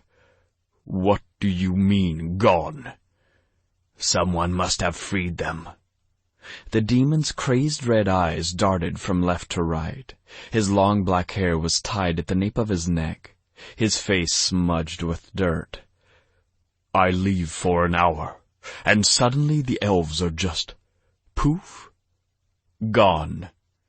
Timber said, I don't give a rat's ass what Timber said." Bannock yelled. "You get your orders from me. I'm trying to build your race, and the only means I have to do that just walked out the front door." He picked the demon up by the neck and tossed him like a rag doll against the wall. "Enter," Bannock whispered. "Don't think I can't see you in the shadows, Siren." I hesitated, and then a version of myself walked forward, a version I wasn't proud of. I looked crazed, like I hadn't had sex in years. I searched my brain for any recollection of this moment and came up with nothing. What the hell kind of paradoxical past was this? "Watch." A voice that sounded strangely like Cassius whispered. I shivered, and suddenly it made sense. That bastard knew I hated dream-walking. Not only was it cold as hell, but I hated anyone touching me. Cassius knew that. "Watch," he urged again, louder. "Awaken," Bannock commanded. My old self whimpered. "I said awaken. A weak siren is not useful to me. You will fulfill your destiny and reach full power." My old self fell to his knees. "Go to hell." "Awaken!" The room shook, moaning, groaning, as he did what no fallen angel should ever do. Command the universe. Speak things into existence. "You do not have the power to command," my old self whimpered. "I am not yours." "No," Bannock said hoarsely. "And how sad that you will always be a slave to your own desires, to your own needs, to the constant pain in your chest that refuses to go away. The burning heat will destroy you. The flames will lick you until your corpse runs dry. You will not remember this day, but I will. I will always remember the time I asked you to reach your full potential, and you failed. I would rather fail than be used as a tool for evil. Wake up, siren. Everyone has a little bit of evil inside. You either feed it, or you ignore it. But it's there, and one day, very soon, when I make myself known to this world, you will see the ramifications of what happens when you feed a starving beast. It devours everything in its path, just like I'm going to devour you." His eyes narrowed, and then he backed away and sniffed the air, a cruel smile taunting his lips before his eyebrow arched. "Dark One, we meet again. You cannot dream-walk through the past without ramifications." Cassius suddenly appeared. "You will not win." Bannock's eyes went completely black as he tilted his head toward the ceiling. "I already have." Chapter 31. Alex. I jolted awake in a sweaty mess, with pain so severe I shouted out a few curses before blinking open my eyes to a room filled with ice and snow. "Really, Cassius?" He shrugged. "You were dreaming of the past. When I touched you, I saw Bannock. I thought it wise to follow him. Can you leave me out of it next time?" "No." His eyes flashed. "Since apparently you're part of the reason we are in this whole mess, my friend." I leaned back against the sweat-soaked pillow. "Where's Hope?" "Safe," Cassius answered thoughtfully. "For now." "So downstairs?" Cassius slowly took down his whole DEFCON 1 look, appearing more human by the minute as the ice melted around us. "You need sex. If you get Mason, I can touch him and have sex with her. It will work." Did you know? Why the hell was Cassius ignoring every damn question that came out of my mouth? "Know what?" "About Bannock." "No." I pinched the bridge of my nose and gritted my teeth as fresh pain swelled all over me. "I've always thought you were too powerful. Now I know I've been right all along. If Bannock wanted you then, he most likely wants you now, which means we either kick his ass before he finds out a way to destroy Sariel's brothers, or you reach your full potential, as he calls it, and do it for us." "Lover, not a fighter," I grumbled. "Where are we on that whole Hope situation? I'd really like to not die in my own sweat." "You need sex, not her. The bond is strong, not strong enough. There is no love." "You can't ask me to fall in love that fast, and you sure as hell can't ask that of her. You haven't given us any time to do anything except have sex and—" "No," Cassius interrupted. "That's all on you. I was told you set a timer for sexual intercourse." Guilt stabbed me in the chest. It was logical. At the time. For you or her. "Cassius, you won't die. Not if you have sex. And you know that because Timber made it so. That bastard was here." I roared, ready to jump out of bed, and ran my hand through his face. An eerily calm expression washed over Cassius' sharp features. "I let him take Hope." "What?" My lungs burned from the scream. "Tell me this is your idea of a joke." "I rarely joke," Cassius said with a deadpan expression. "She isn't yours to protect. Not anymore. Besides, what am I to do when the very being she needs to be protected from is her mate?" "Come again." "You failed the elves before. You will not fail them again." "History won't repeat itself," I snarled. "Not if you let me help. But it sure as hell is going to be bad if Timber turns her over to Bannock. Timber would die for her. But would you do the same? Seriously. Honestly. Cassius did that slow blink thing that somehow made me feel like he was searching my thoughts. Yes. I finally choked out and then gulped. I would die for her. You hesitated. I just met her. Cassius smirked. No, you didn't. Talking to you is giving me a headache. Reach your full potential, Alex. In order to do that, you must fall in love. You get that, right? What Bannock was trying to do to you. To get you to be desperate enough to mate with a woman of his choosing. And kill her. I shook my head in disbelief. The thing about sirens, Cassius tilted his head, is that they do not understand how weak the heart truly is, and how desperate that same heart is to be wanted by someone else. Love would not kill her, but your lack of love would eventually break her heart, and a severed heart means a dead elf.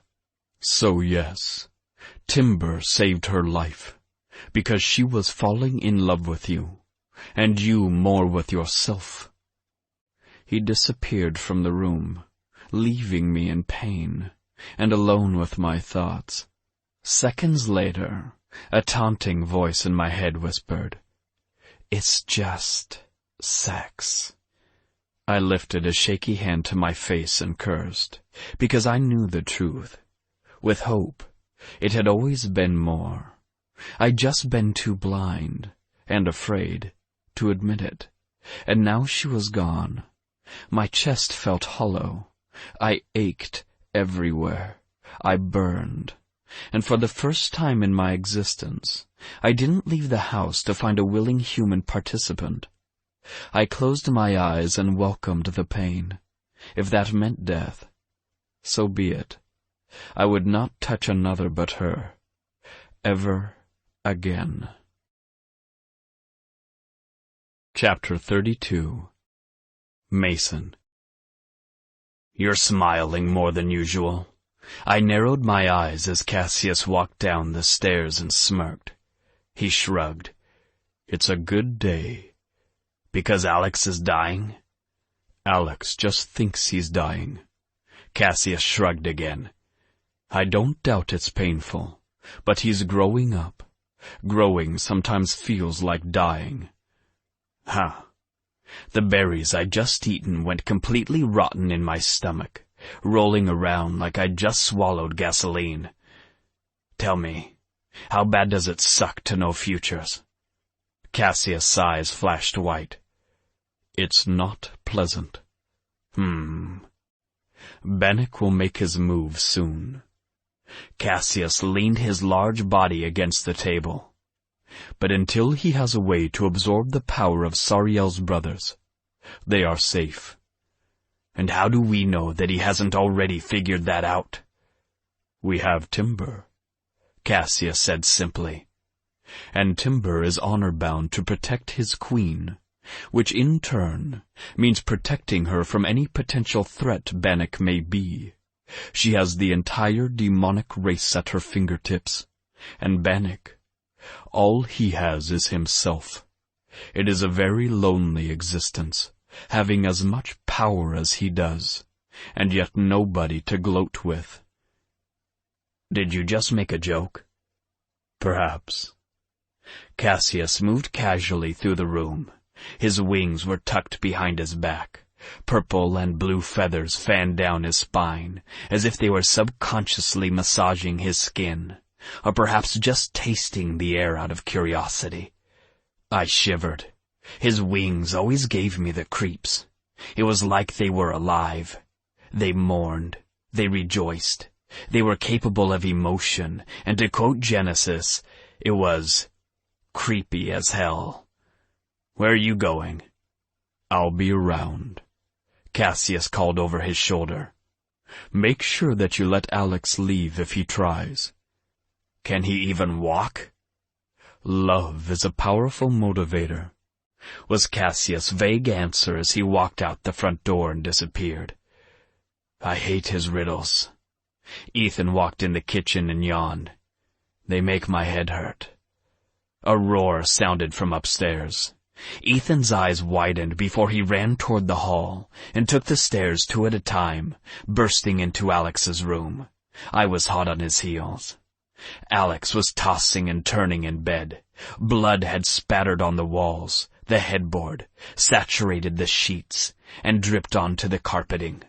It was everywhere as though it was still leaking from his wound. Are we sure he's not dying? I whispered. Smells like it, Ethan added. Alex's eyes flashed open. Need hope? No. Protectiveness surged over me as my claws bit into the palm of my hands. Go back to sleep. Ethan gave me a look that said, Right. Would you be able to sleep in your own sweat and blood? I shrugged. Beggars can't be choosers. Need her, Alex shouted again, and this time his voice shook the house. I frowned at his writhing body. That's new. Ethan covered his ears as Alex's screaming grew louder and louder. I moved toward him only to get flung back against the wall. His amber eyes locked on me and turned about 50 shades of blue before his hair turned an icy cobalt. That's new too, Ethan said before falling to his knees. What the hell, Alex? Alex stumbled out of bed. Need her. Help me. Need her. Yeah, we can hear you, I yelled back at him. Whatever you're doing, stop. His eyes rolled to the back of his head as blood dripped down his fingertips and onto the nice clean floors. She's close. Did he just sniff the air? I asked of frowning Ethan. We were powerful. Ethan hadn't been taken down by a siren ever, and the fact that a werewolf had just been flung against the wall like a china doll, a bit horrifying. Sirens were emotional beings, not physical. In danger, he stumbled. She's in danger. Timber will protect her with his life. Go to bed. Not from him. Me!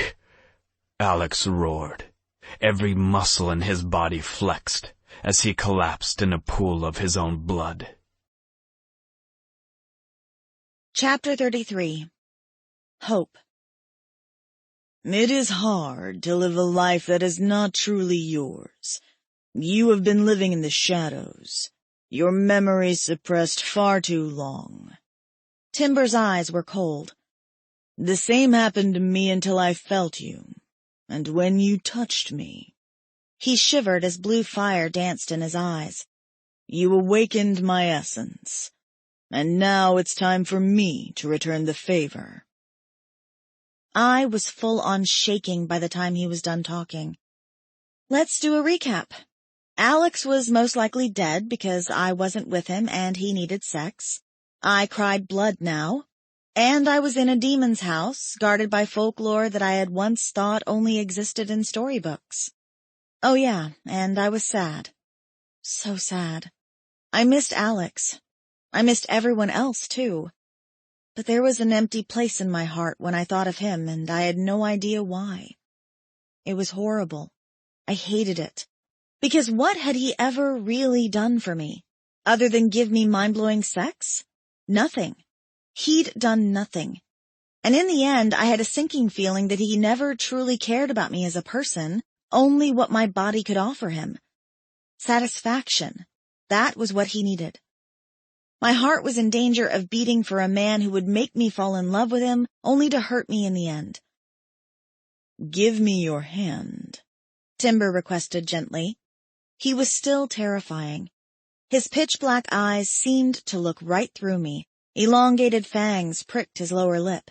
His tan skin was smooth, almost too perfect, while his whitish blonde hair shimmered in the dim light. Weird. His hand was warm. "Awake," he said in English, and then, "Zipinos." a tendril of blue smoke rose from our joined hands.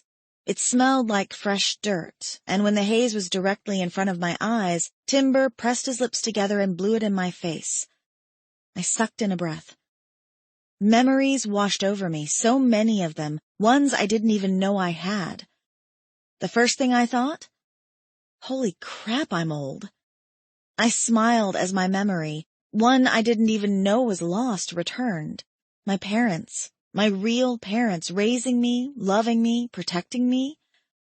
Suddenly I was grown. I felt so happy. "You're stunning." He kissed my neck. "Beautiful." I blushed and turned in his arms. I'm going to tell them about us.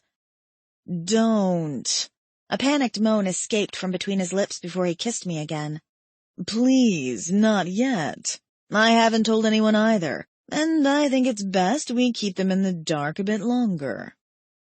Alex, I cupped his chin with my hands. Why are you always so afraid? "You know why," he whispered across my lips. I understand why. My cheeks reddened. Why there needs to be other women. I do, I told you I do. "But they won't," he said sadly. If we mate, then. He captured my mouth in a searing kiss. "I will marry you, I swear it. Just give me more time." That was always his argument. Time. Time to come to grips with being with one woman for the rest of his existence. For a siren, a death sentence. But he said for me, for love, he would do it. We hoped that my elf blood and his siren blood would mix. The mating process would make us whole. Though we knew everyone around us would shun us. Sirens, though powerful, were not respected. They were takers. But I loved him with everything I had, and willingly gave him my heart before he ever asked. I nodded. Okay, Alex. I love you. "I love you too." He said the words, but his eyes were sad, hollow. And I knew in my heart that the minute I walked away, he would be seeking out another woman to give him pleasure. He refused to use me that way. At least, so he said. He wanted to marry me first. Do the right thing. And yet I knew that every single day he was in the arms of another. The last time he came to me without sex, he'd almost hurt me, then run off. I couldn't blame him for what he was. How could I? He had no control over it, and I knew the shame he carried with him on a daily basis. Let me, I begged, reaching for his perfect face, my fingers heating at the feel of his smooth skin. Please. "No." His eyes dilated. "No, I can't. Hope, I can't tarnish you, not this way. I can't. Don't you understand? How I could hurt you?" As he spoke, the room began to heat to a painful degree. Sweat slid between my breasts, hitting my suddenly too tight corset. "I'm not good." But you are, I argued. I know you. "You think you know me." He said it so callously as he pulled out of my arms and walked over to the window. "You're enamored of me. Most elves would be." I hated that word. Elf. It defined me. And he always seemed to use it as a way to put a division between us. "They won't ever approve of us," Alex said, mostly to himself, even though I was standing right there. Give me time, I whispered. Let me talk to my mother at least. "And your father," he chuckled, finally meeting my gaze again. He was so pretty, my chest ached. "What about him?" Have whiskey ready, I suggested. Then maybe he'll keep his claws in. Werewolves aren't known for their restraint. "You sure you don't have any claws too, princess?" I rolled my eyes. Don't call me that. "It's the truth." The truth of why my parents wouldn't approve of me wanting to marry one of the immortal councilmen. A siren. He was impossible to control. Everyone thought so. They were afraid of him, and a part of me always wondered if he was a little afraid of himself. I'll start with my mother. You worry about Father later, all right? Alex let out a heavy sigh and then reached for me. His shaking fingers grazed the front of my gown, his knuckles brushing across the top of my breasts. Go. I swallowed a sob. The last thing I need is you weak in front of my parents. I hate this. His eyes were sad. Me too. Licking his lips, he placed a kiss on my forehead, touching my skin there with the tip of his tongue and sending warmth radiating outward from the wet caress. He rarely did more than kiss me, lick me. He squeezed my shoulder before stepping back, grabbing his beaver hat and walking away. My heart ceased to beat. At least, it felt like it. He said he didn't love them. He said he didn't care about them.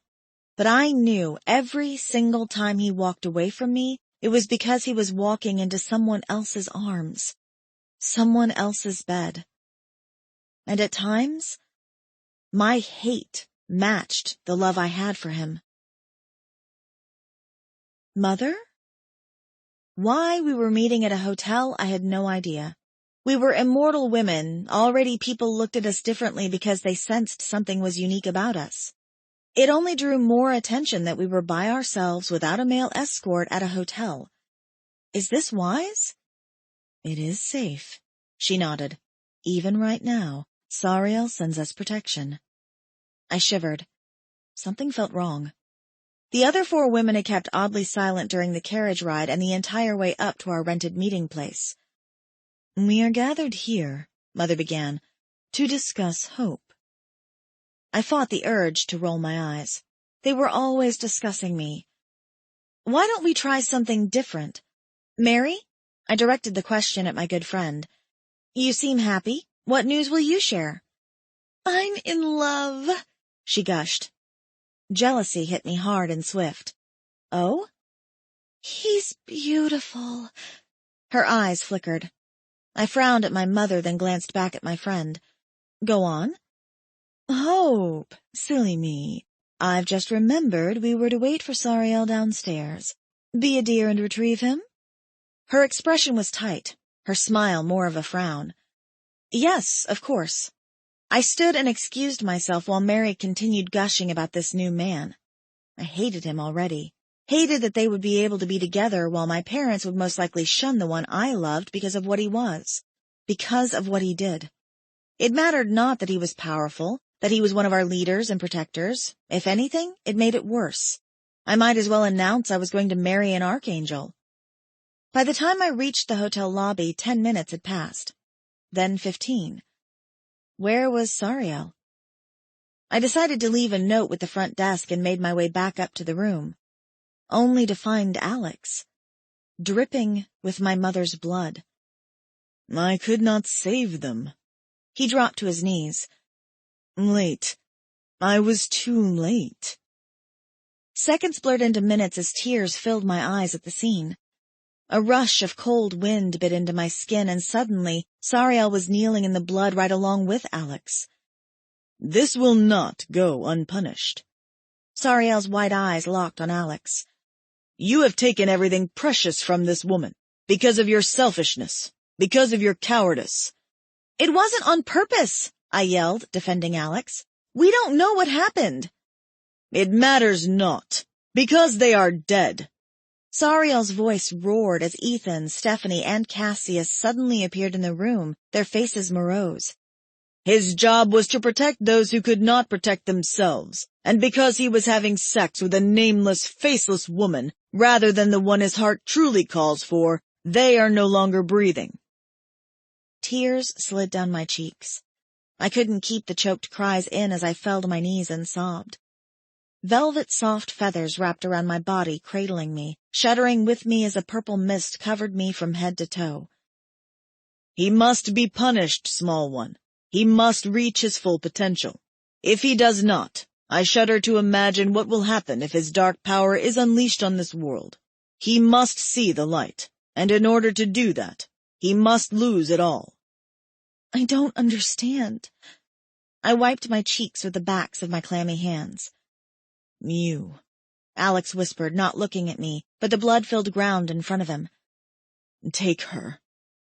Alex, no! I yelled, shoving the feathers away from my body, but they held me firm, like a pretty prison of purples and blues. Alex, I love you! He shook his head slowly. And I will never deserve you. His eyes went completely black. I never did. Sleep. Sariel hushed the room. Cassius was mid-conversation with Ethan. Stephanie had just waved over Mason, one of my best friends in the whole world. My chest ached. What happened to them? Nothing that hasn't happened before, Sariel said in a sage voice. You will sleep, until the time is right. I must protect the last remaining royalty, and in order to do that, I must send you away to sleep. I'm scared. I closed my eyes against the burning tears as Sariel's black and red hair whipped around, as though a great wind had entered the room. Don't be. His eyes flashed white. For where you go, many have only dreamed, and few will ever see. A loud, thunderous crack sounded, and I held my hands to my ears, covering them. Come! A small boy with bright blue eyes held out his hand. You must sleep until you are needed. Sariel nodded to the boy and gently pushed me in his direction. Where are we going? The boy smiled. During the time you are there, you will experience things beyond your wildest dreams. My gift to you is that you will never be able to remember them, for your own humanity will not be able to take your return to the human plane. You would surely die, and we need you to live. Alex's life depends on it. I don't understand. That's the beauty of life. The boy's grin grew. It's not for you to understand.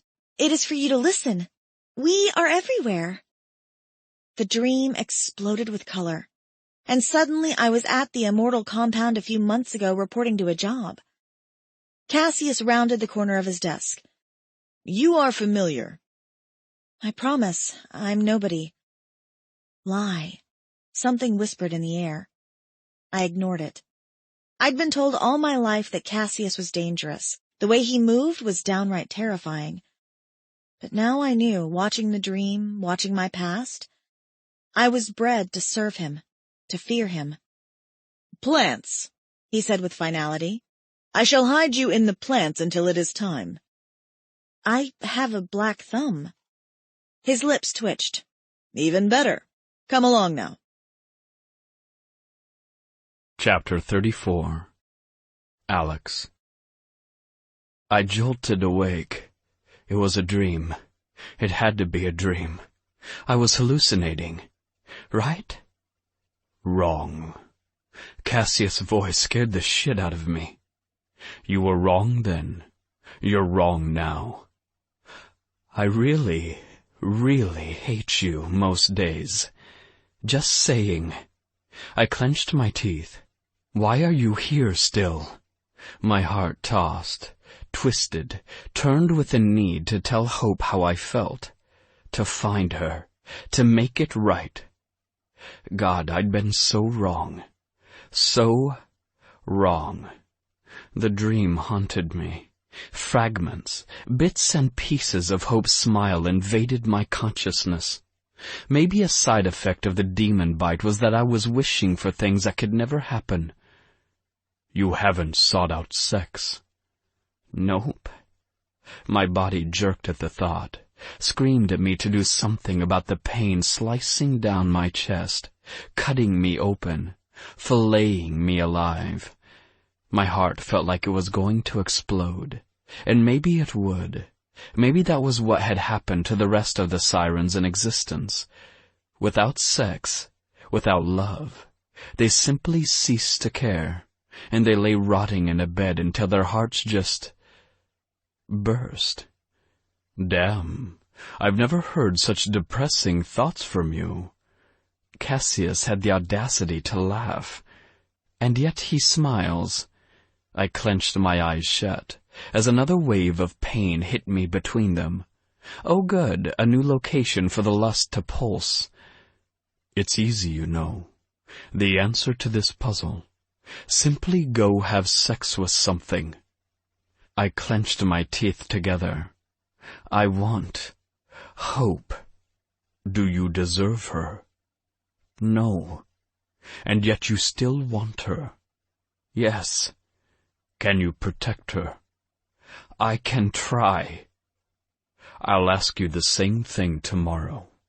Try to get some sleep. Cassius stood and walked out of the room, leaving a trail of white frost behind him. I tried to sleep. It had to be night, right? Ethan and Mason took turns making sure I wasn't dead. Their words, not mine. And while I didn't deteriorate, I wasn't getting better. The wound wasn't healing, but neither was it festering. I was in a constant state of arousal and pain, and the only way to stop it was to do what sirens did. Get laid. And in the cruelest joke of all, every time I thought about jumping in my car, or in my case hobbling toward the door, I saw her face. A sick feeling would invade my stomach until it felt like I was going to puke all over Mason. And I'd close my eyes, only for the torture to continue. Her. I wanted her. I just wished I knew why. Why I was compelled. Why it felt like I had lived an eternity without her, and was only now realizing how empty it had been, especially since the dream felt so real, like I'd lived that life with her. But instead, it was a cruel joke from Cassius, or maybe just a cruel joke from the universe, once again reminding me that even if I had her, I would never deserve her. I was bad. I would always be bad. Now, more than ever, it was important to control myself, because if I didn't, I feared the only future we had would be death. I thought about her hands. Hands weren't sexy. Hers were. Her feet, sexy. Her damn leggings, sexy. And her laugh, familiar. I was the reason her entire race was dead. I didn't deserve her. I never did. My eyes jolted open. Sleep, a voice had commanded, until the time to remember is upon you. Cassius? I gritted my teeth. Is that you? No answer came. Great, now I was talking to myself. A vision of Hope in a morning gown of white and lace hit me square in the face, followed by another. She had on a blue bonnet. I'd always thought it was hideous because it covered her face and muffled her laugh. Carriages. I clenched the sheets with my hands and bit back a curse. I love you, I said with my mouth, my heart beating for her, as I walked away into another woman's arms. A woman who was diseased, who did nothing but sate my lust so that I didn't share my darkness with the only one I'd ever felt anything for. I was dirty. I was a whore. I wasn't worthy of her purity, of her goodness. I was the same boy who had been stabbed by my own mother, the same boy whose disgust and disdain was enough for his father to want his death. I was that boy. All my life I had been that boy. And then, hope. Hope was the cruelest of all words. It presented itself as attainable only to be snatched away at the last minute. But my own shame, my own pain, had kept me from fully allowing myself to mate with her then. And now, my vision cleared, and a dawning realization hit me square in the chest, replacing the constant burning with raw truth. History had in fact repeated itself. I had kept myself at arm's length, only this time I had used her body, while withholding the only thing that has ever truly been hers. My heart. With mind-numbing pain, I pushed to my feet. My legs wobbled under the weight of my own body. I'd never gone this long without sex. Ever. But I needed answers, and the only place I was going to find them was with Hope and a freaking demon. It took me 5 minutes to put on one boot, 10 to put on the second, since I kept dropping my hand, sending it tumbling to the floor. When I stood, dizziness overwhelmed me. How the hell was I supposed to drive? "What are you doing?" Mason's voice sounded from the door. "Going after her." He was quiet, and then, "You can barely walk." "I know." I stumbled toward him, nearly face-planting against the wall. "I'm fully aware of what I can and can't do, Wolf." He cursed, his brown eyes taking in my pathetic form. "I'll take you. God knows you'll get yourself or someone else killed if I don't." "True friendship," I slurred. "You look like shit," Mason added and wrinkled his nose in distaste. "You smell bad, too." I sniffed myself. "I'm a siren. We never smell bad." "You smell sweet all the damn time." "We smell different to different people. Just depends on what you're into. I smell like rain to Hope because she's always so hot. I smell like berries to you because, well, I think that's self-explanatory." "I hate you. At least 99% of the time I talk with you." "Love you too, Wolf." I leaned heavily against him as he walked me down the stairs, then clearly getting impatient, swept my 6'9" frame up into his arms and charged out the door, sweeping me off my feet already. With a grunt, he dropped me on the ground. "Wait here while I get the car." "Werewolves don't drive." "There's a first time for everything," he called over his shoulder. "Great, just great," I grumbled, as he pulled one of Ethan's newer Mercedes SUVs out front and almost took out the mailbox and part of my foot. The door clicked open. I stared up at it. What? Did he want me to crawl in? Then he was behind me, and I hadn't seen him move. "Up you go." He heaved me into the seat and nodded to the seatbelt. "You're gonna need that." "Or 10. I rolled my eyes. "Somebody destroyed my motorcycle." His glare said it all. "So, where are we going?" "Funny you should ask." I hit the windows down and held up my shaky hands. "I'm gonna need you to follow her scent." "You can't?" "I literally see 7 of you right now. If I track her, we'll end up in China, and I know how you feel about rice." "It's not real food." I laughed. "Neither are pine cones." "They have sustenance." "Tree, Mason. They are from a tree." "A seed, actually." "Either we argue about pine cones in the driveway, or you track Hope. Your choice." "Really?" "No," I yelled. "Go! Hurry!" "Someone's not very grateful." He put the car in reverse, taking out a potted plant in the process of backing up. Cursing, he hit neutral, added rocks onto the broken plant pot, then hit drive and jammed his foot down on the accelerator. My body slammed back against the seat. "It's going to be a long night." "I like the wind in my hair." Mason closed his eyes. "Stop that!" I grabbed the wheel, narrowly missing oncoming traffic. "You can't close your eyes when we drive." "It's how I track." "How do you not run into trees?" "Trees are soft." Okay.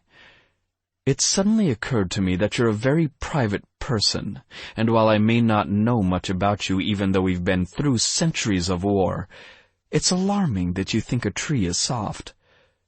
"It's the bark." Was he purring? Eyes on the road.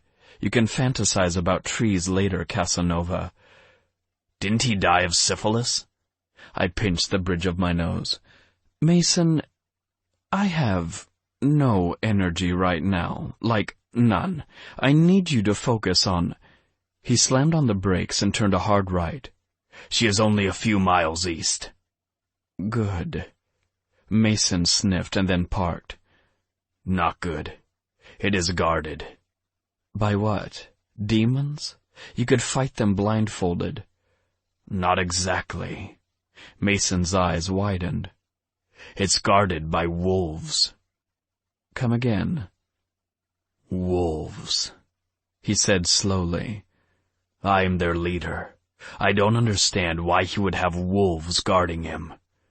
"Maybe he likes pets." Mason growled. His claws snaked out, ready to impale me. "Sorry," I apologized. "If he likes pets who wouldn't even blink at the thought of tearing him limb to limb, only to eat his bones once they fight over the last drumstick, then your idea may have merit." I forgot. And I had because I was selfish, because I kept to myself. "You like the taste of demon." "It's like barbecued chicken." He licked his lips like he was about to have Christmas dinner. "Isn't everything?" I asked out loud. The pain in my chest was making my body shake with uncontrollable tremors. Mason drove the car down a windy road, because of course it couldn't just be downtown Seattle off the I-5, near a Starbucks and really nice restaurant.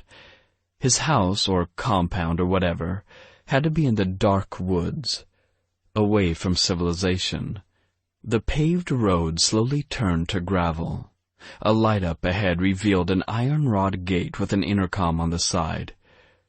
"Think they'll just let us in?" I asked once Mason pulled the car up the long gravel driveway. Mason sniffed the air, and his dark eyes flashed silver for a brief moment. "They aren't. Unfriendly." "Does that mean they're friendly, then?" "No." Mason barked out a growl.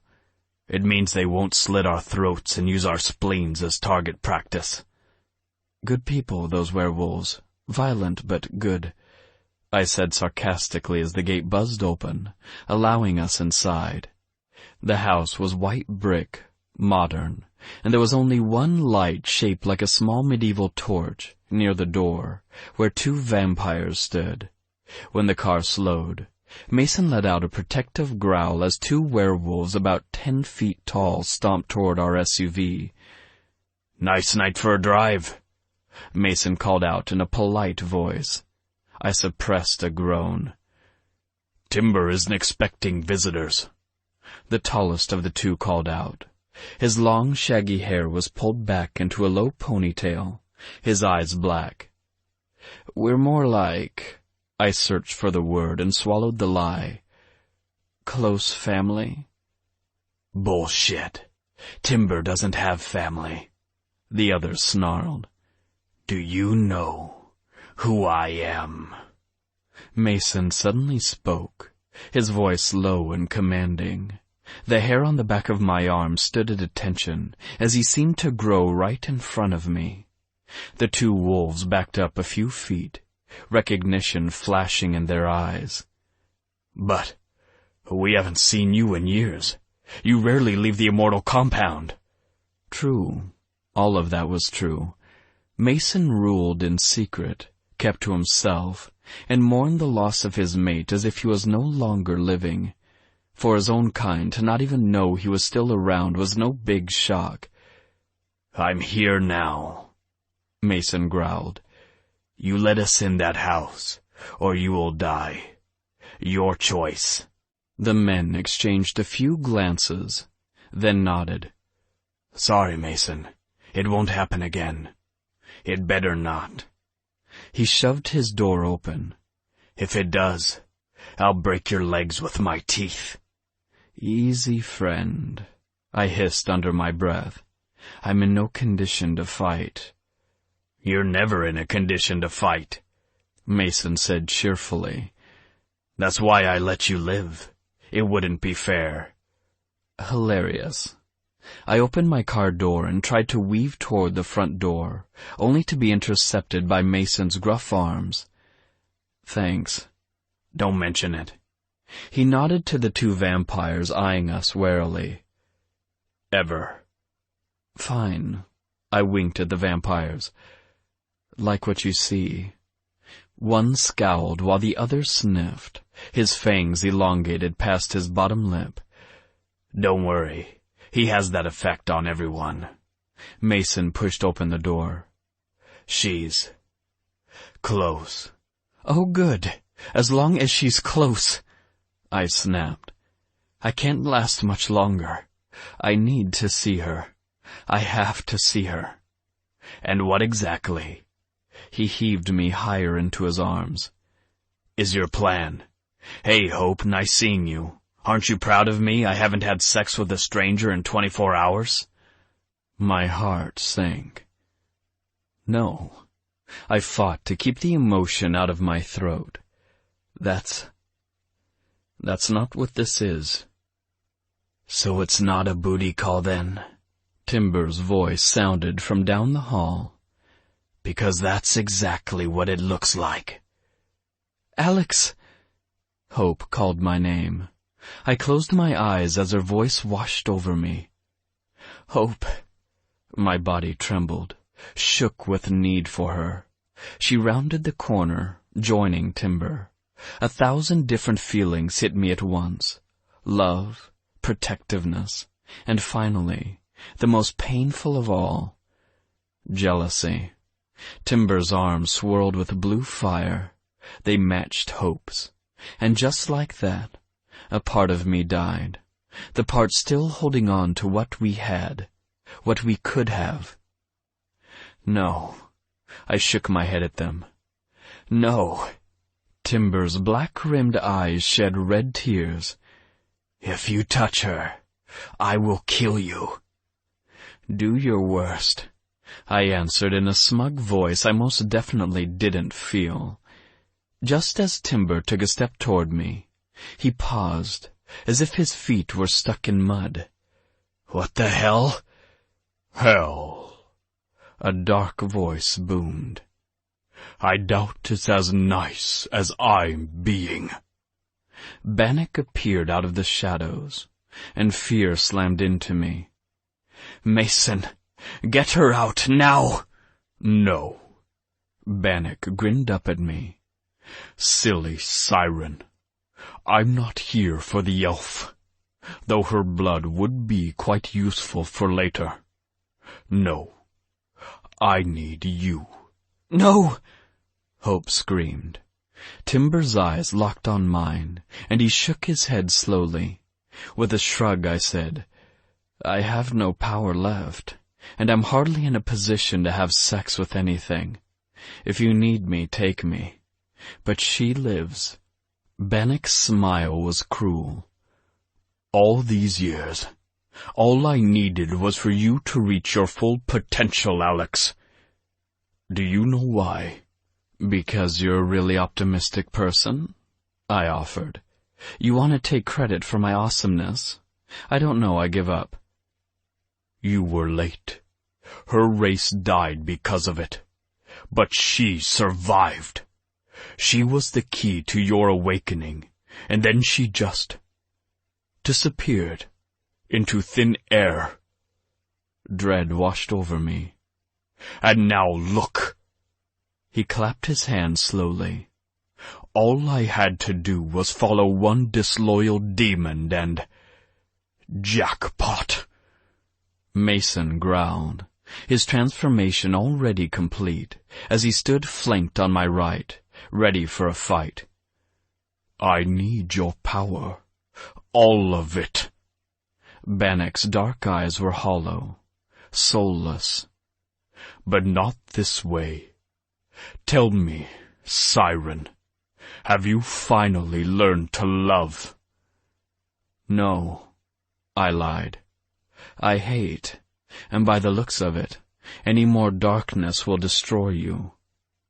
He sniffed the air, his head falling back as his body shuddered. Lie. Shit. I forgot he could taste lies just like Cassius. You forget a great many things. My body went completely numb as old memories washed over me. Of hope, of meeting with Bannock in private, not realizing he was the enemy, and not the key. "You will be very useful to me one day," he said. "Now, forget." And I did. I forgot it all. The training, the hatred, the fear that would always be a prisoner of my own desires. How in moments of weakness, when a hollow ache burned through my chest, Bannock sought me out and gave me access to power. My power. His smile was cruel as he pulled a dagger from his leather belt and tossed it directly at Hope's chest. "No!" I roared, as Timber tried to shove her out of the way. Time stilled. An icy white smoke enveloped everything. The dagger slammed into her arm instead of her heart. She fell to her knees, as silver-blue blood began spilling out of her body. "Such a waste of life-giving blood," Bannock spat. I burned. The sight of the blood transported me back to a time when I was late, to a time when all I wanted to do was love an elf, to a time when my love and selfishness destroyed an entire race. "No!" I roared, and my voice sounded foreign to my own ears, as power surged from my chest out toward my fingertips. A bright white-orange fire shot out from my body, as my vision went completely red. "Finally," Bannock exhaled in relief, and all I saw was pain. All I felt was anger, and then Hope's eyes lifted to mine, and I felt it, her love. But it was too late. It always was, wasn't it? Chapter 35. Timber. "Bannock, you know not what you do," I said through clenched teeth, as blue fire danced around Hope's wound. "You will destroy yourself in the process. You understand this, right?" A part of me recognized Cassius' last-minute appearance, and then sudden disappearance, but I had no idea we were all dreamwalking through one of his sick games, or if this was reality.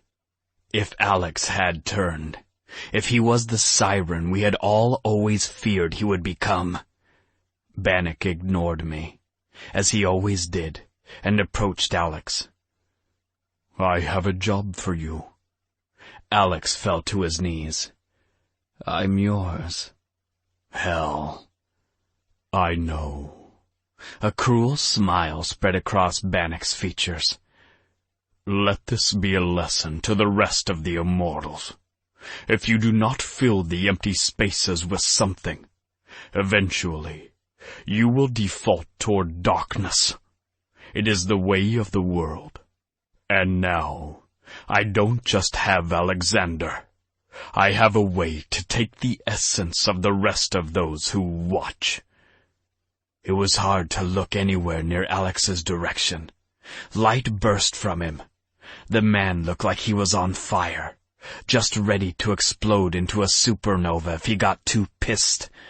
Never in my life had I seen such awesome beauty. Never in my life had I been so certain that beauty masqueraded as the very evil I felt pulsating off Alex. Bannock had gotten to him, had forced him to forget, and now Bannock had control of him, like a weapon. I didn't know how to kill the siren. The demon bite was all but gone. Alex's white eyes gazed over me. Bright orange flames licked and hissed through his red hair. He looked like the Greeks' version of Hades come to life, only prettier. Because a siren was never handsome, he was always pretty. His face masculine and yet feminine all at once, which was probably why both men and women were constantly attracted to him. He chose which face he showed, depending on what or whom he was seducing. It wouldn't surprise me at all to see him suddenly turn into whatever he wanted, in order to seduce his counterpart. Alex's smile was sad, as he very slowly transformed into a mirror image of my face, of my body, down to the small scar near my chin that had been put there by Sariel himself. Impossible. I let out a shaky breath. Full potential. Bannock smirked. Let's go, my son. Alex turned on his heel and followed Bannock out of my house and toward what I knew would be our death. And the demons, they would let him because they followed me, because they were attracted to power, because they would sense it in Alex. We're doomed, I said, and it's my fault. No. Hope sounded hopeful. How was the woman still standing after watching the man she loved not only go supernova, but switch sides? I refuse to believe it. Your refusal doesn't change the fact that the siren you supposedly love just marched out of here looking like my doppelganger. He's going to help Bannock drain 10 Watchers. You do realize how powerful they are. Each of them holds a specific power over whatever region they guarded or watched. Imagine Bannock having full control of the elements. It would be like unleashing the apocalypse. Mason transformed back into his human form and shook his shaggy hair. I hate that you're right, demon. Thanks. All is not lost, a familiar voice said, and I felt his presence like I felt my heart beating within my chest. I hated the power Cassius wielded, but not as much as the yearning inside I felt. Every damn time he was in the same room. He couldn't turn off his angelic presence any more than I could turn off my demonic presence. Where there was light, darkness must still exist, though, since Hope's awakening in this time, in our world, I'd felt less and less like a demon, and more like something else. What? I had no clue. That happens once one realizes they have a soul, Cassius said, pressing a large palm against my shoulder. I shuddered at the touch. There was too much good in his touch, too much everything. And I hated feeling. I hated emotion. I hated knowing that if something happened to Hope, I wouldn't stare at her lifeless body with hollow indifference. No, I'd mourn her as if she were a sister. Because in a way, she is. Could you guys possibly share with the rest of us? Hope interrupted my dialogue with Cassius.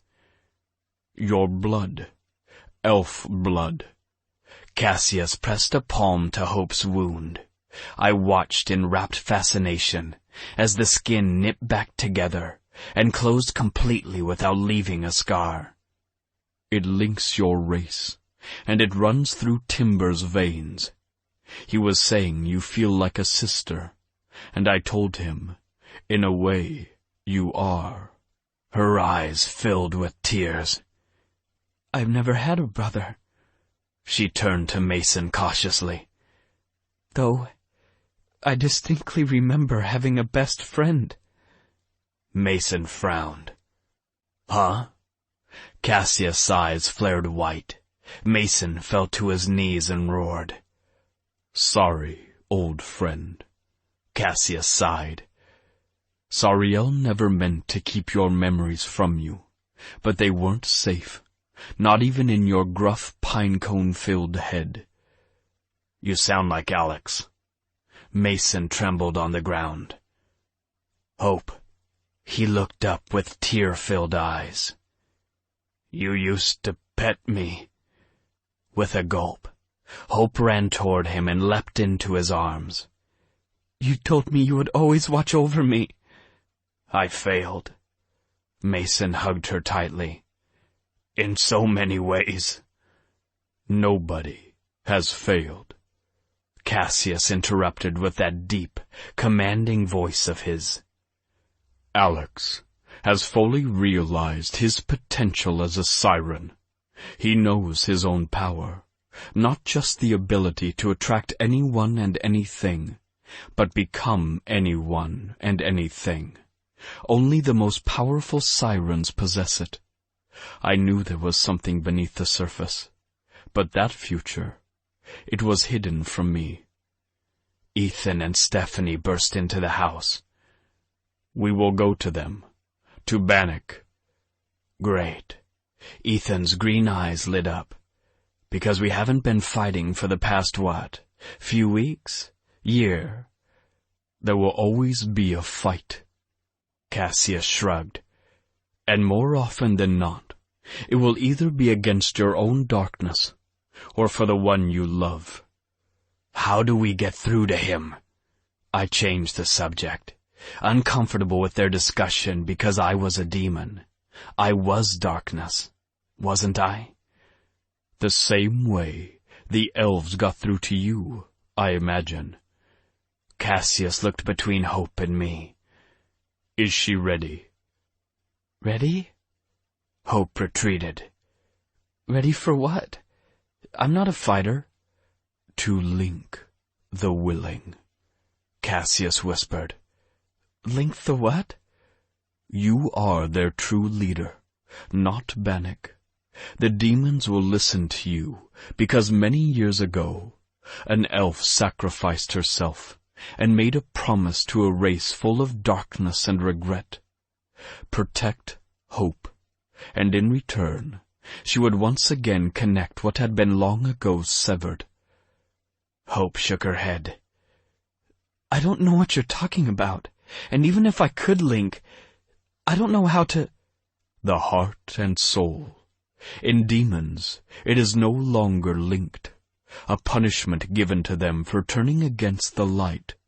A punishment needed to keep the balance in order.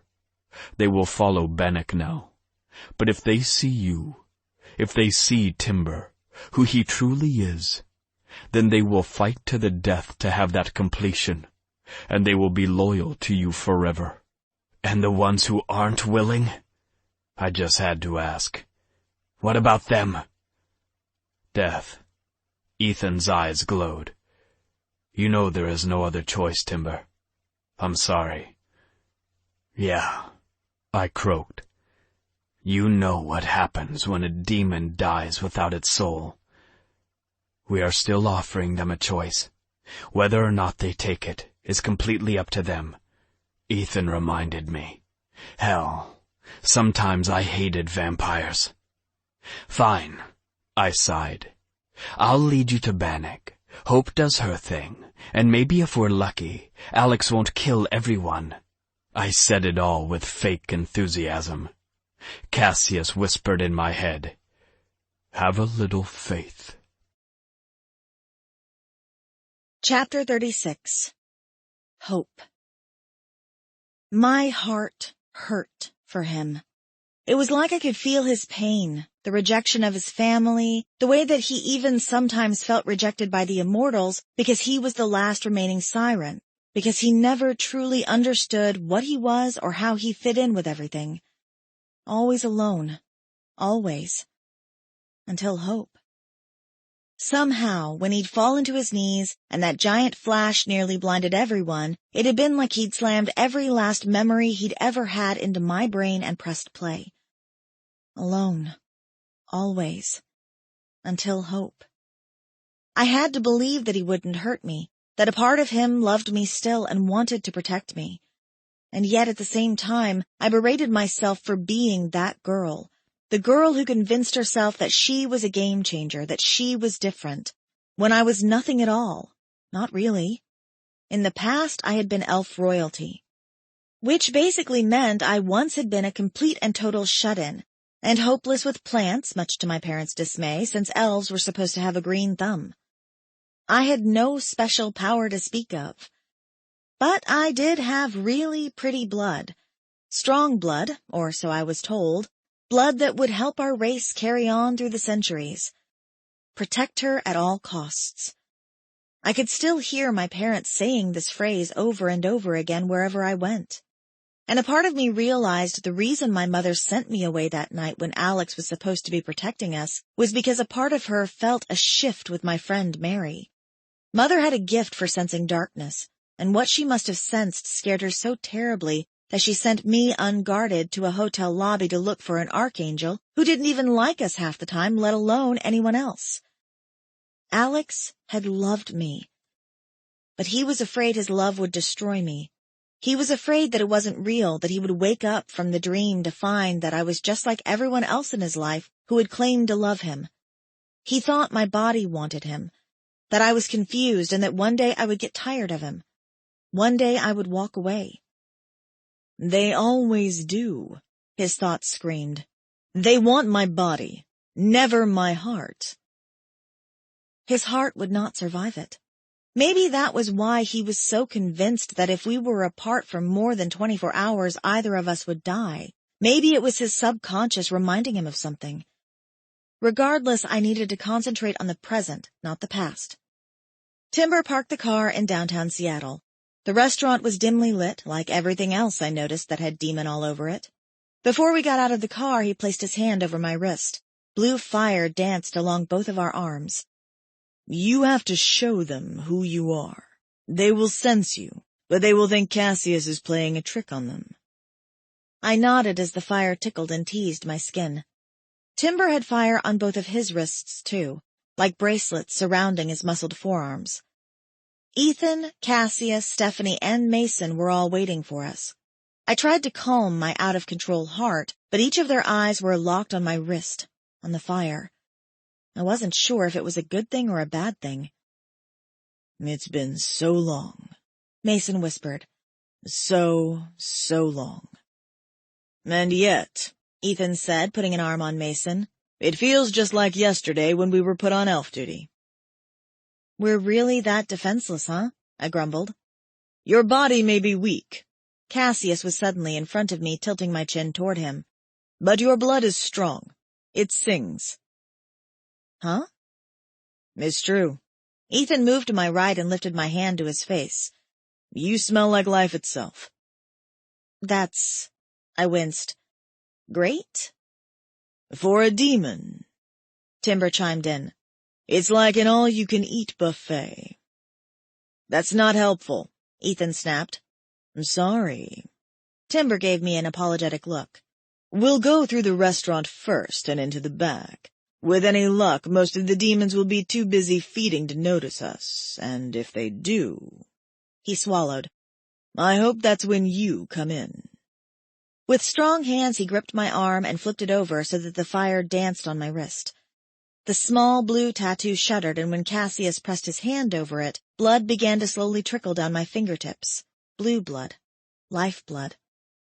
1 drop, Cassius nodded. On their tongues. They must ingest it for the blood to knit what's been broken. The change must always take place from the inside out. Okay.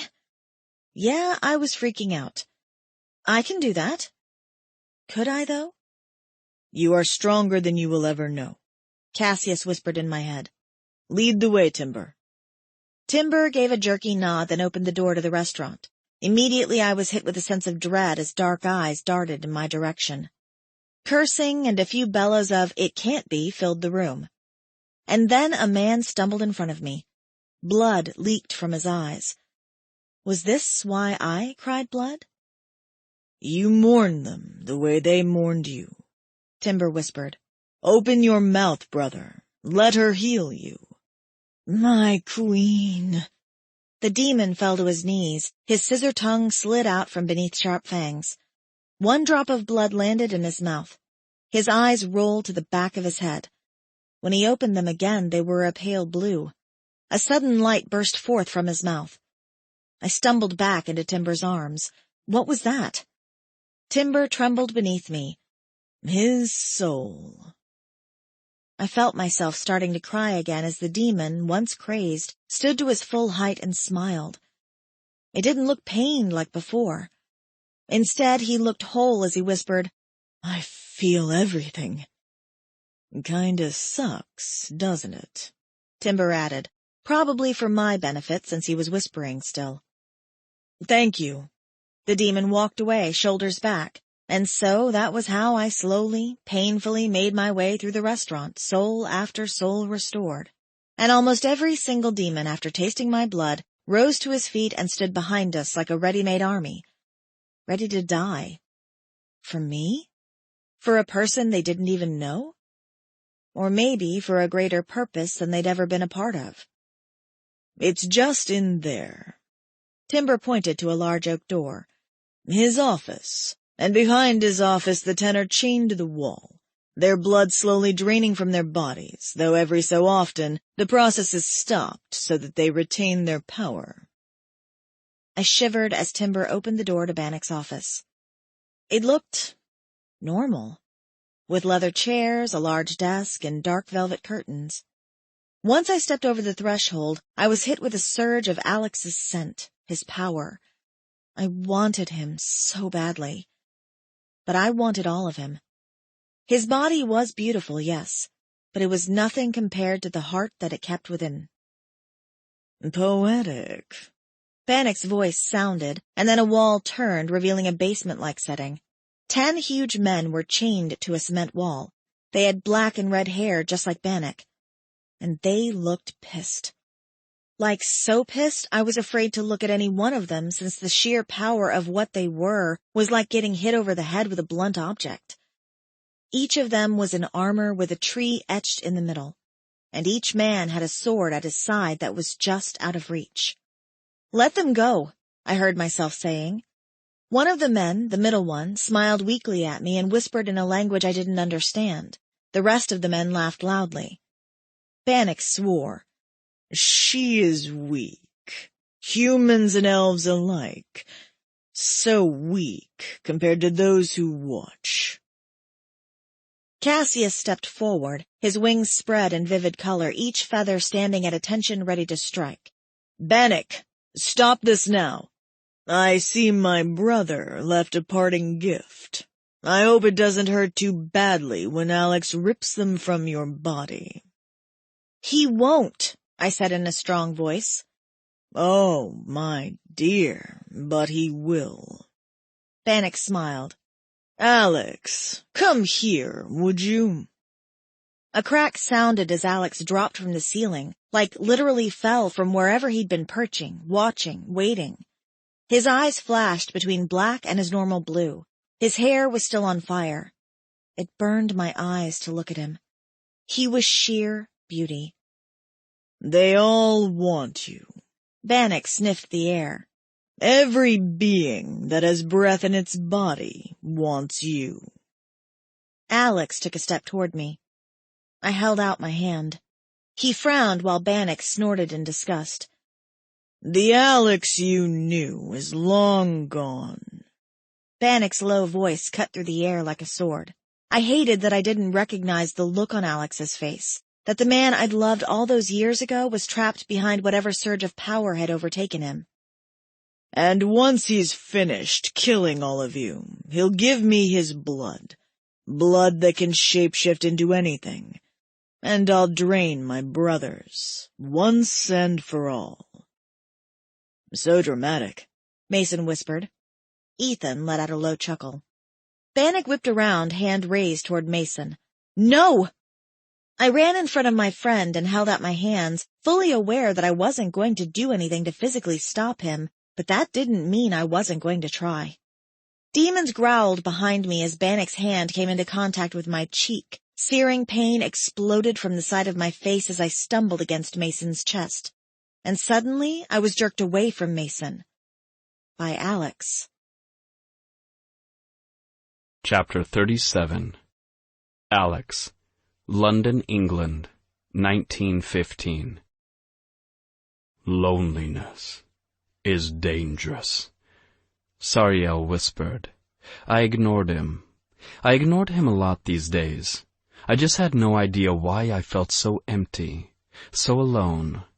Every time I slept with another woman, I was satiated for maybe half a day before I was hungry again, before I needed to be touched. I wasn't stupid enough to crave love. The idea itself was repugnant. Love? It didn't exist. Alex. Sariel jerked a chair from the table and sat down. He rarely sat and had talks with anyone. Sometimes I imagined he really cared, that he was my friend, not an angel. You have to choose what you will become. You are powerful beyond anyone's understanding, and yet you allow yourself to be this. He grabbed the lapel of my dinner jacket in disgust. I was dressed like every other wealthy nobleman. I was an imposter, an intruder. I was a perfectly polished and well-mannered gentleman on the outside, with a hunger for sex on the inside.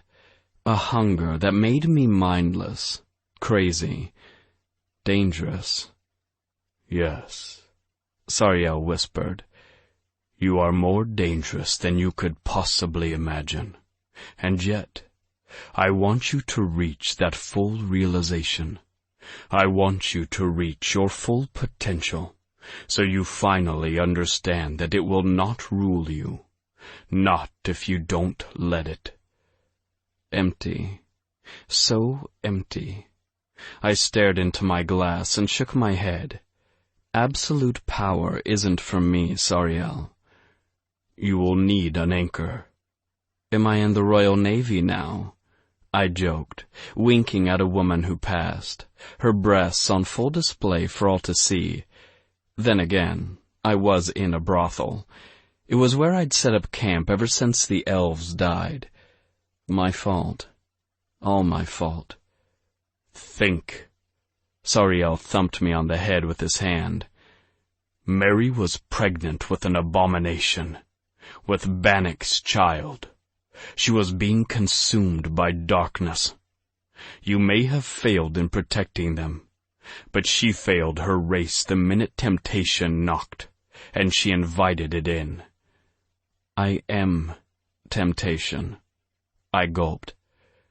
Temptation is different for every being, and you're getting off topic.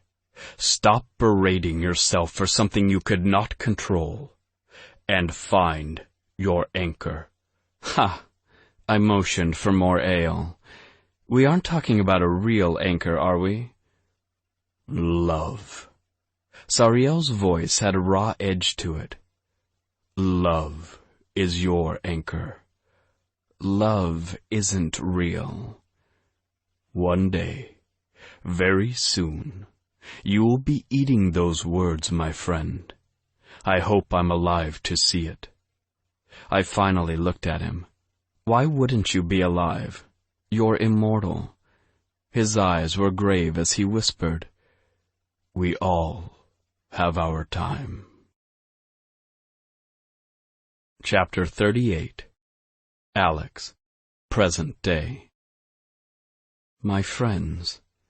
They were all my friends.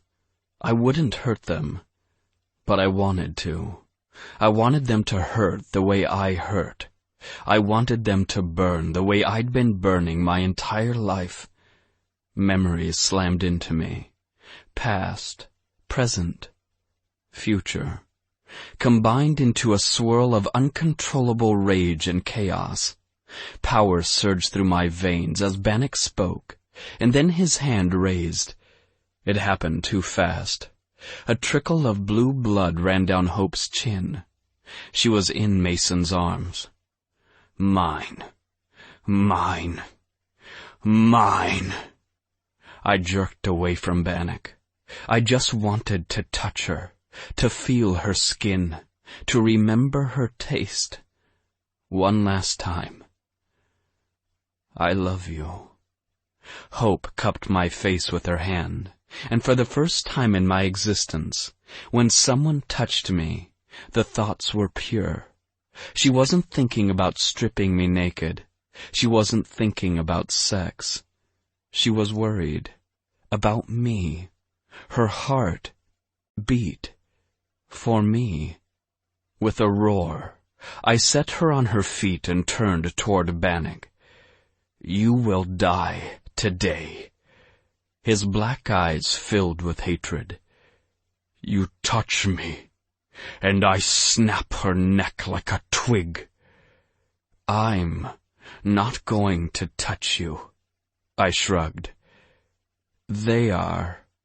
I shoved Hope toward Mason again, and ran toward the men chained to the wall. It was a race against time, as Bannock lunged after me. I reached the first chain and pulled it free, releasing one brother to intercept Bannock. 2, 3, 4, and with each clink of the chain, a high-pitched scream emitted from Bannock. I didn't turn around. I didn't trust myself not to kill him myself, and his brothers deserved the honor. When I got to the 10th brother, all hell was breaking loose. I could hear screaming, the sound of swords hitting stone. "Stop!" Bannock's hoarse voice sounded out. Each brother had control of the elements, a gift from the heavens. I just hoped they were strong enough to do what needed to be done, so I wasn't going to have to finish Bannock off. When I freed the last brother, the chain fell to the ground with a resounding clank. All screaming stopped. Was he dead? I turned around. Bannock was in the same chains he'd used to hold them captive. Cassius stood behind him, holding the chains while the other brothers stood at attention. What the hell were they looking at? A chill washed over me as the last brother touched my shoulder and slowly walked past me. I felt his power. I wanted it. More than Hope's love. More than sex. More than anything. "Stop!"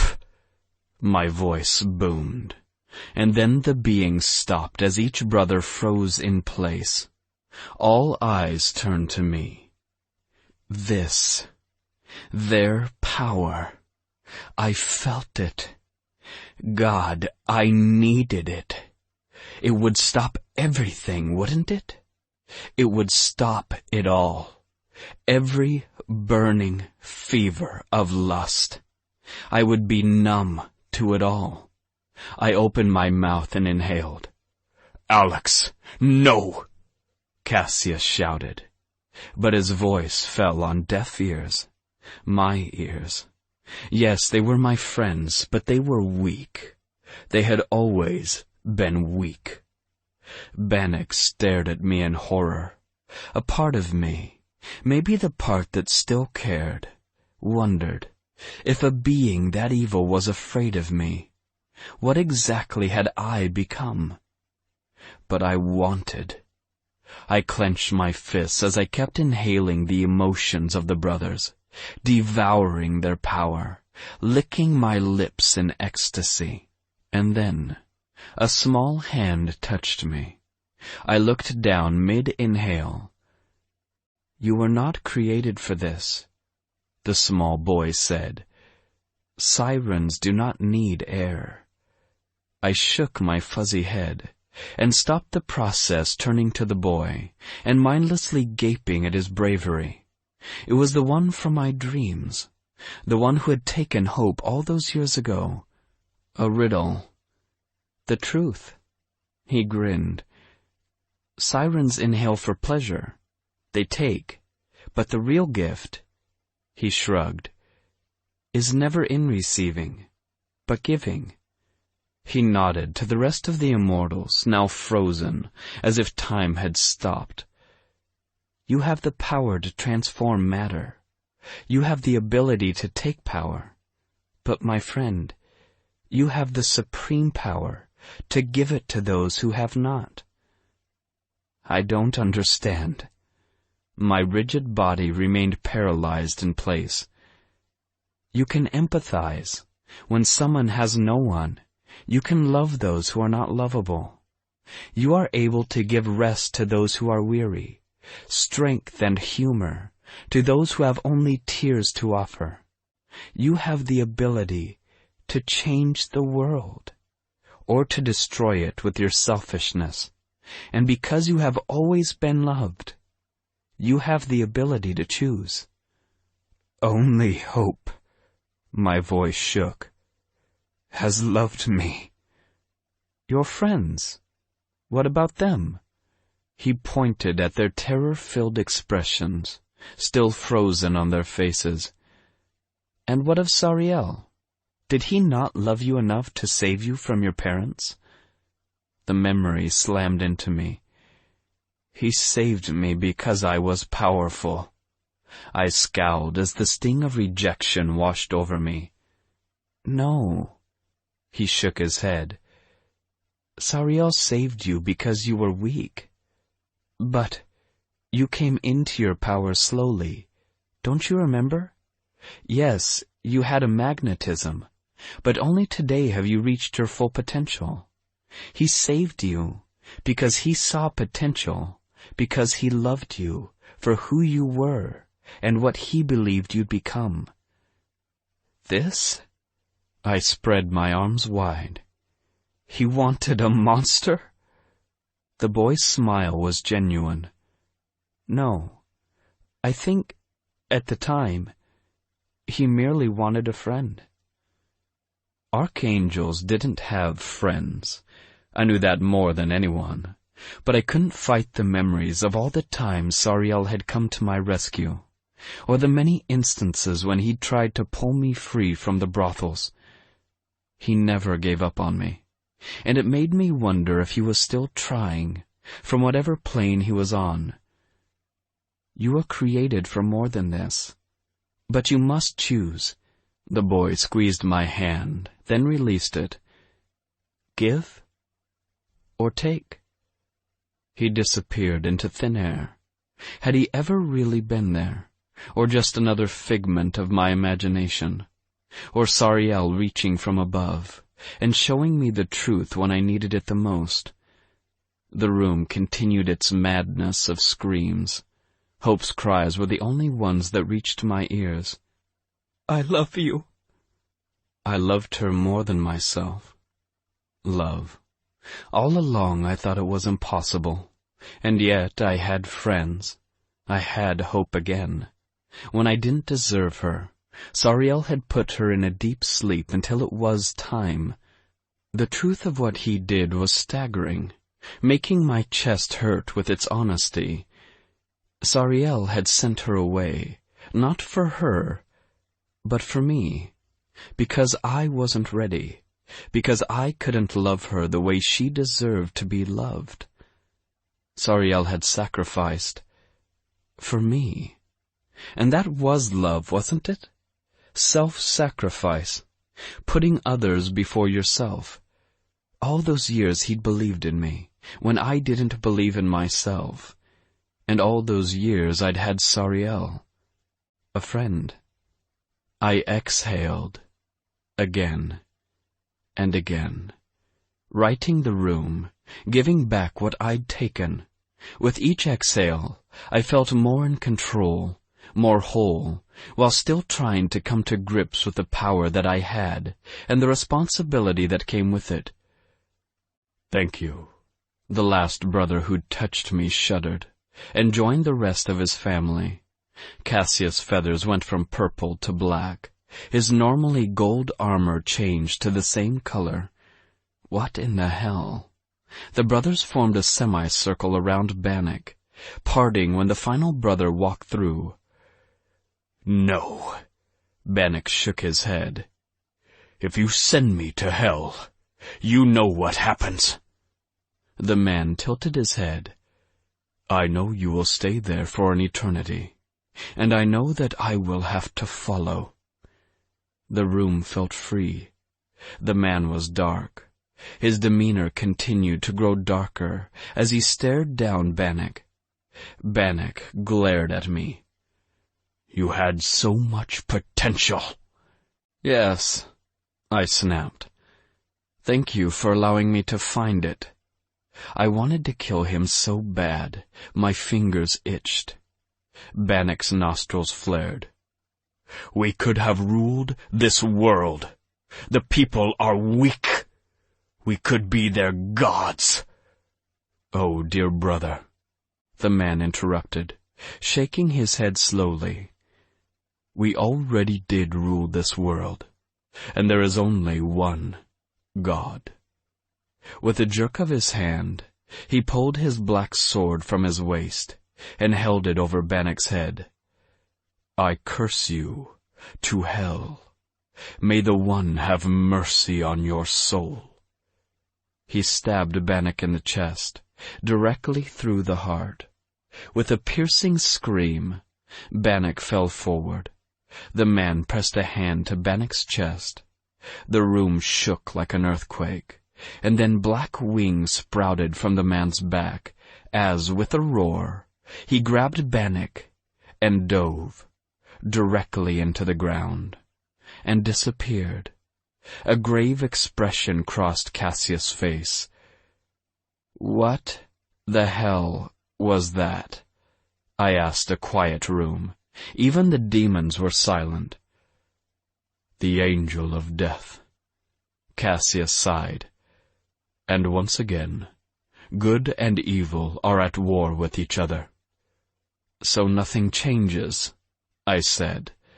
All brothers looked in my direction. "The angel of death has returned to his home." One of them spoke up. "Everything has changed." "Why is that bad, exactly?" Hope approached one of the brothers and dripped blood from her wrist onto his wound. He breathed out a sigh of relief and hung his head. "Thank you, little one." The bastard touched her, and then flashed me an apologetic look before speaking. "Darkness breeds more darkness." He nodded to Cassius. "But as long as there is light, there will always be light." Cassius' booming voice might as well have been a gauntlet being dropped. "Now, allow our little elf to heal you, and we'll be on our way." "Hope," one whispered, and then fell to his knees. "You are Hope." I reached her side in record time, pulling her in my arms. "She's mine." Really? Was that the only word I knew? "I was so sorry for your family." He smiled. "Do you know who I am?" "No." Her voice trembled. "Should I?" "A gift." He kissed her forehead and winked. "To say thank you." She smiled, as a flash of humor crossed her face, and then she knelt down and touched his face. He closed his eyes. "You watched over me when I was—" She frowned. "Somewhere, not here." "That's a way of explaining it." He winked. "Let's just say, that's not the only game of chess you and I ever played. You were quite popular." I suppressed a growl, just barely, and nearly bit off my own tongue in an effort not to attack the guy. "Sirens." He shook his head. "So emotional." "This siren saved your ass," I pointed out. "And here you thought your only job was to look pretty." Another one of the brothers stepped up. "I remember when there were hundreds of you in existence. It makes my heart glad to see you with a mate who will produce more." My heart thudded, and then picked up speed. Kids? With Hope? And suddenly all I wanted was her mouth, her skin, her body. "We have to go." I picked her up and started walking toward the exit, to the laughter of everyone except Timber and the rest of the demons. Then again, they rarely had a reason to smile. We made it as far as the door before Timber caught up to us. "I'm not going to stop you, but—" His eyes flashed red. "You hurt her, and I will rip your tongue out, heal it, and do it again." Vivid imagery, I swore. "Thanks." "She is our queen," his eyes pleaded. "And she is my mate." "Not yet." "I love her." It was the first time I said it out loud, the first time I allowed myself to admit it. I loved her more than anything. And in that moment, Timber, man of steel, smiled a radiant smile. Then you better show her just how much. I exhaled in relief, while Hope laughed against my neck. I hate your new bodyguard. He grows on you. Doubt it. I glared back at Timber, and weaved through the restraint where demons with blue eyes looked at me with hesitation. It's fine, Timber called behind us. They are mates. A cheer rose out from the demons, making Hope's cheeks blush. That I can get on board with. I set her down on her feet once we were outside. Demons cheering for sex. Her blush just deepened. You're beautiful. I kissed her plump lips, swiping my tongue across the bottom one. It tasted so good, like home, like my past, present, and future. I needed her. I needed her so bad. Come on. Aren't we going back to Ethan's? Hotel. My eyes greedily searched down the street. See? Hotel Monaco. Perfect. Sex, room service. No werewolves or demons cock-blocking me. Alex. She tugged my arm, forcing me to stop mid-stride. Why? Why did you stop? I hung my head. I stopped for love. Her eyes filled with tears. Do you remember everything? I didn't want to go there. Not now. Not when I needed her so bad. The old Alex would have seduced the hell out of her, and forced her to have a heart-to-heart later. But the new Alex, well, he was really enjoying the way her hand felt pressed against his palm. With a sigh, I pressed a kiss to her open palm, and led her down the street to a small cafe. I pushed open the door. A bell above rang, announcing our arrival. Hope said nothing as I went to the front of the cafe and ordered 2 black coffees with room for cream. It didn't even occur to me to hide what I looked like. The woman behind the counter gaped for a few seconds, before swaying on her feet, giving her head a shake, and then blinking up at me. Are you? I mean... Her cheeks went bright red. Sorry, long day. You and me both. I offered a smile that I hoped wouldn't have her leaping across the counter in an effort to tackle me to the floor and rip my clothes off. A slow smile curled around her lips. As much as I'd love to give you free coffee, I'd probably get fired. So unless you have money... Huh?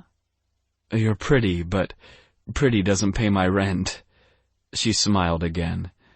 That will be $3.52. With a laugh, I handed her my card and shook my head. Wow, I must be losing my touch. Hope's hand found mine, and that was when I realized I wasn't reading the human's thoughts. I wasn't trying to get attention. I wasn't seducing. I wasn't even thinking about it. Love. Hope reached up, tucked my orange and black hair behind my ears, and shrugged. Does some crazy things, yeah? Yeah, I whispered, tilting her chin toward me. The barista coughed. Here's your card, Alexander. I like your full name. Hope grinned. I used to call you Alexander. You did. I recalled the memory of our first meeting and shook my head. Red dress. She'd been in a red dress. Her lips matched. All I could focus on was how they looked like an apple, and I was starving for a taste. Thanks, Hope said to the barista, and held my hand as we grabbed our drinks and went to a dark corner to sit. Tell me everything. Chapter 39. Hope. I wondered if he understood that even now, even without him trying, people were staring. The barista was fanning herself, and I could have sworn the flowers outside the window weren't plastered against the glass when we originally walked in. Some things never changed. Alex had been talking for hours. It took everything in me not to interrupt his words with kisses. His mouth moved and I focused, I really did, because what he was saying was important. But he was talking about us, and when he talked about us, our past, the past I'd been forced to forget, I was also forced to remember all the times that he refused to take me. "Why?" I interrupted when I couldn't stand it any more.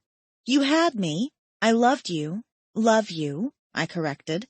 "Why wouldn't you make love to me? You hurt me when you went to other women. A part of me understands that you felt tarnished, unworthy, but—" "Hope." His eyes lit up. "You still don't understand." Warm hands reached for mine.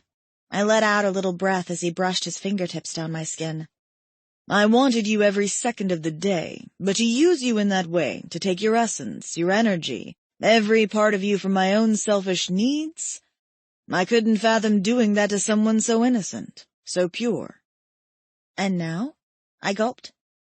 His smile turned lethal. "Now I'm going to make up for a few 100 years and lock you in my room." "But I get bathroom breaks like a normal weak little human, right? And you'll feed me?" I teased. "If you're good," he shrugged teasingly. "I may even let you take a bat to the timer." I scowled. That was an asinine thing to do, just saying. "At the time it seemed the smartest thing to do. Piss you off, keep you away from me. Again." He shook his head as pieces of rainbow hair fell across his sculpted cheekbones. "It seems I have a really nasty habit of letting my own insecurity decide what's best for both of us." Staring at him and only touching him was basically killing me slowly, because with every touch, I was reminded of the other touches, the kisses, the times he told me he loved me, the laughter we shared weeks before we were going to go to my real parents and tell them about our relationship. Weeks before my mother was slaughtered and my werewolf father was found dead in an alley. 2 hours. Alex released me and took one last sip of coffee and stood. "I gave you 2 hours of talking and no sex. Basically, you almost just killed me, so if you don't mind, I'd like to get you naked." My erratic heartbeat was clearly on board. I nodded my head dumbly and stood, only to hear the damn bell go off on the door. "There you are," Mason shouted, running toward me and pulling me into his arms. "I missed my best friend." Alex groaned. Mason ignored him. "I loved your hands," Mason said in a gruff voice. "I knew it felt familiar. We were inseparable until a narcissistic siren caught your eye." "Thanks," Alex said from behind me. Mason continued ignoring him. "He asked about you. We were dancing together at one of those horrible dinner parties, and he heard your laugh first, and then saw you second. I always thought it was peculiar that a siren would be attracted to laughter before he even saw the woman it was attached to." Mason finally looked at Alex as he set me back on my feet. "You wanted her soul first. You just didn't know it." Alex gaped. Mason shrugged. "That is love." "If you start crying, I'm going to punch you," Alex said in a hoarse voice. Mason held out his hand. "I would have helped you." Alex tilted his head. "Helped me?" "I would have helped you back then. Helped you go to the council. Helped you talk to the remaining elves. I knew you loved her even if you were too afraid to admit it." "I was never afraid." "Yes, you were," Mason and I said in unison. "Not afraid," Alex corrected.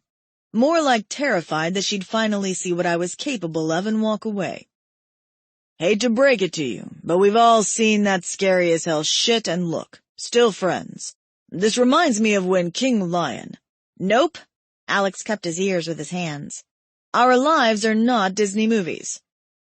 "But they could be," Mason said in a teasing tone, and then winked at me. I knew he was just trying to mess with Alex as per usual. The bell above the door rang again. Cassius waltzed in, his wings tucked away from human sight. "Seriously?" Alex looked toward the ceiling. "Must everyone interrupt us before—" Cassius crossed his arms. "Tag," Mason finished. "Before a rousing game of tag." "Tag my ass," Ethan said behind Cassius, followed by Stephanie and finally Genesis. "Alex!" Genesis surged forward. I'm so glad you're okay. Also, there are a few stray dogs outside. I think they want to—" She blushed. "Hell." Ethan pinched the bridge of his nose. "Why is everyone here?" I asked, since Alex looked too irritated to say anything more. "Family," Cassius shrugged. "We're a family." I glanced around as my throat swelled. We were dysfunctional, but he was right. This was my family. It always had been. Always would be. The bell clanged again. I sucked in a breath as Timber slowly walked past everyone and stopped in front of me. Alex bit back a curse. "My queen." Timber's blue eyes flickered with appreciation. "Personal bodyguard, at your service." "I can protect her," Alex pointed out. "I'm well aware of that." Timber eyed him over my shoulder. "But it's an honor to be in her service." "Listen, if anyone is servicing—" "Thanks, Timber." I pulled him in for a quick hug, ignoring Alex's sexual innuendo. "Why don't we all go home?" Amidst nods and chatter, I reached for Alex's hand and squeezed. "Home," he sighed. "Are you sure you don't want to go to a hotel?" "I've been waiting my whole life to be in your bed," I admitted. "I just didn't know it until recently, so no. I don't want to go to some random hotel like a normal, horny human couple. I want to be in your arms, on your sheets, sliding against—" His mouth found mine with ferocity as he tugged me into his arms and lifted me off the ground. In the hazy distance, I heard something from Cassius, and suddenly I was back at Ethan's with Alex. I stumbled back. What just happened? Alex grabbed for me again. "Archangel party trick. He's here all week. Yay. Come back here." With a groan, he surrounded me with his arms, then had my shirt over my head, my pants a torn pool at my feet. "I've been waiting to clean you for hundreds of years," he whispered against my lips. "But—" His mouth was amazing. "We've already had sex." "Yes." His hot lips trailed kisses down my neck. "But we've never made love." Had I not already been in love with him then, that would have sealed the deal. As tears filled my eyes, he lifted me into his arms and placed me gently on the bed, then kissed me. And kissed, and kissed. He kissed my body until I lost track of time, until my body ached for more.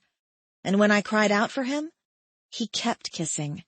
He worshipped with his mouth, he pleasured with his hands, and he did it over and over again. Sex with Alex had been out of this world. Making love with Alex was going to alter my world. Then again, that was what love did, wasn't it? Chapter 40.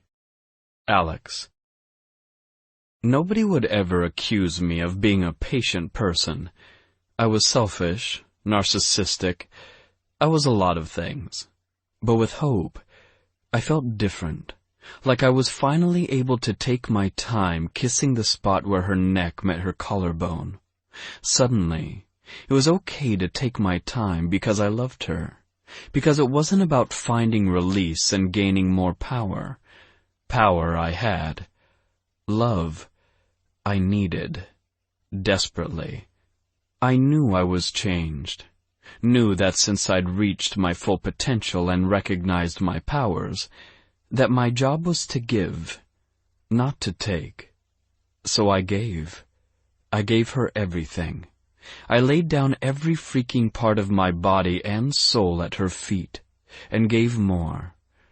I have loved you, for as long as I remember. Tears pricked my eyes, as I realized the intensity behind my words. They shook with truth. Thank God Sariel had thought ahead. I stopped kissing her briefly, my thoughts focused on Sariel. Maybe, just maybe, he saw this future. Maybe he saw my potential. Maybe he saw what it would be when I had a mate. I had to believe that his death on this human plane meant something, and with Hope in my arms, I did. I believed that sometimes death had to occur for new life to begin. "Children," I blurted, finding her mouth. I want loads of cranky, whiny children with rainbow hair. Hope laughed against my mouth. Then we better get started, don't you think? I don't care if they're elves, I whispered reverently, running my hands down her naked body. I don't care if they make cookies. She burst out laughing. Or if they live in a shoe. I didn't have my old memories. Her laughter was infectious. I didn't know. It was adorable. It was not. I fell in love with you twice, you know. I cupped her face between my hands. Hundreds of years ago, I fell in love with you. And a week ago, the process started all over again. I think I could live through several lifetimes searching for you, only to find you and fall in love all over again. Tears welled in her eyes. But luckily, we don't have to worry about that. I brushed another feather-like kiss across her lips. I love you, Alex. I love you too. We stopped talking. Our bodies moved in sync as I did my best to pleasure her, to feel every part of her, to make sure that she understood. I was giving, not taking. I gave until I had nothing left, and she took.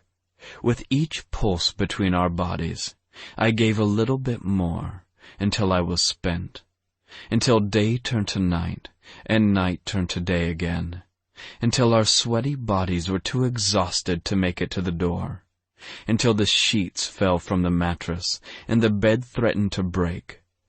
I gave it all, and for the first time in my existence, when I woke up with sunlight streaming across our naked bodies, I didn't burn. I was free. Chapter 41. Mason. I know. Cassius had been trying to have a heart-to-heart with me ever since Alex and Hope disappeared into their room a week ago. I'd brought food to their door. I wanted my friend to eat, even if Alex didn't care about anything but sex. She at least needed nutrition that wasn't a part of licking his sweat off his body. I shuddered at the thought. A small pinprick of jealousy accompanied it. I shoved it away as hard and fast as possible. For a brief moment, I'd felt what they'd felt, and it was everything. Another painful reminder that I would never have that. This war is not over. Cassius tried again. I still need you to mate. And there it was. I need more time. I stared down at my furry hands. It seemed the longer I waited, the harder it was to stay in human form. It was easier to let myself go, easier to regress, easier to sleep under a tree rather than in my bed, easier to forget to eat than to hunt. Mason! Cassius roared. I jerked out of my seat and stood on my haunches ready to attack. Either pick a mate, or I'll do it for you. I sucked in a sharp breath. You wouldn't. I would, he hissed. His wings fanned out behind him. The purple and blue feathers shuddered as if shaking themselves at me, judging me. So what's it going to be? I need more time. I can't think. His eyes went white. And then all hell broke loose as Ethan charged into the house with a bloody body in his arms. She's been hurt. Who is she? Vampire. Young.